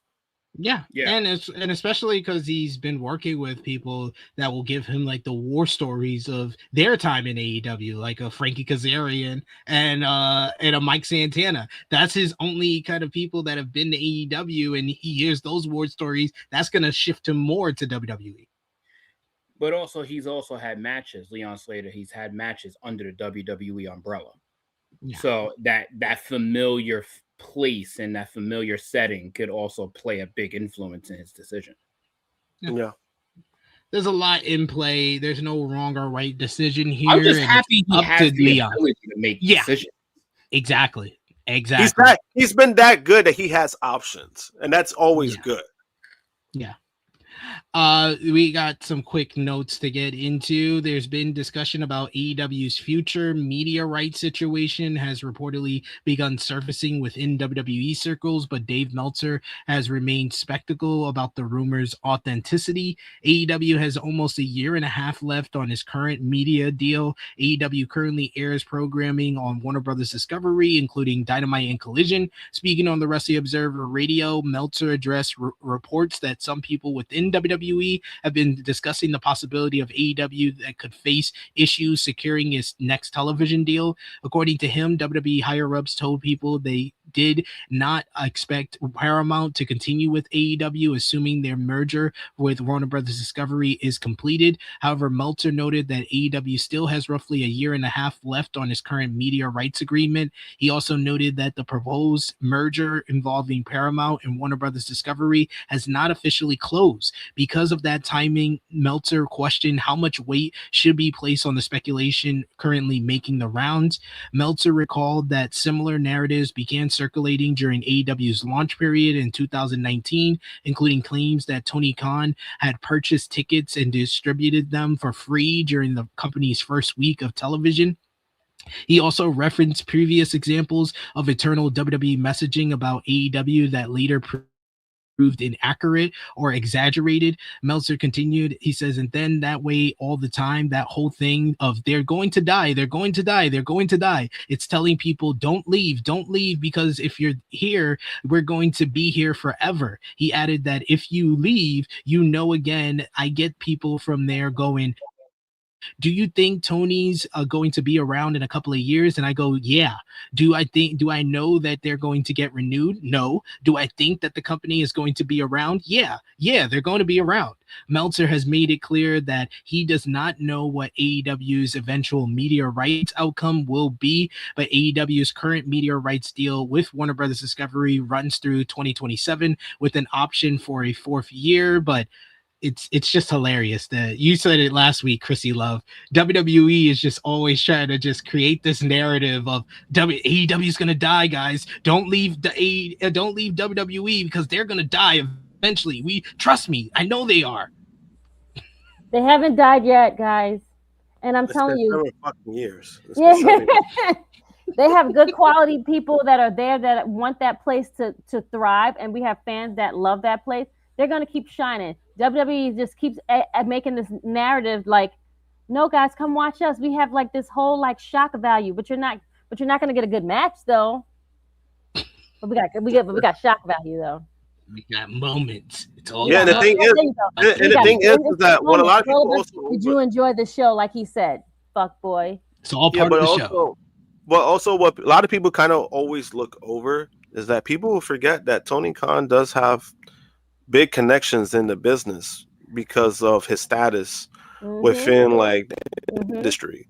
So it's not like so when he says he, like what a lot of people don't know is like he actually does have a relationship with the higher ups in Paramount. So it's like that does help. Like regardless of anything, he does have a relationship with a lot of these people. Why? Because of the NFL, because of the overseas team he has. So he has a lot of connections. So it's not like it's this whole narrative of AEW is gonna die. It's like they said that the first time, and they end up getting $500 million in their TV deal. So it's like, that's been that they're dying, all right, guys. Tony Khan had to address the rumor that started yesterday. He says that AEW didn't pull Mance Warner from last night's AEW show, despite a statement by the latter company. AEW announced that on Friday that Warner had to be pulled from their homecoming show that was set in Illinois. The promotion wrote, Mance Warner will unfortunately not be appearing at AEW Homecoming per AEW's request. We are immediately restructuring the show according and will announce updates as soon as possible. Khan then replied to the post and wrote, that's the first time I heard of this. It's the first time anyone in AEW's office has heard of it. He is welcome to do your show. Mance Warner then took to social media to address being pulled from the event. He says, want to clarify the situation. AEW did not ask me to pull out of the show. He said, my rate was never agreed upon. I sent $400 to the promoter to cover the flight costs. I am sorry to any fans who were looking forward to seeing me at AEW. With transparency, I made a decision to withdraw from the show to avoid any % chance of travel issues or any fuck-ups ruining a big opportunity. I hope y'all can understand. Warner has been appearing on ROH TV in recent weeks. He works the recent ROH taping on Monday of this week in Jacksonville. AEW has not further commented on the matter since Khan's reply to their post, but man, they look dumb as hell with this shit. That was stupid. I think that was their way. I think what happened was that the indie promotion tried to save face to use that as an out, and because what ended up happening was technically their fault. That's what happened. Yeah. So they tried to save face. AEW pulled them. All you really did was create a narrative and people trying to believe it. And then you forced Tony Khan to respond. And then Mace Warner responded. It's like, no, this is what happened. So it's ridiculous. It's fucking ridiculous. Yeah. My AEW also announced on Friday that they are adding indie promotions to the streaming service. One FW's event will now be streaming on the platform. That is a Georgia-based promotion owned by AEW talent and executive QT Marshall. Meanwhile, ROH talent Jack Jameson is one of the producers. Apart from independent talent, One FW features wrestlers from ROH and AEW. Their next event, Summer Stage 2, is on July 17th. And it will feature Paul White, Billy Gunn, Jay Lethal, Harley Cameron, QT Marshall, The Infantry, and The Frat House, and more. AEW this week also announced they are teaming up with the Minnesota Twins to do its first post MLB game show in July, titled Brawl in the Ballpark. This is very akin to Field of Honor that ROH used to do. AEW announced on Tuesday that they are joining forces with the Twins for the event, which will take place on Friday, July 10th at Target Field in Minneapolis, outside of the home grounds for the baseball game. The AEW event will include both AEW and ROH talent and begin shortly after the game between the Twins and the Los Angeles Angels. That game starts at 7:10 p.m. Eastern, and the announcement notes that the ballpark will last almost 75 minutes and take place in a specialized constructed ring inside of Target Field's Gate 34 area. So great news for AEW, and more great news is AEW Double or Nothing is reportedly sold out for this weekend, with a new report saying that the tickets are extremely limited for talent and staff. Fightful Select has news with the sources having indicated that the company informed talent and crew that complimentary tickets are in very short supply.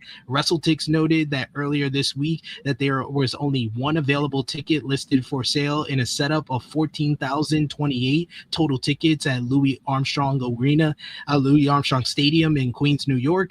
And the show takes place, of course, tomorrow night on pay-per-view. So second biggest live date for Louis Armstrong Stadium in Queens. Louis Armstrong. It's not off the Ash tomorrow, boo. Where the hell is that at? It's literally right next to it. It's right next to Arthur Ashe. Yeah, they're right. Okay, there. I just wanted to make sure I was going in the same direction. Going to literally the same area. Literally the it's literally like it's right there. I've been driving past it like several times. I'm like, well, where the fuck is the building? I only see Arthur Ashe building. Oh no, you can see it's the second biggest live gate for a non-WWE wrestling event after All In Texas. So big historic event. Yeah. And for these fucking people that keeps thinking that AEW is just gonna die, AEW is gonna die because they're wishing for something that's not gonna go away. Look what happened to WCW. The people that ran WCW didn't care about wrestling. That's the problem. That's what it is. They were ready about the moments instead of just being on TV. They weren't worried about giving you wrestling.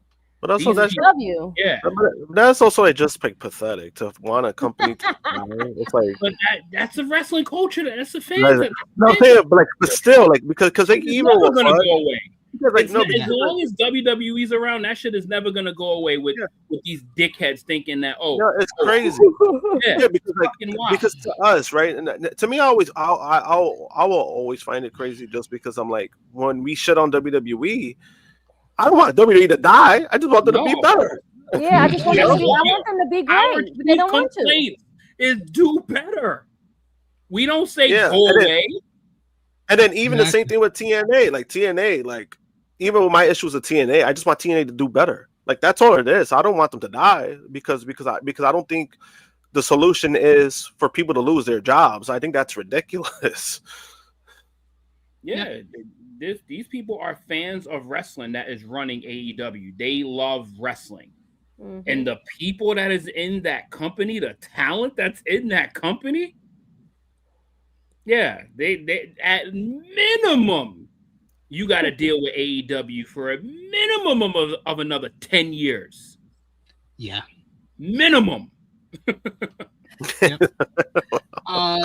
New Japan Pro Wrestling, as we move over to the partner promotions of AEW, you had the Best of Super Juniors tournament continue this week with days 3 through 6. Day 3 was last Sunday. It featured B block action as Robbie Eagles defeated El Desperado in an excellent main event to that show.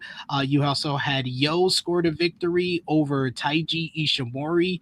Tasuke Sasaki scored a win over Hayo. You also had Sho picked up a win over Kushida.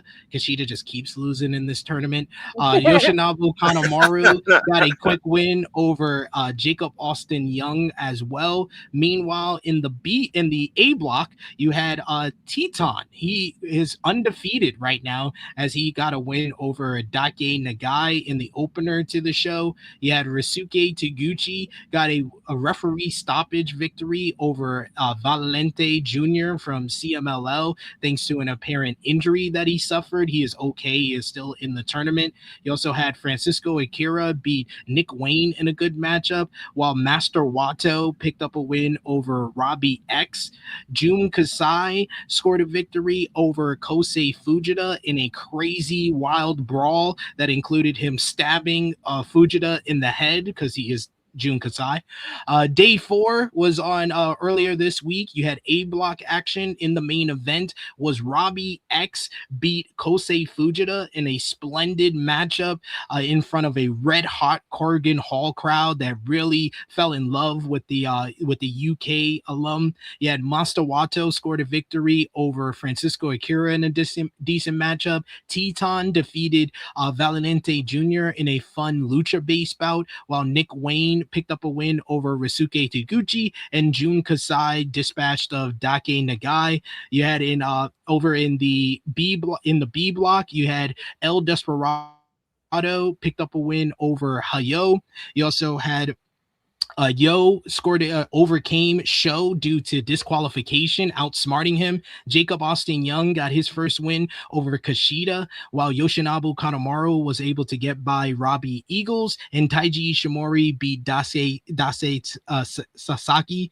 You had day 5, which was just the single block, as you had A block action. You had Nick Wayne picked up a win against Dake Nagai. Teton continued his undefeated streak in the tournament with a victory over Ryusuke Taguchi. Teton is now 5-0 in the tournament. Francisco Akira overcame Valente Jr. Jun Kasai beat Robbie X in another fun brawl from the Deathmatch legend, while Master Wato defeated Kosei Fujita in an absolutely tremendous main event that had to be one of the best matches of the tournament and probably one of the best matches in Master Wato's career. Day 6 featured B block action as Robbie Eagles beat Yo this morning in a very good main event. You had El Desperado scored a victory over Sho, while Taiji Ishimori picked up a win over Yoshinobu Kanemaru. Jacob Austin Young overcame Dase Sasaki, while thanks to some help from Zayn J of United Empire, you had Hyo defeated Kushida in a pretty fun matchup, and you had Valente Jr. upset Jun Kasai in another solid bout in the A block as well. So good stuff from New Japan Pro Wrestling, and their partner promotion Stardom actually made a big announcement this week as they are teaming up with and announcing a strategic alliance between them and MLW. MLW announced via a press release that World Wonder Ring Stardom are joining forces to collaborate with the goal to creating new opportunities for athletes and expand international reach and deliver compelling content to fans worldwide. The announcement noted that the alliance will include exchanges of talent, where Saya Kamatani will appear for the promotion coming up in June, as well as they will be part of the next Global Wars for ROH will be Stardom. So Stardom expanding their reach a little bit more with this strategic partnership with MLW. Then you had ROH TV on Honor Club this week. The show featured AR Fox. He scored a victory over Shane Taylor in a good main event to retain the ROH World Television Championship. You had Action Andretti beat QT Marshall in the opener, while his former tag team partner Blackheart Leo Rush, one of my favorite characters in all of wrestling right now, picked up a win over Aaron Solo in singles action. You had Busta and the Brain continue their momentum with a win over the Premier Athletes, while Deonna Purrazzo beat Janai Kai in an ROH Pure Championship Proving Ground matchup. Mina Shirakawa and Queen Aminata defeated MIT's Billy Starks and Diamante. Post-match, Athena attacked Mina ahead of their big matchup at Double or Nothing. And then finally, we had CMLL, Martis Popularis, and last night's Super Venice show. You had Martis Popularis was on Tuesday from Arena, Mexico. You had Atlantis Jr. and Mascara Dorada beating Don Callis families, Rocky Romero and Volador Jr. in tag team action. Very good matchup that they had to close out that show. And Los Invernals trios matchup, they picked up a win over Star Black, Star Jr. and Shelwa. And then last night, you had the Super Venice show, which had Atlantis Jr. and Villano Jr. winning the Copa Junior VIP 2026 semifinal Cybernetico matchup. You had the Don Callis families, Hechicero, El Clone, and Rocky Romero picking up a win over Barbaro Cavanario and El Sky Team in a super fun trios matchup. But in the main event, they stole the show once again, was Bandito defeating Volador Jr. in a fantastic matchup to retain the ROH World Championship. Definitely go out of your way to watch this one. It will actually be airing on this week's Ring of Honor TV on Honor Club. So if you missed it last night, you got the chance to watch it later this week, coming up on Thursday. So that was the partner promotions for AEW, but it is time for Krssi Luv's other favorite time of the show, best, worst matches and moments of the week. Miss Krssi Luv, start us off. What was your best and worst from this past week?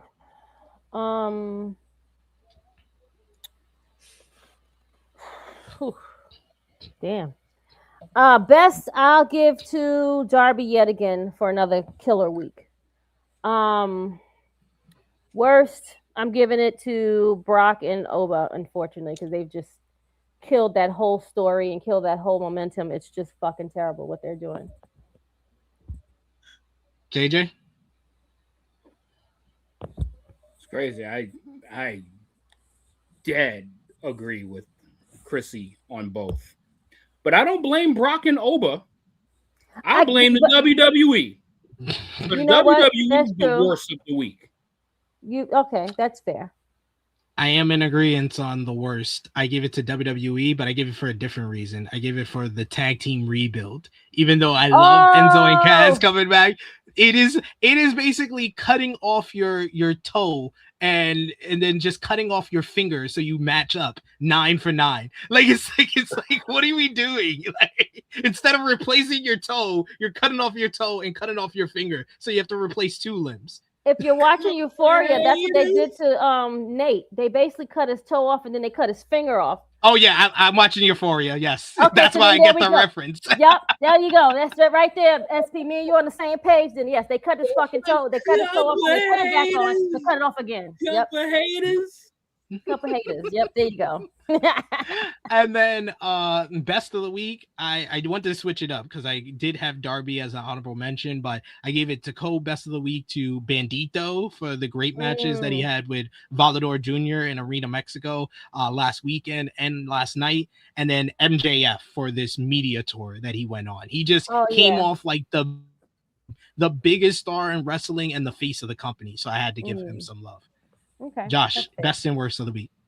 Best of the week, I do agree. It was MJF for his press tour, but it was the things that he said too. Like, that's what it definitely helped. Not only that, but it also helped the company a lot. Worst of the week, WWE management. Not only what you said about the tag team division when it comes to bringing back Enzo and Cass, like that's their solution, but apparently their objective is to focus on more like thrown in tag teams, apparently, to put more focus on that. So like Miz and this guy put together, apparently they're gonna do more of that. Stupid. They're just making tag teams at this point. No, They have- and apparently that's gonna be the focus. They're gonna focus more on that stuff that they create. They're gonna focus more on that. So definitely WWE's management, because I don't know, like your solution, you had the best solution for your tag team division for a while. You decided to give up on it, cut it, and then it's like, all right, we'll bring back guys that we fired, and then we'll focus on thrown in tag teams that we just put together because it's our creation. Moment of the week. What you going with, Josh? Ooh, moment of the week. I might have to go with Ospreay's promo. I really enjoyed his promo. I thought it was a really good promo to sell not only the match, but the direction of where he's going. JJ? I'm gonna go with Mark Briscoe wearing a piece of paper on his head as a cowboy hat. That was amazing moment. Krssi? Willow announcing her injury. Yeah, that's probably the biggest moment for me. I gotta give some love to Robbie X in Kurgan Hall. It was great to see him, how over he was there. But I'm gonna give it to Kevin Knight being the disingenuous babyface with his promos on Dynamite. Don't let the jet down. You could be. Don't let the jet down. Put it on a t-shirt. Don't let the jet down. Such a fucking backhanded compliment. Biggest star in the company, bro. I fucking love it. But matches of the week, I have 15. I'll go quick. 15, Mox and Kyle O'Reilly. 14, Ospreay and Shibata. 13, Fujita and Nick Wayne from Best of Super Juniors. 12, FTR Conglomeration. 11, Ricochet and Don Callis Family versus Bucks of Jericho. 10, Finn Balor and JD McDonough from Raw. 9, Kasai versus Fujita from Best of Super Juniors. Eagles versus Despy at number 8 from Best of Super Juniors. 7, Darby and Speedball from Dynamite. Robbie X versus Fujita from the Best of Super Juniors is number 6. 5, I went with Darby Allin and Sammy Guevara from Collision. I gave that 4.5 stars. 4, I went with Volador Jr. versus Bandito from last Sunday's Arena Mexico show. I gave that 4.5 stars. 3, I went with Master Wato versus Fujita from the Best of Super Juniors. I gave that 4 3/4 stars, the best match of the tournament so far. 2, I went with Mark Briscoe versus Tommaso Ciampa from Dynamite. I gave that 4 3/4 stars. But number 1 from last night's Arena Mexico show, Bandito and Volador Jr. Amazing matchup. And that crowd went crazy in Arena Mexico. JJ, matches of the week. I'm gonna go Darby and Speedball, Darby and Sami. I'm gonna go Mox versus Kyle. I'm gonna go. Yeah, there was nothing from Raw or SmackDown. That's crazy. I went with Finn and JD. Made my top. That's an honorable mention. Yeah, you know, I'll throw them in there as a bonus 6. And of course, Briscoe and Ciampa. Like number Briscoe, 1. Oh, that is my number 1. I'm sorry, it was Briscoe. I was actually not naming them as number 1s, but I would just throw in. Well, we need a number 1, so we have a match of the week. All right, so overall. Number 1 is Briscoe and Ciampa. Okay. If I had to reorder it. No. You don't need to. We just needed your number 1 for the tally for the month. Briscoe and Ciampa's number 1. Krssi? 5, I have Finn, JD. Yeah, they keep fighting each other, but they do great matches and they're just good. 4, I'm going to go with Will Ospreay Shibata. 3, Darby Sami. 2, Darby Speedball, and then Briscoe Ciampa is number 1. Josh? Number 3, I'm gonna go with Mox versus O'Reilly. Number 2, I'm going to go with Darby versus Guevara. And number 1 easily for me, Mark Briscoe versus Tommaso Ciampa. So the winner for this week is Briscoe and Ciampa. That is our overall match of the week this week. It's looking good for May so far. We got Briscoe and Ciampa. We got Darby and Takeshita, and we got Darby and Kevin Knight so far. So we'll see how we end off the month and who's the match of May coming up next week on the show. But to end off this week's show, to get some Cody and Roman matches in this top conversation, huh? It's a lot of Darby, Be nice, huh? Be nice for a chance. It's nice for a champion to represent this list. Go to work, Roman. What are you doing? It's nice for a champion to represent this Well, list. I mean, Cody just Wrestle went to on work Raw, last night. Roman. Wrestle on Raw, Roman. No, why are you asking for him? Cody wrestled and it didn't even make any of our lists, so who cares? Anyway,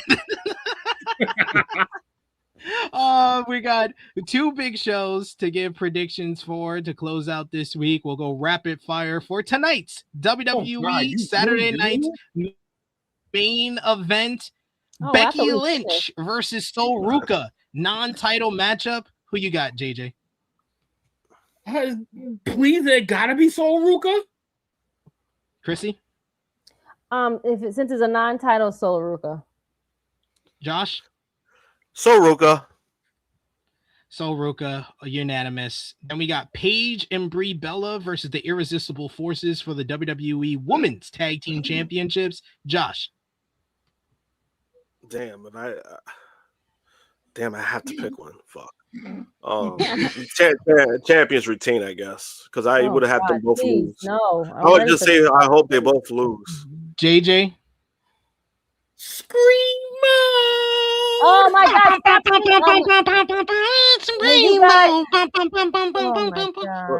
You see, the Enzo Castle doesn't sound too bad now. Krssi? Can we have Lash and Nia win? I'm so sick of these other 2 hoes. I can't. Oh my God.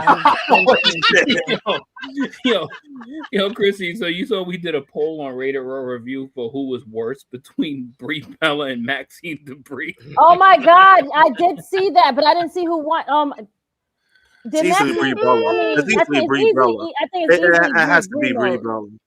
She's terrible. I'm going with Scream mode for this one. Penta versus Ethan Page for the Intercontinental Championship. Krssi? I think Ethan might win. JJ? I'm going with Penta retaining, but Josh? not cleanly. I'm going with Penta retaining. I'll go with Ethan Page, new champion. Same. Then we got 6-woman tag team action. Rhea Ripley, Charlotte Flair, Alexa Bliss versus Jade Cargill, Michin, and B-Fab. Josh? I got Jade and her crew winning. Mm-hmm. JJ? My God, they're gonna get a win. Michin and B-Fab is actually gonna get a win somewhere. They should. Everyone else they got Brie and freaking Paige freaking winning shit. Why don't you let these 2 win? You know, Jade and team.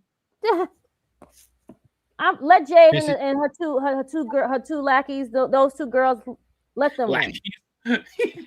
On what planet is Michin and B-Fab winning this against Charlotte Flair, Alexa Bliss, and Rhea Ripley? It's gonna be Charlexa and Rhea getting the win. I think that would be the upset of it all, because Jade not gonna win in Clash of Champions.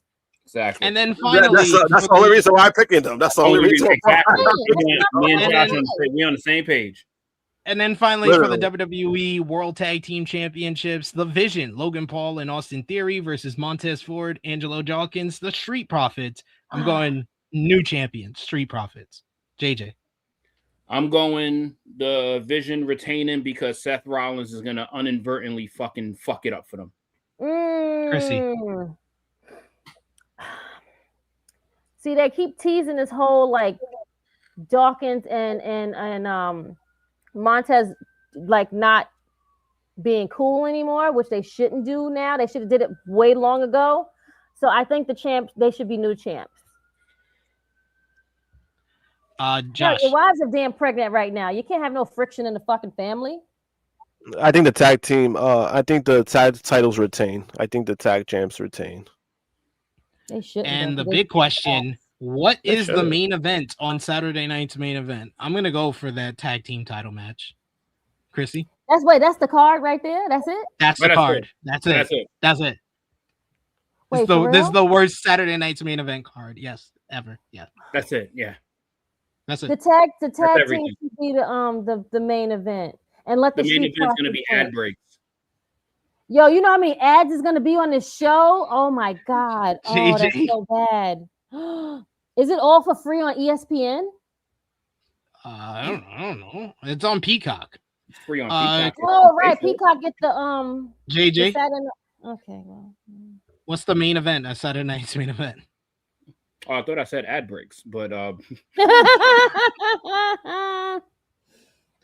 Josh. Joe Henry concert.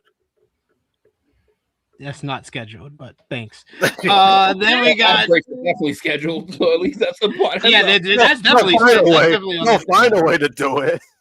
Then we got tomorrow night, Louis Armstrong Stadium, AEW Double or Nothing. On the buy-in, the conglomeration will team with the Boom and Doom to verse Shane Taylor Promotions. The Undertaker streak of AEW pre-shows of Boom and Doom will continue. I'm going Boom and Doom and conglomeration. Josh. Come on. Boom and Doom ain't losing, especially in New York. Come on. JJ. Yeah, this Boom and Doom is definitely not. They're not losing. This is very This is the only way QT is gonna win. Krssi. Right. I want to say the other guys, but the Boom and Doom. I'll probably be at the bathroom, so I really don't care. Yeah, I'll be getting you mean you'd probably be getting to the arena? Yeah, I'll be getting drinks. Divine Dominion. The arena. Yep. Divine Dominion versus Zeta Steel and Viva Van in a 5-minute tag team championship eliminator. I'm going Divine Dominion in 4 minutes. Krssi. Divine 3 minutes. JJ. I'm going Divine 3.5 minutes. Josh. Divine 3.5 minutes. And then finally on the buy-in, we got the Ops, Hook, Anthony Bowens, and Katsuyori Shibata versus the Death Riders, Claudio Castagnoli, Wheelie Yuta, and Daniel Garcia. I'm going with the Ops, surprisingly. Me too. I want the Ops to win. The Ops definitely need a win in their live time right now. Yeah, the Ops should win. Josh. I'm going with the Ops. You know, you got two New York JJ. guys. You got two New York guys in that group. Yeah. Yeah, I'm going with the Ops as well. And then we got the main card. We'll start off with the Owen Hart Cup. Will Ospreay versus Samoa Joe in the Owen Hart Foundation men's tournament. I'm going with Will Ospreay for the win. JJ.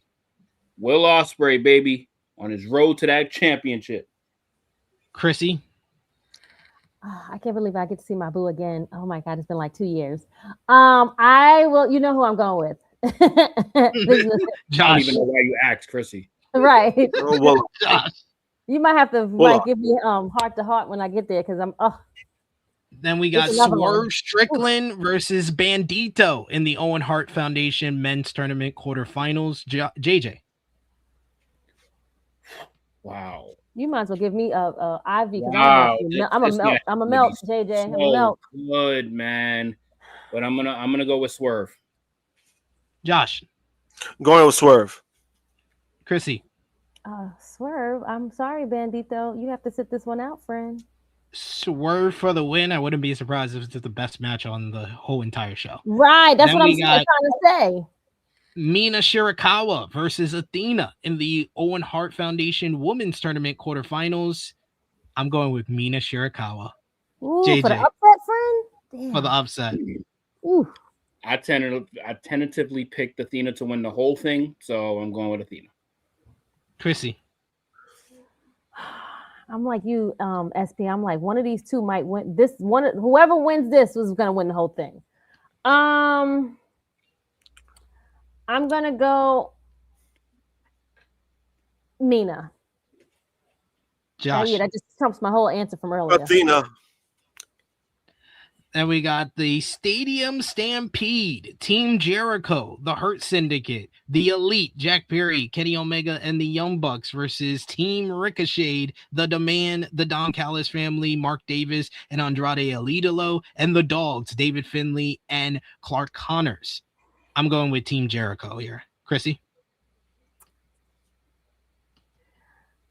I want the Demand, the Dogs, and Don Callis to win. I'm going with the fucking Hills. Let's go. JJ. Let the bad guys win. Yeah, The anti-hero, like in Nemesis. There's too much motherfucking talent on that Elite side. I'm going with the Elite. Josh. I'm going with Team Jericho. Come on, Kenny's not losing. Come on. You're right. I know. Then we got for the AEW Continental Championship, no time limit, Jon Moxley versus Kyle O'Reilly. It's an AEW pay-per-view. Jon Moxley always wins. Josh. He does, though. Yep. I think Mox wins because he has to he has to preach what he has to take what he preaches. So Mox gets his big win over Kyle O'Reilly. JJ. Yeah, Moxley. Krssi. Mox. AEW Women's World Championship, Tekla defends against Hikaru Shida, Chris Statlander, and Jamie Hayter. Krssi. Oh, this is okay. Wait, hold on. Damn. Jamie Hayter. JJ. Tekla's gonna beat all these bitches. Dumb bitches. Josh. Oh, Tekla's retaining. She's the hot hand. You gotta stick with that. Tekla beats all the dumb bitches. Then we got another match that could steal the whole show. Kazuchika Okada defending the AEW International Championship against Konosuke Takeshita. Please, dear God, Takeshita must win. He must win. Krssi. Oh my God. No, Takeshita has to win. Like, he cannot be a loser forever. JJ. Dog, this match is gonna be so good. This might be match of the night. Yes, I'm sorry. Takeshita, yes, this is a must win for Takeshita. Josh. Takeshita. The right answer. Then we got for the AEW World Tag Team Championships, FTR will defend against Cage and Cope. I Quit matchup. If Cage and Cope lose, they will never team again. Josh. Oh, you kidding me? For real? That's the stipulation? Get the fuck Cage and Cope. Easily. Cage and Cope. JJ. New tag champ. Cage and Cope is gonna finally win this. It's been long enough. Krssi. Cage and Cope, but I think FTR should stay winners, but whatever. Cage and Cope, and we are on our way to TLC in Wembley Stadium. And then finally, last month. For the AEW World Championship, it is title versus hair. MJF challenges the champion, Darby Allin. Krssi, who you got? MJF is not cutting his hair, so it's Darby. I'm sorry, you have to lose, friend. Your run has been great. It's been awesome. Josh. Actually. MJF wins, gets his title back. JJ. I think we see MJF go bald. I cannot go against my New York brethren. I'm going with MJF to become the three-time by 30 AEW World Champion. He's gonna probably wear like New York colors and whatnot. On the city. Absolutely, he always sits on the city. He's from Long Island. Yo, dog, we are gonna be there. We are gonna be there till 1 o'clock in the morning. He's going to that dump in Queens too. So it's like, of course, make sure y'all niggas get some good ass sleep tonight. Yes. Oh yeah, because you're gonna need tomorrow. You're gonna need it. You're gonna need a nap and everything. You see that card? Well, I mean, I'm going to the Mandalorian. I'm seeing the Mandalorian tonight, so. gonna be a long night. So final prediction. What do you think is gonna be the best match Mr. on the Town? show? Oh my God, I might be in like Krssi. heaven. Oh, Krssi, sorry. what do you think is gonna be the best match on the show tomorrow? Ooh, I'm gonna probably go with Takeshna. Yeah, they gonna fuck the shit up, yo. JJ. I'm torn between Swerve and Bandito and Okada and Takeshita. Yeah, one pick. I think Swerve and Bandito is gonna steal the show. Josh. Swerve and Bandito. Okay. You think so? What? Because it depends on what we get from Okada. That's why. Come on. I'm gonna go with Darby and MJF. I think that's been the best built matchup, and I think that they're gonna go balls to the wall because their last match was 2 minutes. They saved it all for this. You think so? So you know what? That is a good pick. That is a good pick. The MJF Darby Allin opener at Full Gear 2021 is the greatest opener I've ever been live at a wrestling event for. I think y'all are gonna see something special in the main event tomorrow night. That is why this card is so good. We literally got 3 possible best match of the night choices. Mm-hmm. You never know. No one even named Ospreay and Joe. No one mentioned the Stadium Stampede. Like, but because you know why? Because we know those are going to deliver. But we know that those other matches are going to be like straight balls, fucking wrestling, slapping chests. Oh my God, I might die. Oh my God. Oh my God, it's gonna be great. It's gonna be amazing. I'm happy. I'm happy for y'all. I hope y'all. I feel like I should be home watching it on my TV instead of because we have too many distractions. I have to watch the pay-per-view over. Might have to sell my. Well, that's the best thing to do sometimes because I had a good time rewatching like Revolution when I was live there for it. Mm-hmm. When I went back home, I watched it over and I was like, I enjoyed it as much as when I was there. And then All In 2024, I enjoyed watching Swerve and Danielson all over again. So I know you guys are gonna have a blast. Hope you have a good time, and of course, you'll be back with us hopefully on Monday when we review AEW Double or Nothing on Monday. It will be myself, John Escudero, and the 2 good brothers here who will be at the show, Top Guy JJ and the Tru Draw Josh, Monday, 12:05 p.m. Eastern Time. Join us for that. Join us tomorrow, 12:05 p.m. Eastern Time for our WWE Saturday night's main event review. Myself and John Escudero will be here for that. Might be there too. Thank you so much. All right. There we go. If you haven't already, guys, drop the thumbs up on the video, share with your friends, subscribe if you are new. Thank you so much, guys, for another great episode of our flagship podcast here. And of course, thank you to the panel. Thank you to my co-host, Miss Krssi Luv, Top Guy JJ, and the Tru Draw Josh. Miss Krssi Luv, we'll start with you. Let the people know where they can follow you on social media and when they'll see you again. You can follow me, Krssi Luv _1, Tru Heel Krssi Luv, and just my plain name. SP and I have so many shows to review now, I swear. Wednesday, me and Sober Guy are reviewing Nemesis if you're free. What time? Oh my God. Which is my new favorite show. Yeah, we need to figure out a time. I'll let you know. Oh my God. Like it from episode 1, it was good all the way to the end. I mean, I have some other stuff to say, but whatever. Anywho. Between that, Euphoria, what else? Man on Fire is good. If you, I should probably do a review. Shy came back yesterday. The Shy, I did not watch the Shy. I'm gonna watch it as soon as I get off of here. Same. There's so many shows out there that we can just like review such good shit. And yeah. But other than that, yeah, you can follow me on all those things. If you see me tomorrow, shout me out. I'm available. We'll be there. And yeah, that's it. Thanks, guys. JJ, thank you as always for joining us for your monthly visit. Let the people know where they can follow you and when they'll see you again.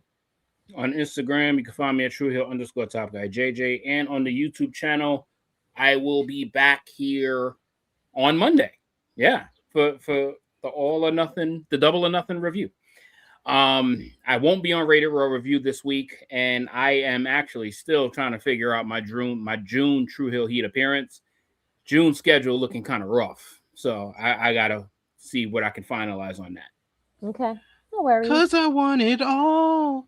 or nothing at all. He said all or nothing, guys. Josh. You'll follow me Punk321 X and Instagram. I'll be on tomorrow for the Saturday main event review.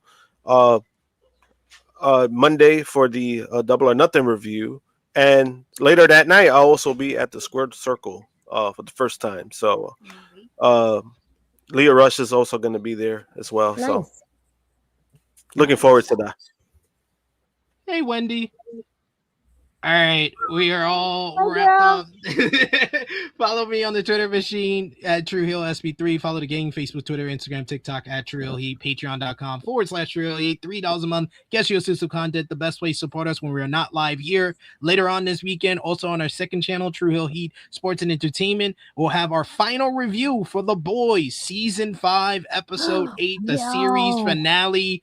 I talked all about it for almost 40 minutes. So that'll be dropping on the channel later this weekend. Check it all out as we said goodbye to Homelander. Fuck that nigga. Anyway, how do you feel about who was that? Who how, what happened to him? Are you he got what he deserved. He got what he deserved. And Reggie was right. Without those powers, you ain't shit. You ain't shit without those powers. I loved it. It had to end the way that it did. People were pissed off, but it had to end the way that it ended. No, I love the way that it ended. I was just thinking that the two people that died at the I thought they would have killed each other instead of being this is based on the comic. This is how the comic ended. Oh, see, I don't read I don't do those things. No, I'm saying people were pissed off about that too, but then you could tell who didn't see the comic when people were upset about that. Okay. It does happen, but it does happen. Yo, Frenchie was a real one, son. I love that nigga, yo. R.I.P. Frenchie. But the best line of the whole finale: "Wands up, Sage out." Poor tough guy JJ, poor Tru Draw Josh, poor Miss Krssi Luv. It is me, your Tru Heel Phenom, SP3. This has been Tru Heel Heat 382. Double the returns or nothing. We are signing off until next time. Later. My name is Enzo Amore, and I'm a certified G and a bona fide stud. You can't teach that.